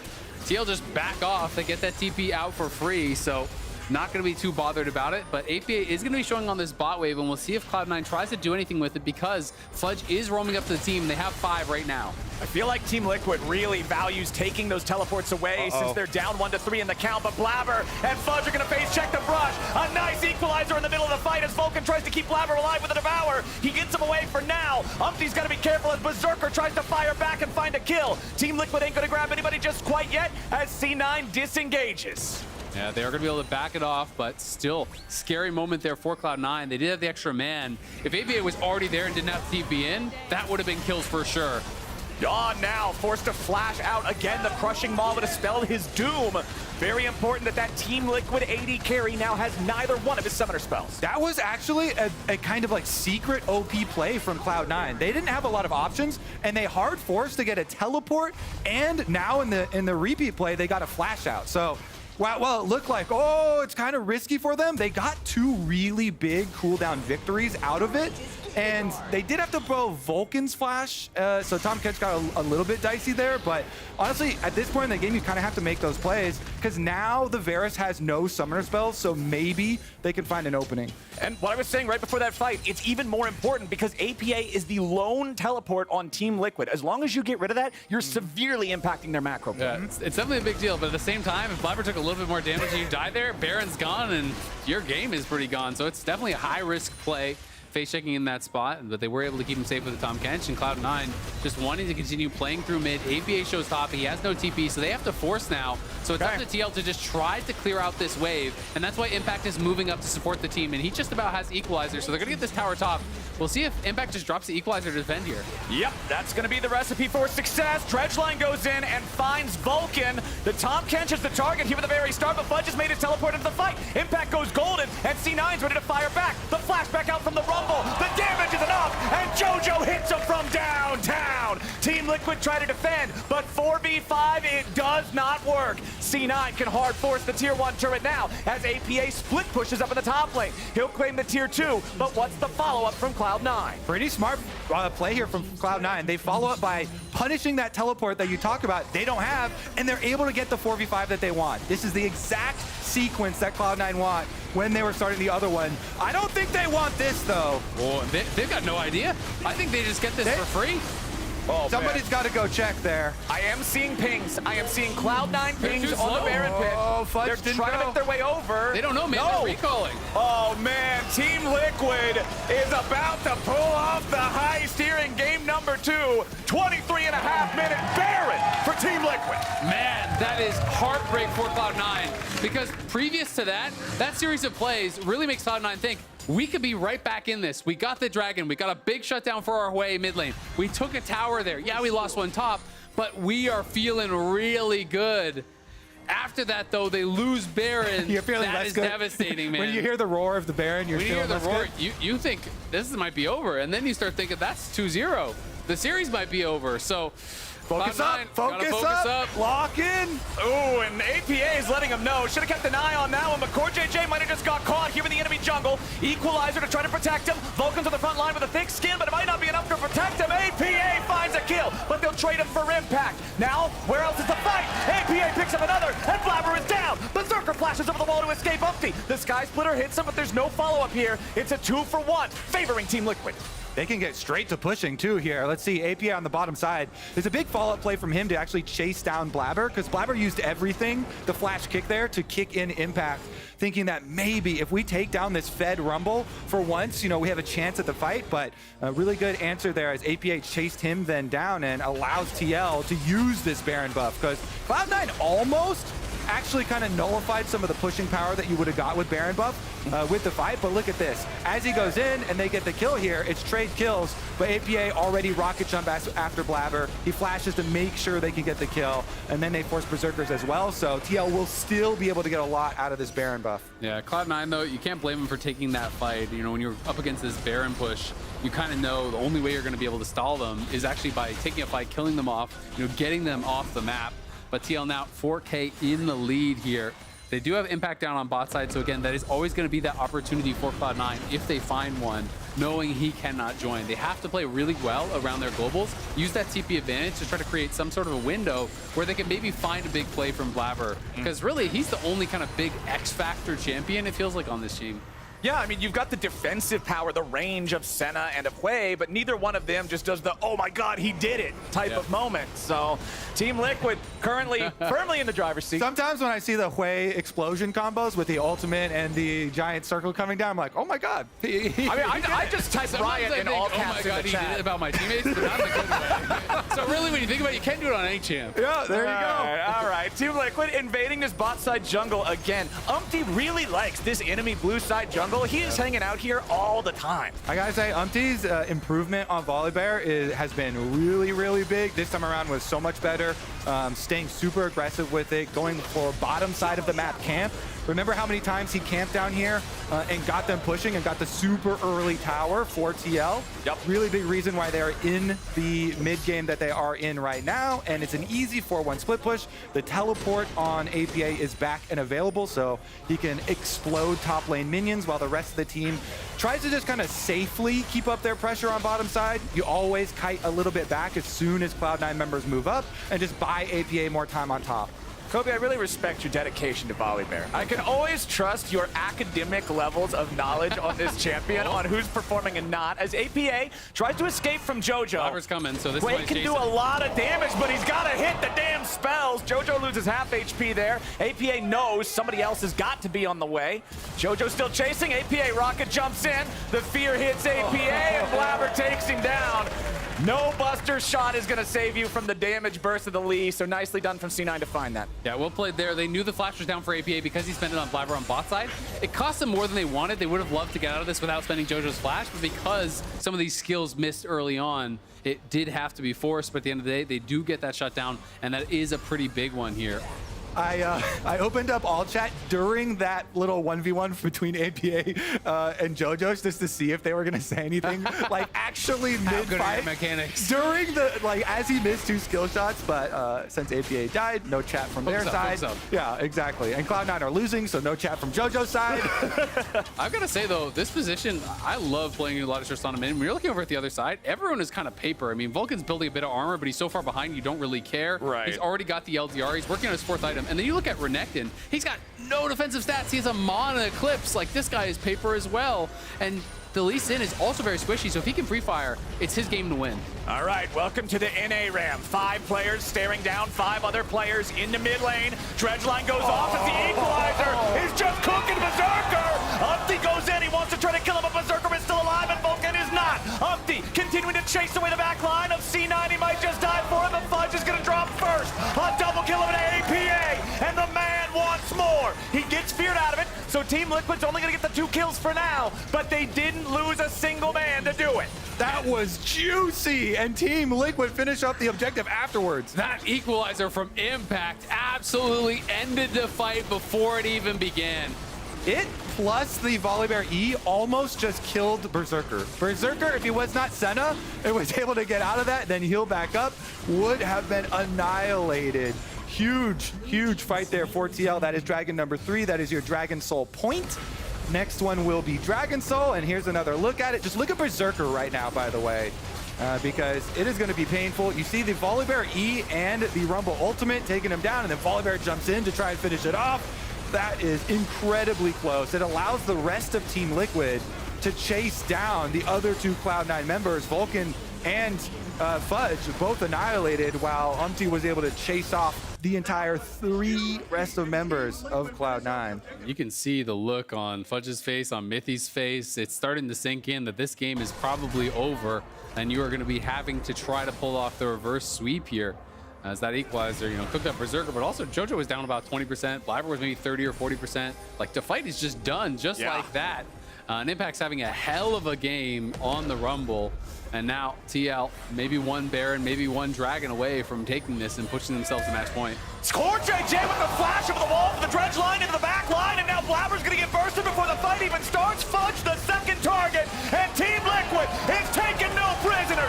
APA goes on a killing spree, and Team Liquid goes on a victory march. APA misses out on the next kill because Berserker is protected by the mist, but TL, 5 men strong, going back for their second Baron of the game. Yeah, it's going to be an easy Baron for them as they're rolling over this whole series. Not even this game. If they win this one, it's already going to be elimination match next game for Cloud9. That is crazy. 8.4K gold lead here for TL. The Cloud9 super team was built for one reason, to dominate the LCS. It has not been their road, and they're looking up against it in this one as Core just finds the angle, Hex Flash over the wall, finds the hook. The instant Devour has to come out, and again, the Equalizer just feels like that's the end of the fight. Like, the Equalizer comes down, the Chains of Corruption land on a Blabber, Blabber's instantly dead. Fudge says, all right, we just gotta send it, and tries to make something happen, but he can get nothing done. He's so squishy. At this point, it kind of feels like going through the motions. They're like, oh, we got to get something done. Spawns getting ready to talk to his team. TL coaching staff, they know where this one is going. And honestly, it kind of felt like the Cloud9 members also know where it is going. Walking straight down there into the fog of war against Core. You know, there's a series of movies starring Denzel Washington called The Equalizer, where he's an old man who kicks ass and takes names. I'm starting to think Impact might just be Denzel Washington on this Rumble. Ever seen us in the same room, same time? No, I never have. Perhaps could just be the same dude, because he is equalizing Cloud9 today in this series. Team Liquid up almost 9,000 gold, pushing 2 lanes of one. Now I want to see Impact in training day. And having him train up another top laner. TL, though, they're going to finish off the base. Topside inhibitor turret is down. Mid lane will be short to follow. Cloud9 trying to make something happen here as Fudge teleports out. Fudge wants the flank, but it ain't going to work. Team Liquid staying strong as floor. And now, goodbye to the Croc. Vulcan has to gobble him up. They're trying to get away. C9 on the full retreat as APA continues being a thorn in their side on the split push angle here with this Tristana. It's exactly what you said, Isaac. Nobody can stop him. They are all paper, and this man's looking like a pair of scissors. Team Liquid pushing down the mid lane now. The tier 3 turret will crumble immediately as C9 scrambles just to try to defend. Impact continues maintaining his position here on the front line, scaring him away with just a flame spitter. Team Liquid has super minions spawning in 2 separate lanes as C9 digs in for what could be the final team fight of game number 2. Nexus turrets under pressure. Team Liquid has the first one nearly already killed. C9 trying to decide when are they going to fight. Team Liquid, still no damage on these health bars. Poor JJ goes in. The turret immediately falls. Jojo dies instantly, and there's no hope for C9. Vulcan falls next. A double kill for Yawn. It's 3 dead C9 players, make it 4. Team Liquid's going to match point. Absolute domination. Game 1, game 2. TL wiped the floor with Cloud9. Cloud9 trying to come back with a different look, with a different comp, but it's the same result for TL. Better team fighting, better map play, advantages through side lanes, really well executed in the 5v5. Impact absolutely stood out in this one as having so many great ultimates. This one is looking so scary for Cloud9. It is dire. You have 1 game left to save your season. If you don't win this series, You're not playing again till summer split. That's a couple of months away. That's a long time to have to sit there and think about all the different ways that this series could have gone. And this will be back-to-back splits for Jojo that he misses out on an international tournament after losing to APA. You know, this is the Cloud9 super team built up to dominate the region. They are now one game away from being eliminated. And you can see in the player cams and the coach cams, you brought it up a little bit in the moment, the looks of frustration on the faces of Cloud9. They're gonna have to rebound after this one, but we're heading over to the LCS lounge to break it all down. Thank you very much, Flowers. What a start to this series. What's surprising? Yeah, because I had a 3-2 in favor of Cloud9. I thought it would be a scrap. I thought it would be a lot more competitive. And unless it's just a random, like, reverse sweep, I'm doomed. I'm off the ship. It's over. It's over for me. I mean, I did think it could swing heavily in either direction. Yeah. I know that's a bit of a cop-out prediction because it's, to me, like Cloud9 is still a one-dimensional team where they, if they win their lanes hard, they have a chance of winning, but they haven't won the early game in a big way in either of these games. I think part of that, to me, is because even if TL loses a skirmish, they're usually getting something on the other side of the map. So they're just never really that far behind in the game. And then stuff like this. 5 HP. The mid lane is... So Douglas! 5 HP there, and he was 3 HP in game one. Oh my God, that's got to be so tilting. Yeah. All the old chat after that. This might be tilting too. How low does Impact get? 150, not that low. Yeah. That wasn't that close at all, actually. That wasn't that close. Yeah, overheat, shield, and everything. That I was will tough. say, getting the grubs here and giving up your ball lane was not worth it for Team Liquid. This was a big play in the game that really put them behind. Well, not behind, but made the game even, I guess. Definitely delayed the power spike. Here we're kind of wondering, I think we'll probably, let's go back like 10 seconds and pause it, kind of just the start of this clip, because I want to know what C9 is hoping happens there. Yeah, because they already have the river, pause it right, here. for the Herald. So why would they want to go further into the chokes against, you know, Rumble, Varus, even Nautilus ult, when they just start the Herald and fight in their control? You need to start the Herald, let Team Liquid walk into the river, and then maybe you can fight them, because you can't just walk at them with the Renekton when there's two attack speed 80 carries. Perhaps they thought there was a pick angle, and then Fudge is like, okay, now the pick angle is over, so I'm going to get out of here. Yeah. Gets engaged on by OMT. Yeah, we can roll it through. This was, I think, one of the big turning points in the game. This was, it is, I'm half memeing here. Yeah. They were pretty even in gold at 14 and a half minutes. They lose this fight, they're down in gold at 50 minutes, and we know they haven't won a game when they're down in gold at 50 minutes. 0% win chance. Yeah, it was actually over after this moment. Simple. It's crazy. God, even in the play that you were talking about with the grubs, the fact that that play took so long for C9, and that they ended up losing Drake off of it anyways, it just kind of made it so Team Liquid can just, for the rest of this game, play around Drakes. They already had a gold lead, but it was just tough for Cloud9 to really do anything because they couldn't trade an additional dragon off of the bot lane dive. And I mean, APA was just going crazy from that point forward. Yeah, it was cool to see him bring out the Trist, because I think we've seen it a lot in LPL, a little bit in LCK. Trist does a lot of things, as we see. Let's back that up. Let's see that equalizer again. Let's see that one more time. One more time. It plays very similarly, right? When you send her to sides. So yeah, we're watching this. We're watching this perfect equalizer. Again. I made a comment while we were watching the game. I was like, man, I wish Rumble didn't have all the kills. I will say, C9 is definitely putting someone into very bad positions against Rumble. Like here, there's a massive rock next to them, and then there's just Rumble is just there, killing everyone. And Berserker and Jojo seem to constantly get hit by the same Rumble ults. Yeah. Took a lot of them. Here, I will say this was a good engagement chord. That was godlike hook. There are sometimes bad positioning, like last fight. This was a good hook, a good play. And next hook is good too. Yeah. He just had a really good game. That X Flash, just to find that angle, and there it is. Yeah, we'll say when I saw TL losing the lane in this game, in this matchup, I thought they were going to have a hard time. But they actually played really well outside lane phase. Yeah. So very impressive by TL to keep their composure even after a bad early game, so to speak, from their bot lane at least. AP has been able to generate a lot of gold outside of lane in both games on Ziggs and Trist. We have about a minute and a half before break. What does C9 have to do to not get swept, Sven? I think last game they should have picked mid lane on 4. Just pick Wei or Orianna, whatever, and then give Fudge last pick. I know some people don't like the counter pick top, but I think the TF last pick against Rexon is really good. It's very easy to play. TF is super good for everyone. It can get his ball in a minute ahead if he wants to. I think that will be a big change for that game specifically. Or maybe just pick Jojo's champ earlier in the draft if you want to. Yeah. And I also just think the execution of some of the plays that are existing that are supposed to help them have just been really messy. Specifically, like there was the top play that you mentioned right at the top where he just like flashes, tries to guess the Q, execute on Rumble. Yeah, wasn't even close. Exactly. And then there's the bot lane dive that just goes way too long. And I think a lot of their execution on plays that should be positive for them and that they have been succeeding in prior years are just fumbling now. So that's the one thing that they need to clean up going into the next one. Yeah, and I think overall, Cloud9's still yet to win a game this year when they're down in gold at 15 minutes. That speaks more largely to the lack of team cohesion that they've had ever since assembling this roster. They either smash in lane because they're really talented players, but to this point, they haven't really made it click. And I think they're at the breaking point here, actually. They lose one more game in the next 3. They don't go to MSI, they can't win finals, and I think it would be seen as a huge failure for this Cloud9 organization. So the pressure has to be extremely high for them right now because they need to win. They need to win the next 3 games. Yeah. What was that? If you lose, you can win. That's what Judge said. No, I love that a lot. You know what I love more about that? More than that?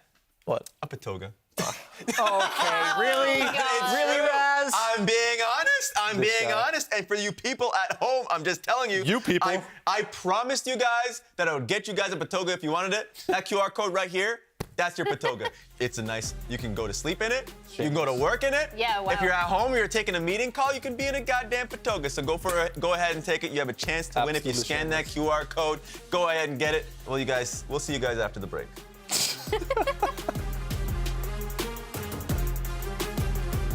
여기 봐주시면 1링골 넥스 원 3 세컨드 홀딩 더 존 가이스 this is good I'm coming where I'm behind by Q one second just keep running this guy stand on flash 1 HP I'm looking forward I'm hitting lane big win guys big win big win that can be big win no flash everybody no flash They are all paper and this man's looking like a pair of scissors.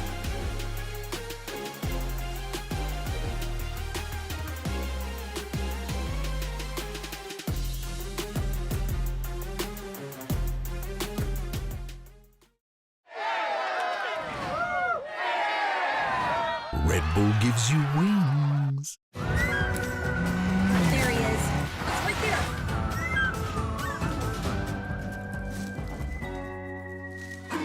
Cover more ground in the Kia Sportage Turbo Hybrid. Kia, movement that inspires. Look what I've just made. The perfect pearl. Not too bad, but check this out.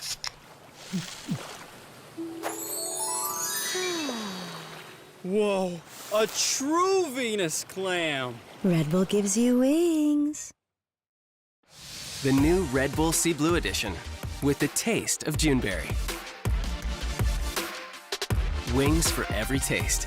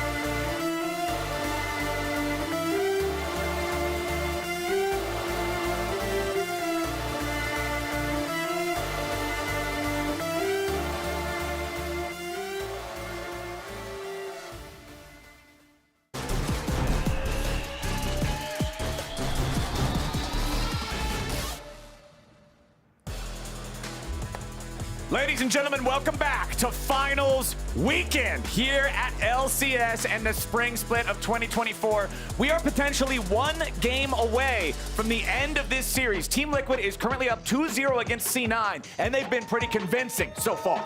They have been looking really, really good. I'm convinced, actually. I'm extremely convinced, yeah. I'm 100% convinced. Let's see if they can change up the draft here. Maybe like you got to go something crazy on red side. You got to get some big counter pick. I mean, the Renekton didn't do a whole lot. I kind of like what Sven was saying about maybe just counterpicking top and playing ADTF or something like that to really mix up the picks of the game. But honestly, it's not about the picks for me. It's not about the draft. It's not about anything like that. They've just been straight out team fought, out macroed, out thought, out executed. It's just been TL's just way better.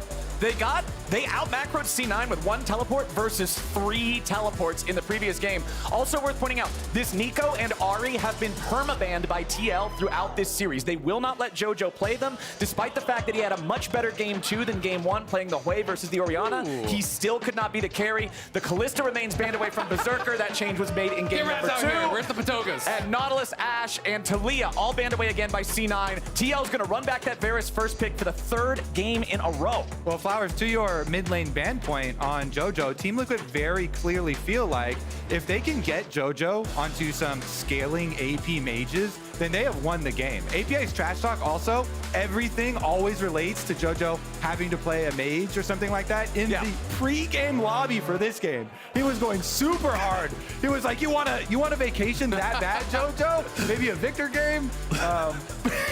I love the Photoshop.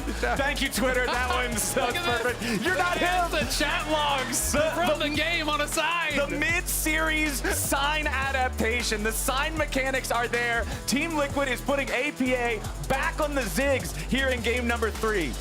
I gotta say, Cloud9 fans are gonna go berserk if they lose their last game with Lucian Nami, because this was not a duo that they were a fan of at all. They did have one really good game against 100 Thieves in playoffs where Berserker performed really, really well, and that's what they're looking to replicate. But in the regular season, Lucian was not the recipe for success for Cloud9 whatsoever, and that was kind of the dark days where they were struggling, where it was like Lucian Nami, Lucian Milio, they were having Vulcan on enchanters, and they were just kind of chain losing. I wonder if Cloud9 here are thinking like a Karma mid to go with this Xin Zhao jungle as well, and just try and completely blast early game.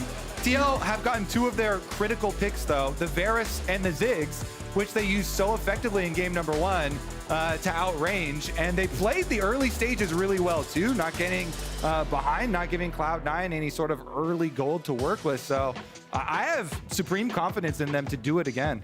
One bright spot for Cloud9, obviously, it is going to be against the Ziggs, but because of the nature of the picks, on 4 you counterpick mid, on 5 you counterpick top, right? Yeah. So if you are Cloud9, you got to believe in the ability of your solo laners to outplay, to get advantages with those counterpicks. Now's the time to bust out the pocket pick. Now's the time to really try to cook something up and to try to get some momentum going in this series. And I feel like if you're saving red side 5th pick for top lane, which you should, having already seen the enemy mid laner, it can't be frickin' Renekton. It's gotta be something that slots in Ornn. More specific. Oh my god. Trucker Ornn. He's not allowed. He's not allowed yet. He's not until another patch. We can't play him yet. I wish. Otherwise, that's the one time that I would actually be down with it. But unfortunately, it's not going to happen. The second half of the bans, though, it's going to be the Yone and TF banned out by TL. It's going to be Jackson Cassante banned out by C9. And we'll see what they want to pick for this mid lane matchup against the Ziggs. Akali is still available. If Lock it and give me my yes! All right, we're going to get Karma. Yeah, I always look through it through the lens of jungle, and that is my dream pairing, so that's why I was thinking about that one. I will say, it is also a flex. You can actually put it top as well, right? If there's a matchup that he feels he can really abuse, Renekton is kind of conspicuously left open, so I feel like maybe there's got to be something into that. If this is Rek'Sai, this could be Rek'Sai top, this could be Rek'Sai jungle. Of course, Umti could be playing Rel jungle, that could also be support. So I actually like that as a potential lock because it would allow for a lot of flexes, but it's going to be Vi instead. So now we know Vi jungle, Rel support, and we're waiting for this lock for impact. And then Cloud9 either can say, hey, we're going to try to do something crazy and put Karma top, or they can go for their 5th pick counter pick. Because Renekton is just so obviously open that you have to have something. If you don't have something, I'm so disappointed. And maybe it's the Rumble. But then that's kind of a lot of AP from your soul laners. All right, Fudgy. All right, Cloud9. What's it gonna be? What is going to be the pick that saves your season? Everything comes down to this. A super team. They got Jojo in the offseason. Everyone's so hyped for this. And it is the Olaf. Honestly, that is that's a 1v9 potential type of champion. Your Karma now not only is supporting your Xin Zhao, is also supporting your Olaf. Also, you've got the 10-15 minute swap of the Lucian Nami into mid lane, trying to get those chunks out on people dashing in. Like, this Cloud9 roster definitely has the potential here, especially if you can get a kill on the top side of the map early on. You can definitely snowball. I could see how they could run them over, but I could also very easily see how they can't actually close the gap and get onto these carries. Yeah, we saw that in like game number 1 in a couple series and playoffs already. Exactly. It's like, what's your go button? It's a W flash from Xin Zhao. It's a Nami off, right? You Karma speed up the Olaf and the Xin. So a lot of mid lane Karmas fall into the trap of only using Mantra Q because that's the part got super buffed and you're like, turbo Q, big Q, damage, Q, Q. But if you're running a comp like this, then there's the sound effects add 10% damage, by the way. Yeah, exactly. You got to shot that as you hit both the Mantra and the Q. You know, obviously in this one, if you can Mantra up the team-wide speed, and it also comes with the prerequisite that your Olaf had to play well early and had to have some money. If you don't have money as Olaf, then you're a non-threat regardless. So the Xin and the Olaf do need to have some cash. Yeah, I mean, if they can get ahead, if they can run them over, you know, it could definitely go well. But this is one of those things where I feel like it either looks amazing for Cloud9 or it just falls off the rails really, really quick because there's so much range over on the other side for TL. They have the ability to counter engage, I think, very, very effectively, you know, with the Renekton, with the Rel coming over the top. You want to be diving onto Yon, you want to be diving onto APA. If that counter engage comes through, it's going to be tough. Oh, I thought Impact is trying to bait right now. Can you bait him for far enough? I feel like he's acting a little bit too obvious, but... Oh, Core JJ over the wall. Fudge is their target. Impact slicing and dicing forward. They drop the Ignite on him. Impact even flashing ahead. Fudge may just get away here. He's surviving with only 50 HP left. Fudge is going to get out of that one by the skin of his teeth. That was actually so critical. Fudge leveled his W. That's the only reason he actually lives there. He skills W, he doesn't just autopilot that Q, so when he flashes for up the auto, he W's there, stays alive, but still, that hurts. Okay, after that has already exploded at level 1, Raz is standing by. He's got an interview with TL coach Spawn. Yeah, Spawn, question. What's your take on what just happened level 1? Yeah, it's not bad for us, right? Because we know that they can invade our top side, so obviously, nice little trap there, but I think we... if we're going to use summoner spells, we should usually use one more summoner spell to guarantee the kill. Otherwise, don't use summoner spells and just take the chunk, but it's not bad. Then going back into this, though, first question I wanted to ask you, you guys are 2 up in the series. You guys have been playing extremely bloody throughout the playoffs. So, like, is this a surprising, like, kind of series for you and how well you guys have been playing going into the playoffs? Just because I know you have been the harshest critic of, like, how slow you guys have been playing during regular season. No, like, I mean, once we got in playoffs, I think we sped up our play quite well. So it's not surprising how well we're playing today. It's just regular season was kind of baffling to us because if you watch our scrims, we're like probably close to an LPL team, and then you watch our stage games, and we're definitely like an ACL team. We're just so slow, right? So we're much happy with how we're playing at the moment. Sweet, thanks a lot. I appreciate it, and we're going to be sending this straight to the casters. All right, thank you. And Spawn, definitely a big critic, you know, of himself and of his team. He's always going to be looking for that extra bit of improvement. You know, one of the tweets we saw that was up on the screen was, you know, when are we going to see the TL coach smile? Well, probably after they win the series. You know, the job's not done yet, and I know he's definitely very focused on that. Yeah, Spawn definitely very much entwined in this squad's success, and a lot of it has been off of bot side. So if we can get Vi coming down here again, they've got a nice wave building. You can see they're slowly stacking it, only last hitting right now. And with Vi clearing down towards bottom side, Core JJ and Yon can try and set themselves up for some more success as well. It looks like him going to Krugs and not walking all the way over. They're just going to let it crash here and see if they can get some poke down. We have to also kind of track the fallout of this level 1 because Impact started E, but Fudge started W. And Fudge, because he didn't have his Q level 1, he basically lost full prio in that lane, so the wave got stacked, got pushed in. Impact gets a freebie on the recall, just gets to walk back to lane here, and is going to have that additional Ruby Crystal and refill his health. And both top laners spending their mobility, summoners, but also CoreJJ committed the Ignite. That's not going to have any meaningful consequences because it has just now come back off of cooldown there in the bottom lane. It meant less kill pressure for the level 1, level 2, but everything's pretty much back to stock standard now as Blabber waiting for the opportunity to maybe make a gank up here. Yeah, it's all about the slice. If Impact tries to slice, Blabber will show up, but he's spent a lot of time hanging out in this brush, and with the wave about to crash into the turret, it's just time to take the scuttle crab. That's just not one of those mistakes that Impact makes, right? The wave is pushing heavily towards him. It'd be a dangerous trade anyway, so he's just going to let it crash. And even though it looks like there's non-action on the bottom side of the map, because they know that Umpty is bottom side here for Cloud9, Berserker goes for the recall there, even though it's not a cannon wave. And so the Lucian does miss out on that extra wave that got pushed into the tower. And so merely by having junglers on opposite sides there, they still get that kind of presence and that kind of little advantage there. This now is going to be a better recall for Jan. He goes back, he gets his boots plus an extra cloth armor here. And Jojo might get stopped. Just gets juggled around a little bit by those satchels. But that's actually pretty awkward because Core's here now, and Core has Flash and Ignite back, and Jojo's low. And Jojo has to push out this wave because he hasn't actually been able to TP back. So if Jojo steps a little bit too far forward, this could be him dying. CoreJJ should look for the crash down here. Oh, he tries to find the Flash Shattering Strike, but Jojo's fast enough for the response. Flash for Flash, support versus mid. Yeah, you can always see those plays coming because as soon as you start your Q animation on a rel, Jojo's like, well, I'm definitely flashing because there's no way he's queuing the middle of lane for no reason. Sometimes you can do the mind games though, and walk up and queue. You can just walk up and queue the middle of lane, Queue and some then air. yeah, you'll look like really silly if the enemy laner doesn't flinch and like doesn't flash for it. Sometimes you can just fish out free summer spells like that, but that takes like the extra level of mind games, and this one is the guaranteed trade, and you're still happy with a flash for flash trade as CoreJJ because guess what? You have Hex Flash, and in the bottom lane where you get to push up on Lucian Nami like this, you have control of those brush on the bottom side, so you constantly still get threat out of your Hex Flash, and Umpty always clearing down towards bottom side in this setup is going to be jungle support. They're going to trade their grubs for dragons because they want to play off it more. And on the other side, Cloud9 couldn't really get any sort of advantage besides just a reset because they can't pressure Jan. They don't have any sort of Nautilus or something like that that can actually threaten the dive. Nami walked up, hit a bubble on Jan, and they're like, all right, that's about that. Not a whole lot more to it. Blabber securing all 3 of these grubs nice and early for the side of C9. As Umpty will clean up the Drake just a little bit after that point.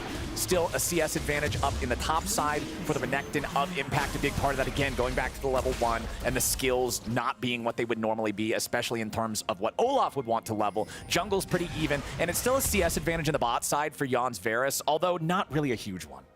And there you go. That's what we're talking about in the brush. Keep channeling your Hex Flash. Those. Oh, man, Jojo just picking those up like they're power-ups, man. You gotta not step on all of them. Maybe you do. Well, I'm looking at it right now. I don't see the power up. No, there's no special. You don't know buff. unless you try. Yeah, I guess sometimes it's they do look a lot like playing a new game. You got to see if you can fall off the cliff. Right? Spoiled honey fruits. Honestly, though, still going to be the highlight here is the synergy that Karma has with the top 2 champions for Cloud9, the Xin and the Olaf.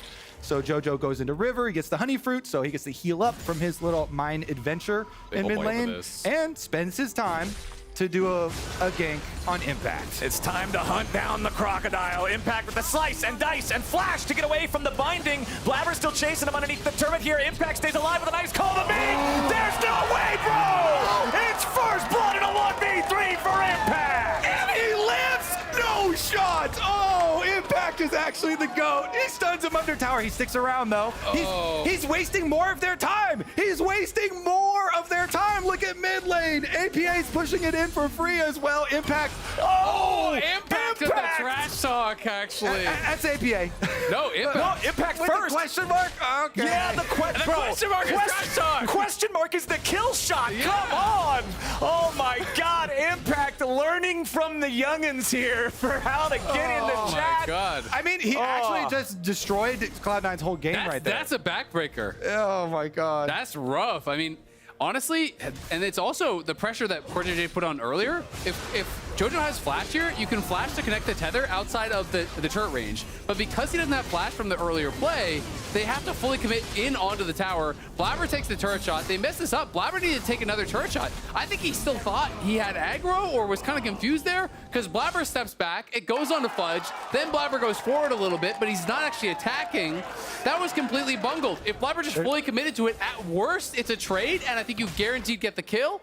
But Cloud9 really messed that up. I mean, if we go over that replay again, we can just absolutely rip it to shreds from multiple angles. Jojo also could have taken the earlier inside route. You don't have to immediately tether as soon as you get into range. If he has the inside route on the Renekton already, then you get to get between the tower and his escape route, and then he wouldn't have even had to have flash. And so, like, yeah, that play gets completely ripped to shreds. And on live, it got ripped to shreds by Impact himself.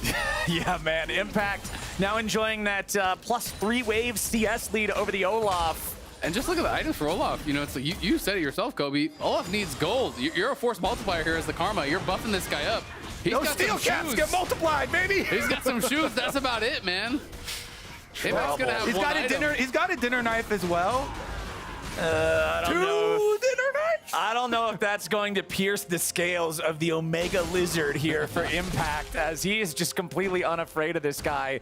C9, they've got to make sure they're ready, man, but CoreJJ's already starting off the engage with the crash down into the Magnet Storm, but there's not a lot of mana left on Yawn. Calling from Berserker forces TL back. Buys here, though, and that's what they're setting up for. They're actually setting up for the redive, because now Berserker has no cleanse, and they can look for this. All right, they want to go in. CoreJJ leading the charge, tries to find the engage, and there's your Mega Inferno Bomb from downtown. It's going to be traded 1-for-1 as Core dies to Vulcan. APA now throwing out the minefield to keep Jojo from joining up in time. Kobe! He gets locked under tower there with the ult. Nicely done there. Umpty's able to lock him in place, so you guarantee the APA Ziggs bomb under tower. They did get one kill back here for Cloud9, though, so we got to focus on their possibilities here in an elimination game for C9. You really have to start getting money now. Yeah, I mean, they got one kill back, but they lose the farm under tower. Berserker dies, the kill goes to Nami, and Fudge TP down and lost place. So it's an absolute disaster place. Great dive there from TL, showing Cloud9 how to do it so far in this one, and so far in this entire series, as again, Core out on the map. You're going to play this Enchanter duo down in bot lane. You're going to bring out the Nami, but they can't create that advantage. And it's been Core moving around the map, trying to put pressure on mid lane. He's been so annoying. Yeah, and that's honestly, when I think of CoreJJ's best games, I think of him on engaged champions, constantly rotating around, always creating this extra pressure, this extra threat, and making everybody on the enemy team double check every time they think about posturing aggressively, moving forward, trying to push anything out. Is Core going to be there? So another big thing, never mind, we've got a duel. We've got a runaway. CoreJJ is just going to run away. All right, we agree to not. It was a duel. It's no longer. The other big thing, though, I wanted to mention is that after the swap back, there's going to be no teleport for Cloud9 top laner. This is Impact with not only giant gold lead, not only with item lead, but also teleport advantage. So this dragon is a huge trap for Cloud9. They should definitely not force it, but they might, especially if Impact backs off and is going to be able to come. All right, maybe Impact doesn't want to use his teleport for it, but if he does, I swear, like, this is such a trap for Cloud9. C9 still trying to position around it, see if maybe there's something they can do. Yeah, Umpty and Core are just going to clear out the vision. Yeah, I think Cloud9's getting the memo. This is not really the angle, as all that vision's going to get swept out. The culling was already used by Berserker, this classic Lucian play of trying to get control over mid, chunk out one of the enemies, but Yawn sidestepped most of it. Now Impact will force Ragnarok out of Fudge. It's ulti for ulti in the top lane, and the Olaf's only got 400 HP left. Olaf also used Ghost, though, so you're going to go really positive on that play. He's already taken 3 plagues here solo off that TP bot from Fudge. And he's just going to get even further ahead. He's 30 CS up. It's just going to get worse for Fudge. TL take the dragon on the bottom.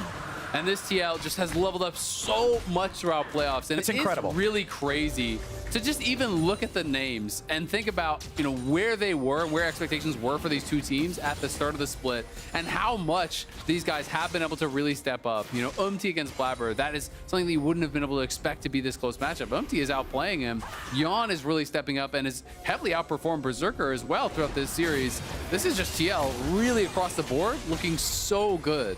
And every time C9 tries to find something, it just isn't working out. You can see they land a little bit of CC on Core JJ, but they just don't have the follow-up in time to try to get another pick there. This worked in game 1. Remember when the Nautilus was doing some warding, doing some rotating around, they got the punish there. But here in game number 3, it's not enough. And Core is going to be fine as Umpty regroups with his support, making sure that they don't get jumped here. They know C9 is looking around this quadrant of the jungle, but C9 now losing that opportunity to find anything of meaning. Yeah, Umpty and Core JJ are doing a really good job of hovering and shadowing right now. So each move Cloud9 are rotating down for. Umpty and Core JJ are watching, they're matching, just making sure that there is no early gold injection possible for Cloud9, no play possible. Sometimes when you have those neutralizing moves from them, that's all that you need on the side of TL, because they're very happy to get even more money into the Ziggs, even more money here into Jan, who was holding down mid lane, and now they get their reset that they're looking for. The more time that goes by, the happier that they are.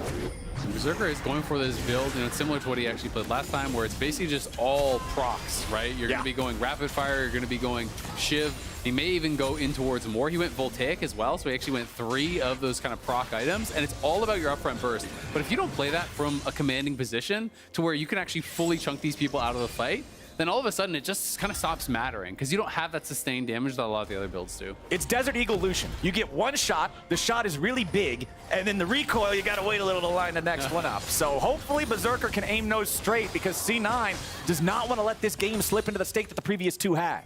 Look at the call here from Team Liquid. I like this. They're sending APA to stay down bottom so they can keep pressure on this bottom tower. He zigs, so it is even more imperative for Cloud9 to catch the wave because he'll just blow up a tower and then all of a sudden you're dealing with a gold slingshot. So their little like pull on the Rift Herald here, they keep on testing it. They pulled it out before, making Cloud9 show, then they get off it, then they pull it back again. Just every time APA is able to move up, he annihilates the minion wave, puts more pressure on the tower, more pressure on the possibility of a giant gold lead out of tower gold, and allows them to eventually slowly win even more objectives. And speaking of those objectives, Team Liquid, they even know that there was the control ward from their opponents in the Herald Pit, so Umpty drags it all the way down into the river. Yes, C9 is still going to be aware that it's being taken by Umpty, but they don't have the direct vision on exactly how it's going down. So that means it's an easy Herald secure for TL on top of the Tier 1 Turbident top lane. Again, another Ziggs game, another really big benefit to your macro. You saw him there use his ultimate on the wave, clears out the wave, he backs way off, even with the blue trinket used to try and scout him out. APA had already left, so that allows impact. Guess what? Renekton's even further ahead, juicy free tower on top side, and APA, he defended his tower, used his ult, used his bombs, blew up the wave. Team Liquid are just going to continue to use the exact same methods here to get their mid-game lead. And with Umpty having the Herald, they already got first tower. They're likely to grab the second because you pair it up with Ziggs, you just walk down, you get that charge, you satchel it, it's basically just about dead. And this is the struggles. You know, the range is already becoming such an issue. It's so difficult to actually close the gap on APA and put that meaningful threat onto him without fully committing everything you have to him. And if you do that, all of a sudden, the Renekton who's really strong, the Vi who's really strong, the Rel counter engage, all becomes very, very problematic. And the Seraphs is transformed, so the Ziggs has Flash, Satchel, and a possible shield popping up with his transformed Seraph. So even if he's full send in there, it's very difficult, and you're going to take a lot of damage when you try and get in there too. Oh yeah, Team Liquid still in a very solid position here in game number 3. Sundered Sky completed for the Vi, pretty big deal there. Black Cleaver on the Renekton. Olaf at least has his first item done, but with Ravenous Hydra being the rush, this guy can melt very, very quickly on the front lines of a big fight if they send him in and don't properly have him buffed up with this Karma. Now in mid lane, it's another one of these stare downs as the TP's coming in from C9. They're going to have everybody here, but Blabber's already getting jumped on by Umpty. The culling to try to provide some covering fire, as now Umpty wants to go all the way in. He flashes away.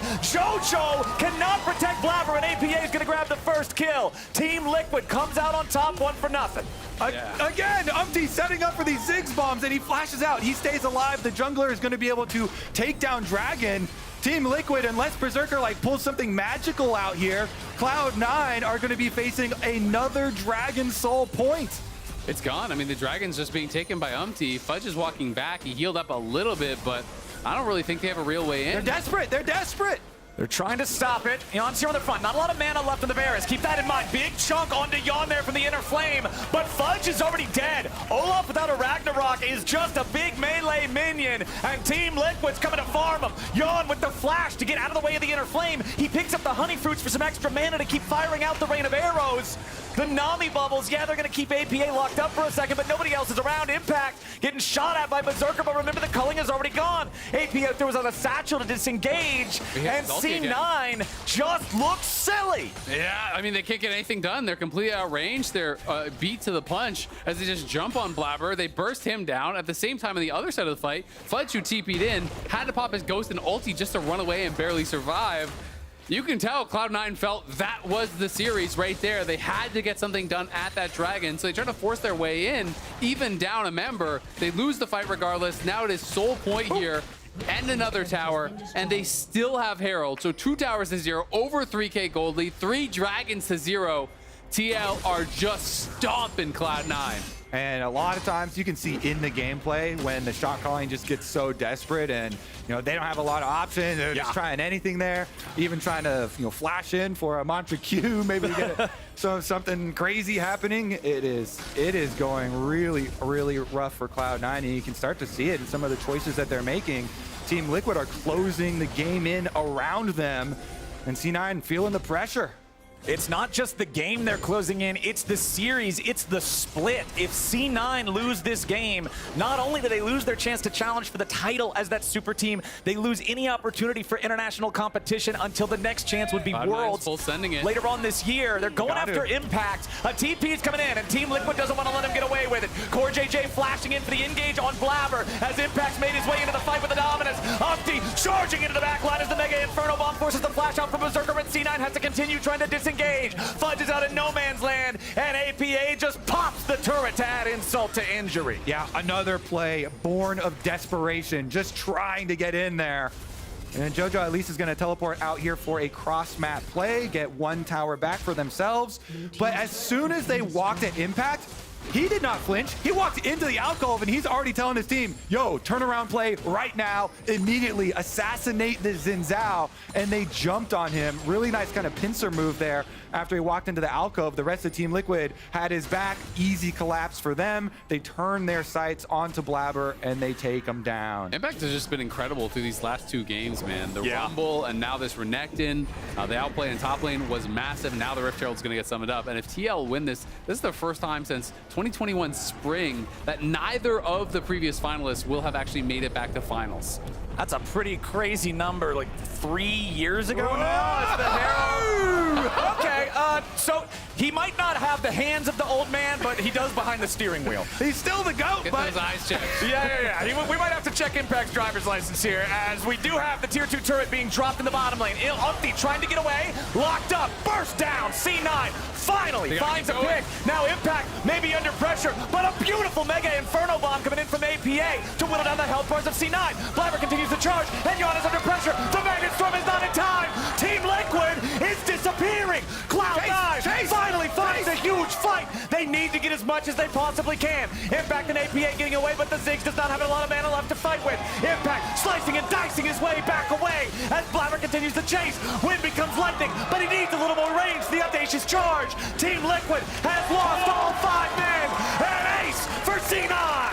5-0 for Cloud9 as they come to life here. Maybe they can get a tower or something like that. It was delayed enough that there won't be a Baron off the back of this, but this engage here from Cloud9, they catch Umdi to the side with the tether. They go all in on him, burst him down immediately, and then Yon here gets a little bit too far forward as he's trying to actually follow up on some of this pressure that's coming through from Impact. Yon steps up, but he has no flash, and Berserker says, yeah, I'm gonna go on you. Blabber jumps on him as well. Yeah, nice defense there for Cloud9 on the turnaround. You thought maybe there was an opening for Team Liquid, but C9, this is a team that are full desperation mode. They know if you see one opening, you got a full send. Immediately full send. Yeah. And they got the slow from Fudge's Q onto Umpty under the tower. With that slow onto Umpty, it allows Jojo to get the tether, and they know they just have to fully go for it. They get some kills back. They have to ride the momentum. Past couple of games, Team Liquid got Baron around now. C9 is only down 1,000 gold. It's about the best game state they've had, but TL wants to go yet again. Nami Wave comes in over the top. A bubble connects on the 2. Upti is gonna die immediately, and Fudge is taking the kill. He tries to run down CoreJJ in the back. Team Liquid trades 1 for 1. It's jungler for jungler as Fudge tries to get back. Berserker and Jojo both still alive here as well. Yeah, Blabber's ulti was still on cooldown from the previous play until the split second before he died, so he wasn't tanky in that front line. Berserker just used his dash and he's got no flash. Berserker locked up with a crash down into the Magnet Storm. The Lucian is picked off. A critical misplay from C9's AD carry. And Team Liquid now has him dead for 30 seconds. The Dragon is alive. This is Soul if they claim it.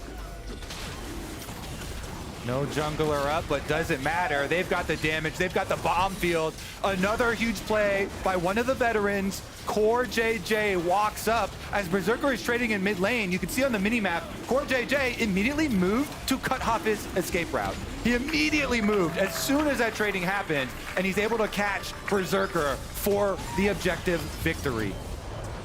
Well played there from TL, man. And now they get the Soul, so the gold lead kind of lying to you a little bit. We can watch this one more time through mid lane. The initial play is a pretty even trade as MT steps forward, misses on the Q, and Blabber just immediately turns on him, but he was missing the Crescent Guard. The cooldown's lying to you on the side. He didn't have it until just before he died, popped it right there, but went down in a hurry. They are able to push out Core, but this is where things start to go wrong. Berserker, I think, needed to stick with the rest of his team. He needs to back up with Vulcan and Jojo. Instead, he kites down to the side here, dashing away from those two enchanters that are there to keep him safe, and Core catches him. Yeah, nice little route there from Core. Drops the control ward, immediately moves on in. And you got to, you know, they were trying to open up something for themselves because they could feel the time kind of getting away from them. Cloud9, though, now you're going to have to deal with a Dragon Soul on top of the poke. If you close the distance, now it gets harder to finish off your kill target, and they just have to keep on looking for something. Yawn gonna get jumped on here. Core coming to reinforce him. Berserker eats some of the damage from Mega Inferno Bomb. Upti's here with the front line. He dashes right back to Berserker, and they found the enemy carry. They found Jojo too. Team Liquid, that's exactly what they were looking for. Impact's 1v2, and with the remaining 2 players alive on C9, Team Liquid is going to get another Baron 25 minutes into this third game. This is playoffs, TL. It's a completely different beast, and they want that rematch with FlyQuest, and they want Fudge's head. They're gonna get it on top of the Baron. Man, oh man, it looked like C9 had some hope there after that ace in the bottom lane, but TL immediately recovered. They managed to get the pick that gives them the Dragon Soul. They find the fight after that gets them the Baron, and now, 25 minutes and 30 seconds into the game, they're going to be up 5,000 gold, armed with Baron against C9. And this is one of the things that makes playoff TL so exciting, is that you can win a fight against them, but they're going to get right back out on the map. They're immediately going to look for another angle. They're immediately going to look for the next play. They're constantly looking for these openings, having so much faith in their ability to execute in these fights. They're able to zero out Jojo and Berserker right off the bat. The fight was over before it really got going for Cloud9 whatsoever. And now you're seeing, that was a now grin. they know. That was a grin. I saw a flash of a smile. Count it, that's a smile. Yep, that's a smile. Teeth. He's ready. He knows that things are looking so good for this Team Liquid squad. Now it's going to be another little bit over 2 minutes of this Baron buff, and the Elder will spawn slightly over 3. So Team Liquid is in a great spot, even if they don't push all the way to the Nexus with this Baron, which it can be hard to do at only 26 minutes in. You're going to set the Rift up beautifully to then transition into an Elder Dragon play. This gets so tough, though. This late in the game, level 16 Ziggs completed the death cap 3 items. Even just the ulti alone on a squishy member means you're basically out of the fight. Yeah. If you hit in the middle, it does 1,200.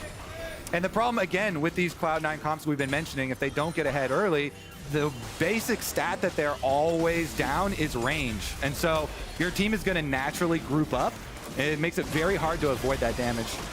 APA getting a little bit of poke on him there from those enchanted inner flames, as Impact is going to be the one-man split push troop over here in mid, trying to provide dual lane pressure, but that bottom lane tier 3 turret is already nearly dead. It should just be, it's either satchelable or almost satchelable right now by the Ziggs. All they got to do is just get close enough to toss the thing. As the next wave is spawning, it'll be cleared out immediately. Still 1 minute and 15 seconds left in the Baron for TL. And the poke on APA meant nothing because he just went and grabbed some honey fruit there. Berserker doing his best to try to chip away at them, but there's the satchel. Okay, Blabber jumps in. CoreJJ's here on the front line. Nami Wave sailing out, only finds the knock up on Core, but it ain't gonna matter. That's Blabber down to about 20% HP. That's Vulcan with no ult. C9 backing away as the inhibitor in bottom lane will die in 3 hits to APA. Meanwhile, mid lane, the pressure continues from Impact to Baron. Still 45 seconds left as Team Liquid claims inhibitor number 1. Ooh, these 545, now 640 AP Ziggs autos, demolishing objectives. Absolute insanity here. Team Liquid on the brink of a rematch with FlyQuest. And that was at the beginning of playoffs. So you kind of remember the upper bracket. That was a very exciting one. They were the team that actually pushed FlyQuest the furthest. So if you're going off the previous series, like this kind of is the expected rematch to try and set up, as Team Liquid are hungry for it. And that was a series that set the LCS kill record, you know, for a series, and it beat it by 40, 50 kills because both teams were absolutely just brawling it out. It was such an exciting one, and TL looking for their rematch were devastated in that Game 5 loss and have been hungry to make their way back through the lower bracket to try to get a chance here for what would be their first title in a long time. TL have not won an LCS title since Doublelift left. And this new era of TL has been trying with so many different rosters to really make it happen. And I think we've talked a lot about how Jan has been performing so much in playoffs for TL. What a statement it would be for him, this young player coming up through the academy system, to be the one who can actually finally fill Doublelift's shoes and bring TL to another championship. They still have to get through the rest of C9 first, though. Nami Wave is going to force TL back, but it doesn't connect on anybody. Umpty takes some poke on the way out, but the Elder Drake is spawning in 15 seconds. That's going to be the focus here for both teams. Yeah, and I think C9 was hoping to get a fight there because they know they don't have a lot of vision out on the map. They have these couple pink wards, a little bit defensively. They have to get out there and try to challenge for this Elder. If they could steal the Elder away, if they can get a fight off that, that's maybe one of the ways to kind of race this gold lead, make it not matter, but it's going to be so tough. And again, TL just play the map, they just attack Fudge. Fudge trying to go in after APA and Impact. He'll be kept alive by the Sterix Gauge, but now the rest of the fight! Vulcan's already down to the 3v3. Yawn is free firing onto Blabber. Cloud9 is collapsing as Blabber and Jojo barely get away with 100 HP. Never mind, it's a double kill back to Yawn with a piercing arrow as Berserker and Fudge trying to survive, but APA and Impact ain't gonna let him. Fudge will heal up off the wave as long as he can. The Elder is not required. Jojo and Berserker are barely alive. The Nexus turrets are under pressure, and for the second split in a row, Team Liquid will deny Cloud9 their opportunity for international competition. Umpty will chase Jojo away from the Nexus, and Team Liquid is going to finals and going to MSI. Look at the immediate celebration. They were so frustrated after their last best of 5 versus FlyQuest. They felt like they really had that one and they could have taken the last game. Now you get another chance. Now you get the second try. And the guarantee that you're already going to MSI now that we send 2 teams to it. If you remember back to last time, Team Liquid went to MSI. They went all the way to the finals. We don't talk about what happened in the finals, but they made it to the finals. They dethroned the reigning world champs to get there. And then I blacked out, and I don't know what happened after that. Same. But TL, incredible series from them. 3-0, absolute dominance. Outplayed Cloud9. It felt like really across the board. Out-executed them. It didn't matter what the comps were. It didn't matter what the early game leads were. TL just knew how to play the map, knew how to execute in these 5v5s, and really showcased a very high level from them. And I love the fact that you brought that up back at the beginning of the draft for this third game as well. It feels like so often you can look back at the draft and say, yeah, well, it's because they picked this or didn't pick that. But Team Liquid's movements in the game, the way that they played the individual team fights, the way they played the map as a team, they were just better than Cloud9 at everything today, and it earns them a spot in the finals tomorrow. And on the other side, it's back to the drawing board for Cloud9. Massive expectations for this roster when it was put together. They have failed to meet them in this split, and they're going to have to prepare for summer, try to fix their issues going in towards the next split, see if they can really get it going again. Right, this is a Cloud9 team that all of us and all of the other teams, when you look at the conversations coming into the split, it was, all right, who's going to get the silver medal? Because Cloud9's locking in the gold. This is the super team. This is the boys to beat, and they're going to end their spring split in 3rd place. There's so much conversation around, oh, APA can only play Ziggs. Maybe more other mid laners should also be playing Ziggs, though. This looks so good to me, and Team Liquid use it so effectively. Team Liquid Honda are not only going to the spring final tomorrow, but they've locked in the LCS's second and final spot at MSI. If you want to cheer on TL live in China, tickets for MSI go on sale on Monday night. But now with the series wrapped up 3-0, we're joining Emily and Umpty on stage for an interview. Thank you very much. I'm here with the victorious Team Liquid jungler, Umpty, who has qualified for your first international tournament. So I did want to ask you, was that going through your mind at all when you entered this match today? It can be a bad mind, but I just want to be the comfortable. So I was thinking, yeah, if I lose, I'll just go to Korea and just practice a lot more, so it can be comfortable. So thinking about positive side, and if I win, yeah, I'm going finals. Why not? Well, congratulations once again. One thing that we really saw from you guys was a little bit of a somewhat return to form, I guess, from things that we saw in the regular season, specifically with you really pathing around topside to get impact ahead. Talk to me about your strategy going up against C9 and whether that was part of it or whether that was just what you wanted to do. So yeah, the funny thing is, like, every time Impact says just don't come top at the screams a lot. So I was like playing to mid ball a lot, and when the stage days come and one level, he says, "Can you come top it? Can you come top?" And level 2 timing, then I just watch it. You know, yeah, actually it's a good angle, but is that correct Impact with we practice? Like, kind of thing. So it's kind of fun. I think Impact is like just top gank lover. So he doesn't do it in scrims, he did it on stage. And then the other thing is, especially in game 1, I really liked how you recognized that a lot of teams who've been successful against C9 have really attacked mid, and you're protecting APA's wave a lot. So talk to me about that strategy and whether you planned for that.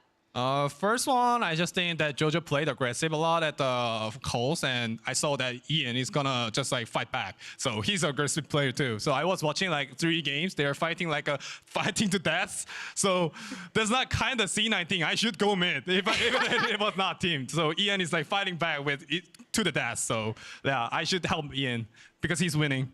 Well, one thing that has characterized TL, right, is that you guys fight a lot more now. You've set some kill records in your playoff run, actually. And now you're going to be taking on FlyQuest, one of the teams that you faced that you did set those records with. How have you prepared for them this time around? Yeah, so I would say tomorrow is more bloody, guys. They're gonna fight back a lot, and we're gonna fight back a lot. So just think that's gonna be the fun match, guys. All right. Well, I'm looking forward to it. Thank you so much for joining me, Umpty. Thank you. Thank you. We'll toss it back to the lounge.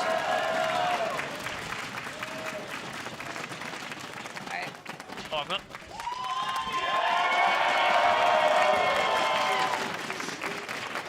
Thank you.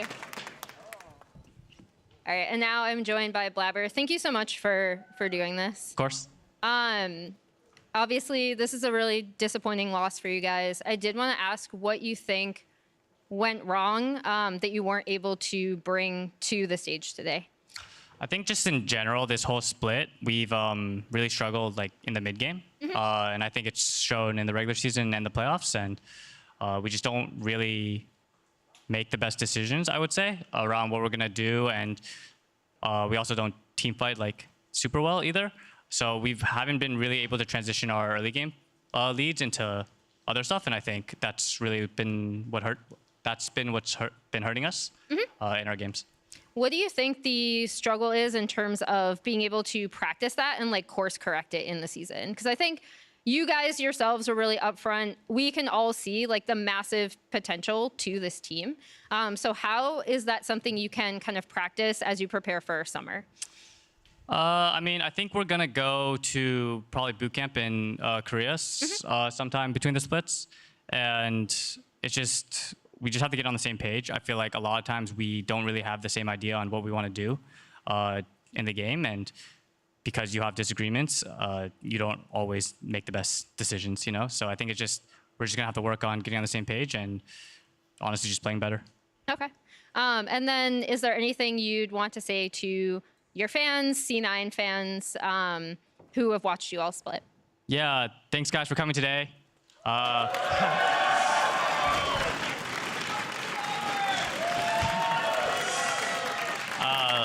And I'm sorry we weren't able to win and make MSI, but we'll win next split.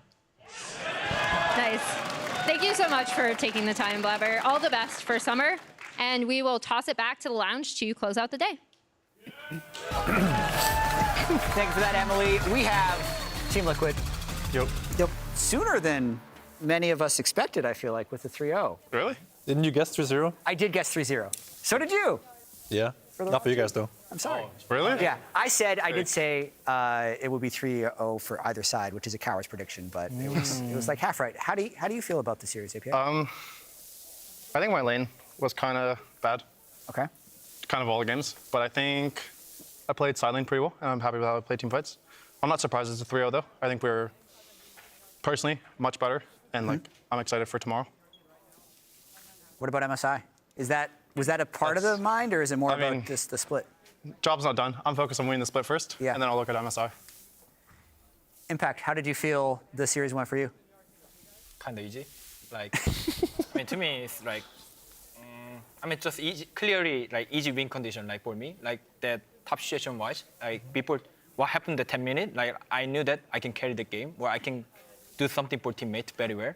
And middle late game, I was thinking they're grouping too much, not try to play to side, or even I don't know how they play, kind of just give to us free win, So just give us a free win. Jai was saying that when C9 is behind more than 2,000 gold. No, if they're behind at all, okay, at 14 minutes, they hadn't won a game all year. Really? Literally 0 games when they're behind at minute 14. And you were ahead in all 3 games, so I mean, why even? But CoreJJ, I know we ran a graphic earlier that your manager was confused about, but I wanted to clarify. You have been on Team Liquid essentially longer than any other player has been on a team other than Blabber in the LCS. I think so, yeah. And also, the last time you won a title was in 2019. I know it's been a long road. How important is it to be able to win tomorrow and get that title? So, after we won the 2 split in 2019 against TSM and then C9. Yeah, thanks for the reminder. Yeah. And then I was like, I want to prove more in the international than the domestic title or something. Mm-hmm. But, it's been too long. I miss the winning LCS more than anything right now. Yeah. What has been the key to you guys improving so much? Because it looked a little shaky. From the outside, it looked a little shaky at the start of the year, but you've been almost a completely different team from the looks of it in playoffs. What's changed? I think we are doing really well playing as a team, draft-wise, or how we want to play the game-wise. I think more opposite to how Cloud9 went. Whenever we play the game, we can feel we are just on the next level than Cloud9 in terms of team play or as a team. I heard that Jensen's already tweeted something that I'm sure APA you're going to see later anyway, so we're going to pull it up here. Do you have your phone with you? You're going to send a retort right away? I will later. No phone right now. Okay. Take mine, it's fine. To be honest, Jensen, you were lucky last time. Lucky? Yeah, he was lucky. It was a 3-2 as well, really close series. How are you looking forward to the rematch against FlyQuest? I'm just excited. I'm sure we'll go back and prep a lot, but just don't throw. Yeah, just don't be a noob in side lane. That's where they're really good at. So that's my focus right now. Not die to inspired Vi in the side lane. Speaking of, Blabber was mentioning in the post-game interview that their mid-game was bad this entire split. How do you guys feel about that? I think they just overgrouped a lot. It seems like you guys are pretty good in the mid-game today. Yeah, I think a lot of times they overgrouped. They would show Jojo and Blabber both on mid lane. Yeah. And then I would still be hovering a side lane. So I'd just go back side, get 1-2 free waves, sometimes even a turret or 2. Yeah. And then just I think they just overgrouped way too much. Yeah. Their map movement looks like NPCs. So I don't know this tell me us how good we are, because they played really weird in terms of map movement. I think first game the Kalista when push side, I think we didn't react right way. Yeah, properly. So there was only one time they had they better than us. Yeah. But after, nothing. We got a player of the series, as you guys may have seen off of our screen. But drum roll, it is Impact. Wow, Jojo actually can make that. You know, last time he didn't make the play for like MVP. Now it's me. This Jojo look come top. He getting top makes you look like a god. Yeah. Thanks, Jojo. Who would you have, if you guys had to vote for player of the series, who would you have voted from your team? I think Umti. Umti was the biggest cut. Because of the pentakill? No, just like just in jungle general. situation-wise, like how he played it, map control-wise, it's really, I think, so much better than Blabber, how he played it, that pressure-wise. So you're saying jungle gap? Oh, yeah. I think especially game 1 and 2 was very big jungle gap. I don't remember game 3. You just played it. You just played game 3. It did feel like the series was a little over after game 2, though. just watching game 3. Game 3 was the closest game. Was it though? Yeah, game 2 was the closest game. C9 was even in goal at some point. This is probably the moment, to your point, Impact. You threw it at the bottom. You threw at the bottom. How dead were you here? Very dead. I feel like if Blabber just walks forward, you're probably dead. Yeah, but I think Olaf, when he gets stoned, he dead too. I think 1-1 trade. But anyway, even they kill me there, I'm not sure good play. Because 1-for-1. Yeah, they lost like even 1 mid point. plates. Yeah, mid waves. lose plate. I think Karma win condition like keep hold the prior to like control to side. But when he play like that, like he play like lights, you know, he throw the life. So now after when he back to lane, he not 100% sure can get prior, right? And we got win condition too, you know. Do you feel like C9 failed to play around Jojo in its playoffs? No, not really. I feel like they played like a decent amount around him. I think, yeah, not really. You just felt like I think most he teams just would failed a target lot ban on his him. end, in my opinion. Yeah. And Most then I don't teams- think his champion pool was that big. Yeah, we were commenting on the locked Nico Ari bans from Yeah. every team in the last 6 games in a row that Cloud9 I was lost. saying that if you get 3-0 by someone, the next series will copy those bans no matter what. Yeah. Until you lose, at the very least, right? Do you guys feel like it's just too easy to ban those champs because no one else takes over? Or something? Yeah, I think we just have a better ball lane as well. So like we're not really scared of any ball lane matchups, from my understanding. And then I think Jojo's really bad at mages, and they're just putting on mages the entire series. So I was very confident we were just going to win in general. Yeah, you guys definitely played with a lot of confidence, and it showed. Let's pull up the bracket quickly here to see what brought us to this point. One matchup remaining, the FlyQuest versus TL rematch, which was seen way back on March 15th. So over 2 weeks ago since you guys had that close best of 5 against FlyQuest. And I want to give you a chance really quickly, if you want to make any comments before tomorrow's series to get mental advantage or just something that you want to say. He gonna type Orchard anyway. Doesn't have to say now, I guess. You're becoming a little more involved in all chat as well. The question mark in I mean, game that's 3. just sent to message to Jojo. What are you doing? You know, like to me, like, bro, you lose the win condition from that. So I'm just question mark. It's not for Fudge. It's for Jojo. Fudge just followed the decor and he died. You know, it's completely like Jojo problem. You know, they don't know. So that's why I'm typing.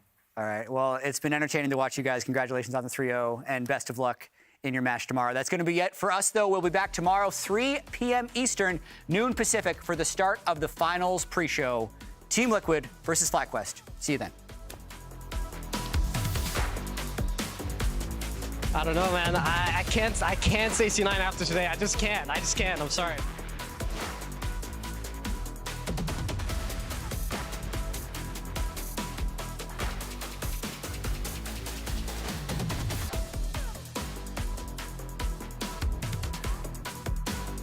With a counter strike to get him away. Blabber chases him over the wall. Beautifully done from Umti to drag the C9 jungler away to the wrong spot. Impact makes his way into the back line at the same time, and now Jojo's in some trouble as Impact goes all out. He's looking to finish the kill, but the bailout might be able to keep Jojo alive. No, it will not. Team Liquid has found 2 kills, and C9 gets a whole lot of nothing. Engaging.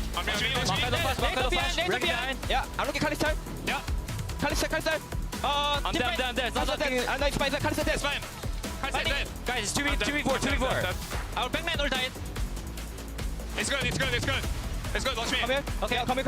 Open Ready to flash. We should run Pentakill. 아니야 그냥 써. Yeah, you guys can end, right? Penta. Nice, you got Penta. Umpty. Nice. Great work. And 5 players staring down 5 other players in the mid lane. Dredgeline goes off as the equalizer is just cooking Berserker. Umpty goes. This guy. Guys, stand on ult. Press. 1 HP. Stand nice, go almost dead. I'm looking forward. Storm reacting. I'm hitting lane top. Big win, guys. Big win. Lane top. Big win. That can be big win. No flash. Everybody no flash. Everybody no flash. And pushing themselves to match point. Score JJ with the flash over the wall from the dredge line into the back line, and now Blabber's gonna get bursted before the fight even starts. Fudge the second target, and Team Liquid is taking no prisoners. They are all paper, and this man's looking like a pair of scissors.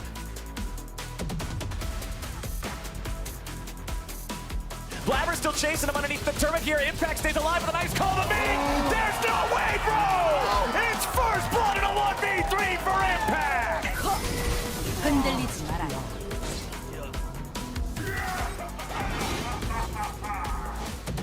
좀 톡식하네 지금 생각해보니까. You're hit. Great work. 3 seconds. Oh, nice. Good job. Nice impact. Yeah. Next melee. Lucian. Lucian side. Lucian. Yeah, I'm looking Lucian side. I don't flash. Calm on the flash. I can cut him up. Down. Can we enter? No. Keep pushing. Went after APA and Impact, so he kept alive at the Sterix gauge, but now the rest of the fight! Vulcan's already down to the 3v3! Yawn is free firing onto Blabber! Cloud9 is collapsing! Guys, big win side. I'm go, guys.